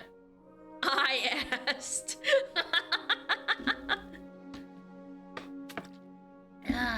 We have some Canadian little fricks in chat all the time. They complain constantly about me. So wash your squeaky clean. Mods! Damn. Okay, chat. The worst place on earth to be stranded. Probably a place with no Big Macs. This is Texas Tower 4. It was one of several towers like it that stood miles off the coast in the middle of the Atlantic. The work on it was nerve-wracking, the weather was brutal, and if something went wrong, the men on board were truly stranded, alone in the ocean. This is the horrifying story of Texas. Why does it look like a dick and balls, chat? Tower 4, and as always, viewer discretion is advised. Texas. They got Big Macs on the ship, though, because it's Texas.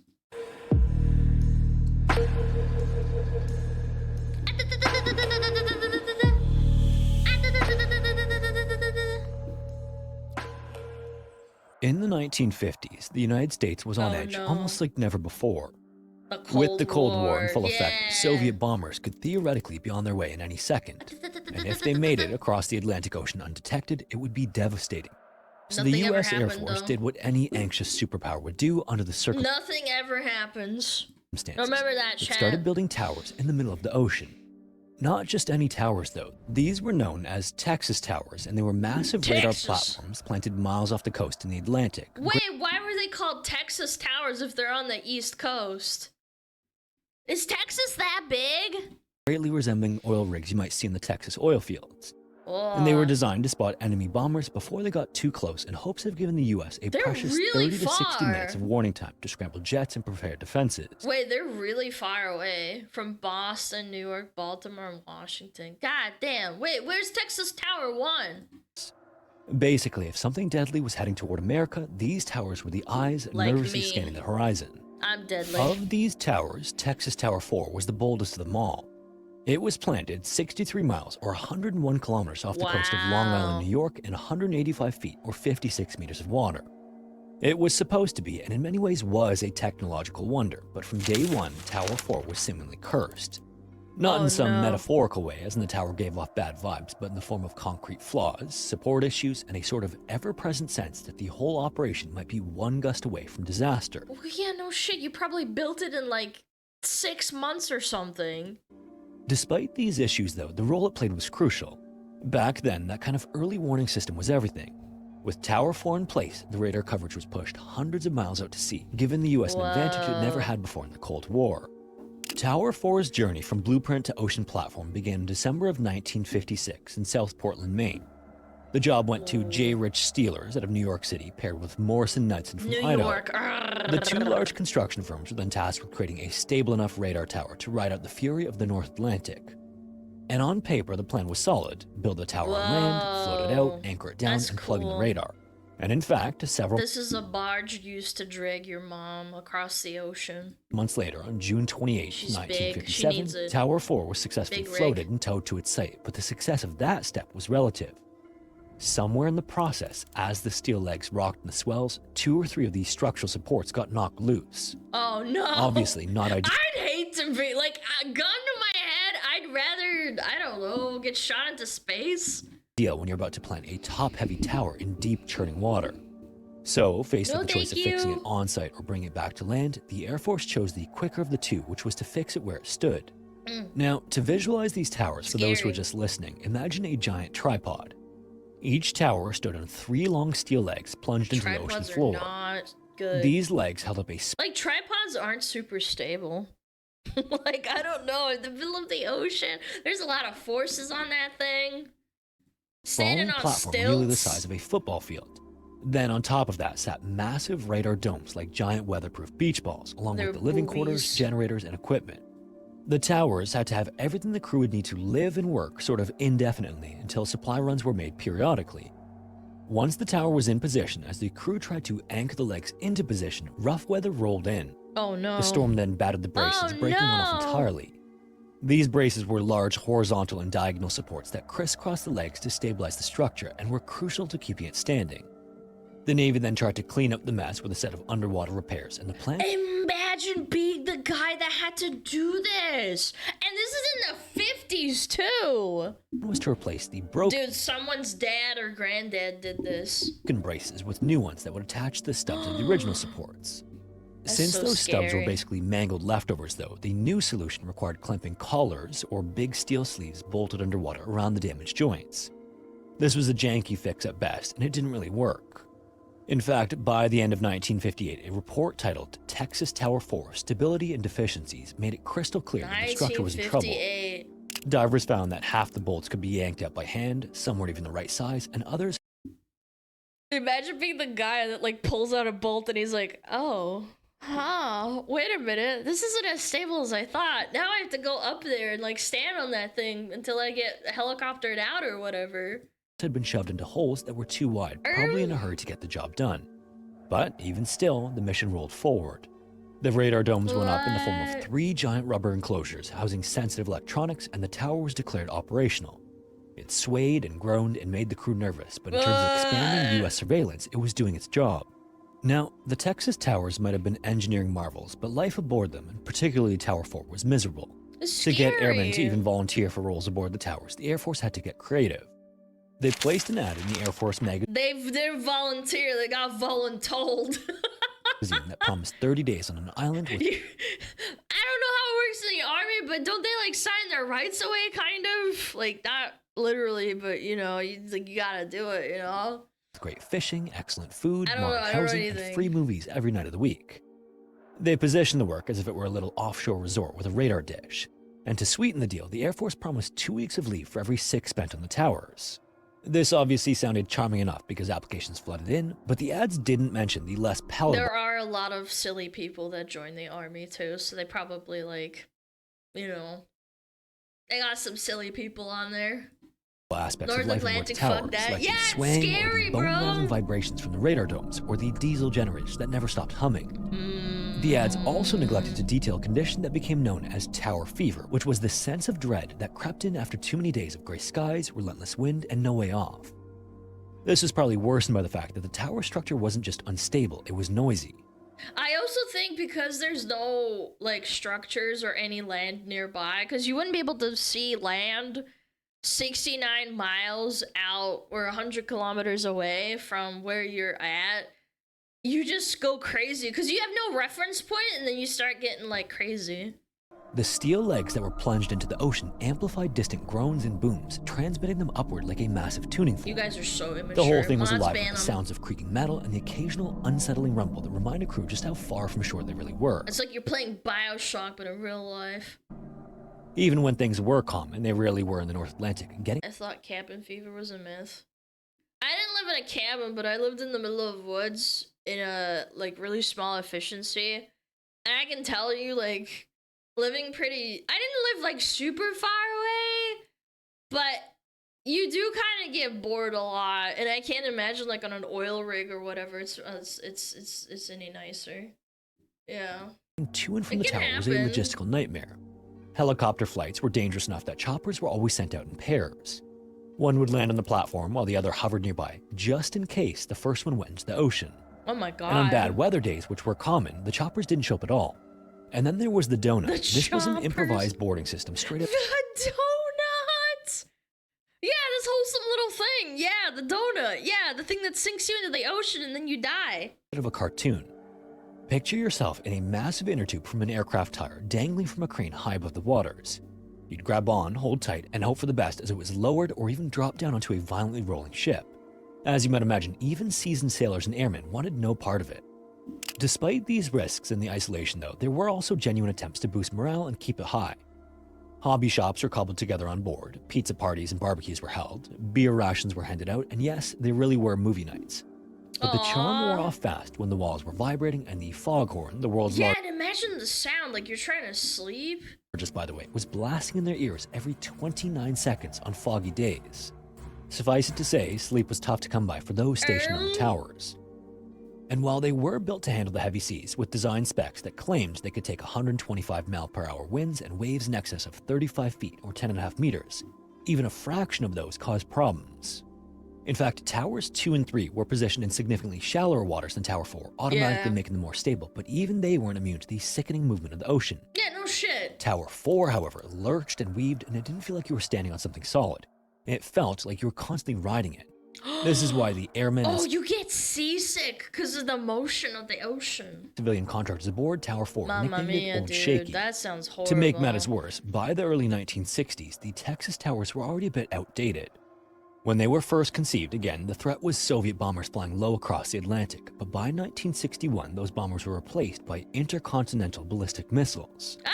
These new threats didn't fly slow and low, they rocketed at thousands of miles per hour. Tower 4 couldn't even spot a missile until it was already too late. The same 30 to 60 minute heads up it had once promised had been whittled down to something close to 30 seconds. Despite this, Holy though, the military shit. decided to keep the tower staffed because of the threat of Soviet salvage. The US knew Russian ships were lingering nearby, and if any of the towers were left unmanned, there was the real fear that the Soviets would swoop in, grab the radar technology, and sail away with US secrets. So it was reasoned that it was better to keep a small crew aboard and hold the line, even if that line was rusting and swaying in the wind. I don't know. I feel like it's kind of... I don't know. Maybe it is worth it, but like it's outdated radar technology, no? I guess it doesn't matter, because you get to study the enemy, right? By early 1961, Research. the crew aboard Tower 4 had been scaled down from 70 to just 28, which included 14 airmen and 14 civilian contractors, most of them repairmen. Oh my god. Their job wasn't so much defending the skies anymore as it was patching up a dying structure and keeping an eye out for unwelcome guests. Meanwhile, the tower itself was on borrowed time. The legs were still damaged from storms years earlier, and the retrofitted repairs hadn't held up, but the big blow came in September of 1960 with Hurricane Donna. The storm hit the tower with 132-mile-per-hour winds and waves at more than 50 feet or 15 meters high, far exceeding the design specs. When Hurricane Donna was done, Tower 4 was still standing, but just barely. Wait, Inspections what? afterward revealed the underwater bracing had cracked and shifted, causing the tower to lose nearly half of its structural strength. At this point, it was basically one good hit away from collapse, but it stayed manned. And disturbingly, everyone was aware of these issues and knew it wasn't safe. They didn't need a fresh inspection report or a team of divers to tell them that, though. Just living on it made it obvious. Dude, just it started blow it creaking up, more man. than usual and swaying wider than it had before. In fact, the crew would often even joke with one another and warn that no one should ever shave with a straight razor on board. This light touch of humor might have been the only and best way to deal with the fear that permeated the crew. And beyond that, the vibrations from the radar equipment, generators, and even the ocean itself were also more intense. Captain Gordon Fellon, the man in charge on Tower 4, apparently repeatedly requested complete evacuations of the tower. He sent message after message to his senior officers, imploring And they just ignored him. They Donald him. They're like, yeah, stay on that rickety old thing. them to give him the authority. His requests were always denied. The top brass was always still more concerned with Soviet salvage. This would all culminate in mid-January when the tower got troubling news. Captain Sixto Mengual, commanding officer of the Navy supply ship that made trips out to Tower 4, warned Gordon directly that something nasty was brewing. Seas were getting rough and winds were shifting. If they were going to evacuate, they needed to start now, but Gordon still didn't have the authority to pull his crew. That power was still held with his superiors safely on land at Otis Air Force Base in Cape Cod. On the evening of January 14th, the weather advisory called for winds between 46 and 69 miles per hour. This wasn't welcome news aboard Tower 4, but it also wasn't anything the tower hadn't already survived. In fact, just 6 days earlier, it had gone through the same conditions without any major issues, but then the following day, on January 15th, the storm intensified. It just looks so At 10 a.m., Gordon was asked if he weird. was worried, and he responded that it didn't matter because it was already too late to evacuate. Conditions had deteriorated fast, and helicopter flights were impossible. So they're just gonna let him just rot out there? Man, fuck the military, bros. The waves were also too They violent don't for give a donut frick. or You're any other transfer dispensable to method. them, huh? The window was shut, and for all intents and purposes, the crew of 28 aboard Tower 4 was stuck to ride it out. No. That afternoon, around 1 p.m., Gordon made a chilling call to his wife.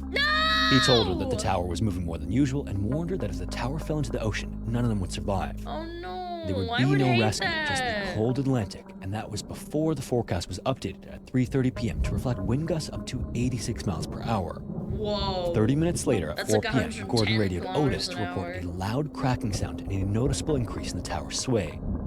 Finally, permission came down, and Gordon was directly authorized to order an evacuation, but he and everyone aboard knew it was probably already too late. The weather had gotten even worse, and so instead of helicopters, the Navy and Coast Guard dispatched ships to the tower to initiate the evacuation, but they were still hours away, and the storm was already on top of the tower. Oh my lord. Gordon then called his wife again at 6 p.m., and this You time get he reported PTSD waves if you at survive, 35 man. feet high and winds in excess of 98 miles per hour. The crew, meanwhile, was on deck throwing classified materials, including literal safes filled with secret documents, overboard to prevent them from falling into enemy hands should the tower be successfully evacuated. Then, at 6:45 p.m., Tower 4's final distress call crackled across the radio, reporting that the tower was breaking up. Oh my god! About 15 minutes later, Gordon radioed Sixto one last time and warned him to get the ship to the safety of port somewhere as quickly as he could. Oh my god. Sixto then reluctantly agreed, knowing that it was the right move, and wheeled the supply ship around. He then intently watched the radar blip representing Tower 4 on the screen in front of him until 7:28 p.m. when it completely vanished. The That is entire structure had collapsed into the horrifying, Atlantic, taking all 28 men with it. Not a single man survived, and only 2 of the bodies were ever recovered. When Tower 4 finally slipped beneath the Atlantic, it left a wake of outrage, confusion, and grief that stretched from the icy waters off Long Island all the way to the halls of Congress. Yeah, no shit. At Otis Air Force Base, where the tower had been monitored and managed, the response was fast, but far from comforting. It's not worth it, bro. I don't know. Maybe I wouldn't make a good stupid-ass military general. I just can't, man. I can't stand it. It's not worth it. Just blow it up. What's the point? A board of inquiry was convened immediately, and it didn't take long for heads to start rolling. As the investigation got underway, it was learned that his superior officers had given Gordon the authority to order an evacuation of Tower 4 in the event. Maybe it was the cover-up and the Atlanteans got him. Yeah, the Atlanteans wanted the American government secrets. That he deemed were necessary in the days leading up to the the mermaids. collapse. It was just that no one bothered to Yeah, inform maybe they Gordon. went to Atlantis, Chad. A colonel who was the acting commander of the Boston Air Force Defense Sector was then charged with involuntary manslaughter, and 2 other officers were also charged with dereliction of duty. This sounded like accountability and looked like justice, but it didn't last. By June of that same year, the charges against the commanding officer and executive officer were dropped, and in August, every fucking time! No accountability! a court-martial board dismissed all charges against the colonel. Just like that, the legal fallout fizzled. No one was held responsible, and the message was loud and clear. Yes, mistakes were made, but apparently no one had actually made them. Yep, no This obviously accountability. didn't sit well with anyone, and especially not the families of the 28 men who had lost their lives.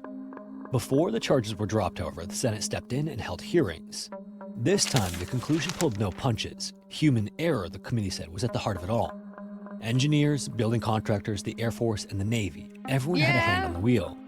Yeah, but then you could have blown it up and just had 28 guys that didn't have to die. It's...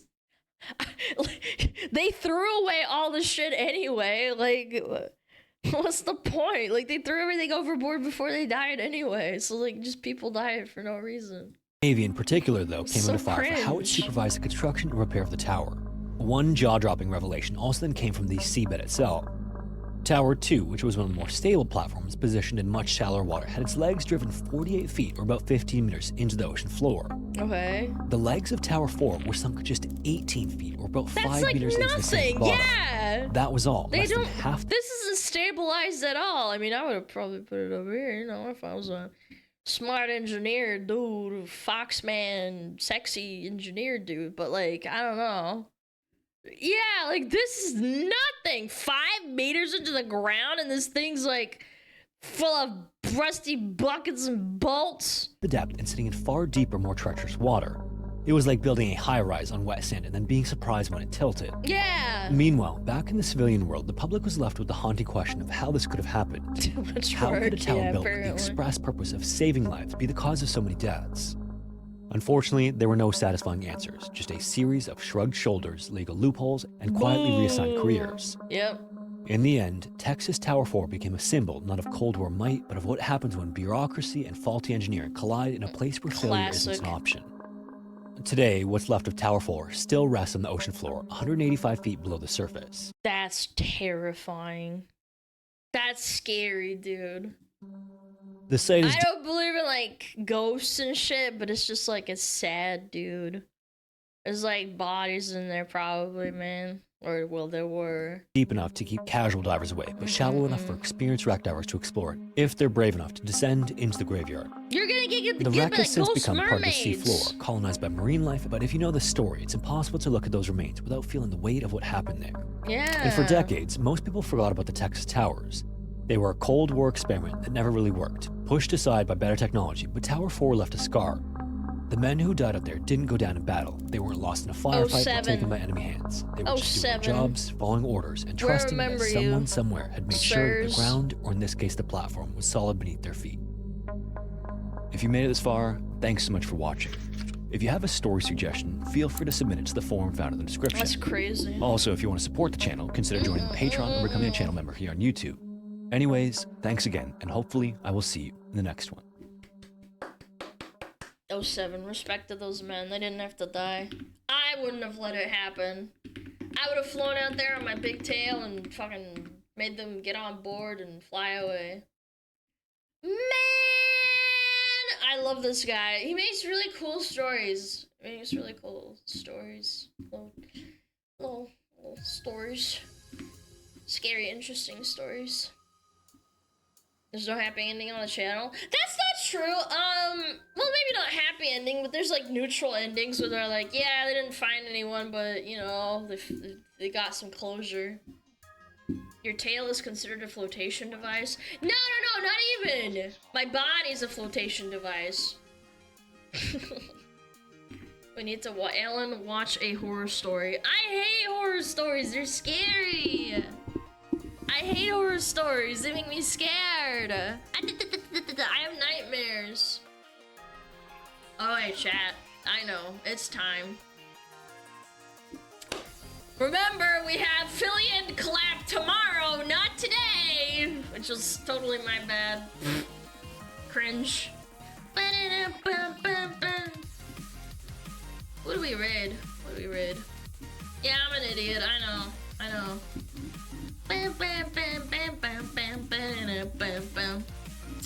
Oh, I know. Yeah, why don't we raid Lena? She's doing a cooking. Oh, she's doing cooking face real. Holy. She's so cool and trad wife and cooks food and makes delicious food. Holy. Yeah, so tomorrow's affiliate collab. Don't forget, it will be later on in the stream at like 3 p.m. she said, so I'll keep that in mind. We're still gonna do like the yapping and all that shit, but we're gonna do that collab. We'll probably raid into her. I don't know. We'll see. Maybe we'll just stream it. I'm not sure. Anyway, mods, thank you so much for all your help. Thank you for the resubs, all the biddies, all the kind words. I appreciate it. I don't know. Yap. Go be nice to Lena. Don't be fucking weird. I'll kill you in Minecraft or DBD. I will hunt you down in Dead by Daylight and beat your ass. Yep. Yeah, I'll do it. Yep. Yeah, I'll fucking do it. I'll beat you up. Alright, chat. I'll talk to you guys tomorrow. Thank you so much. Mwah!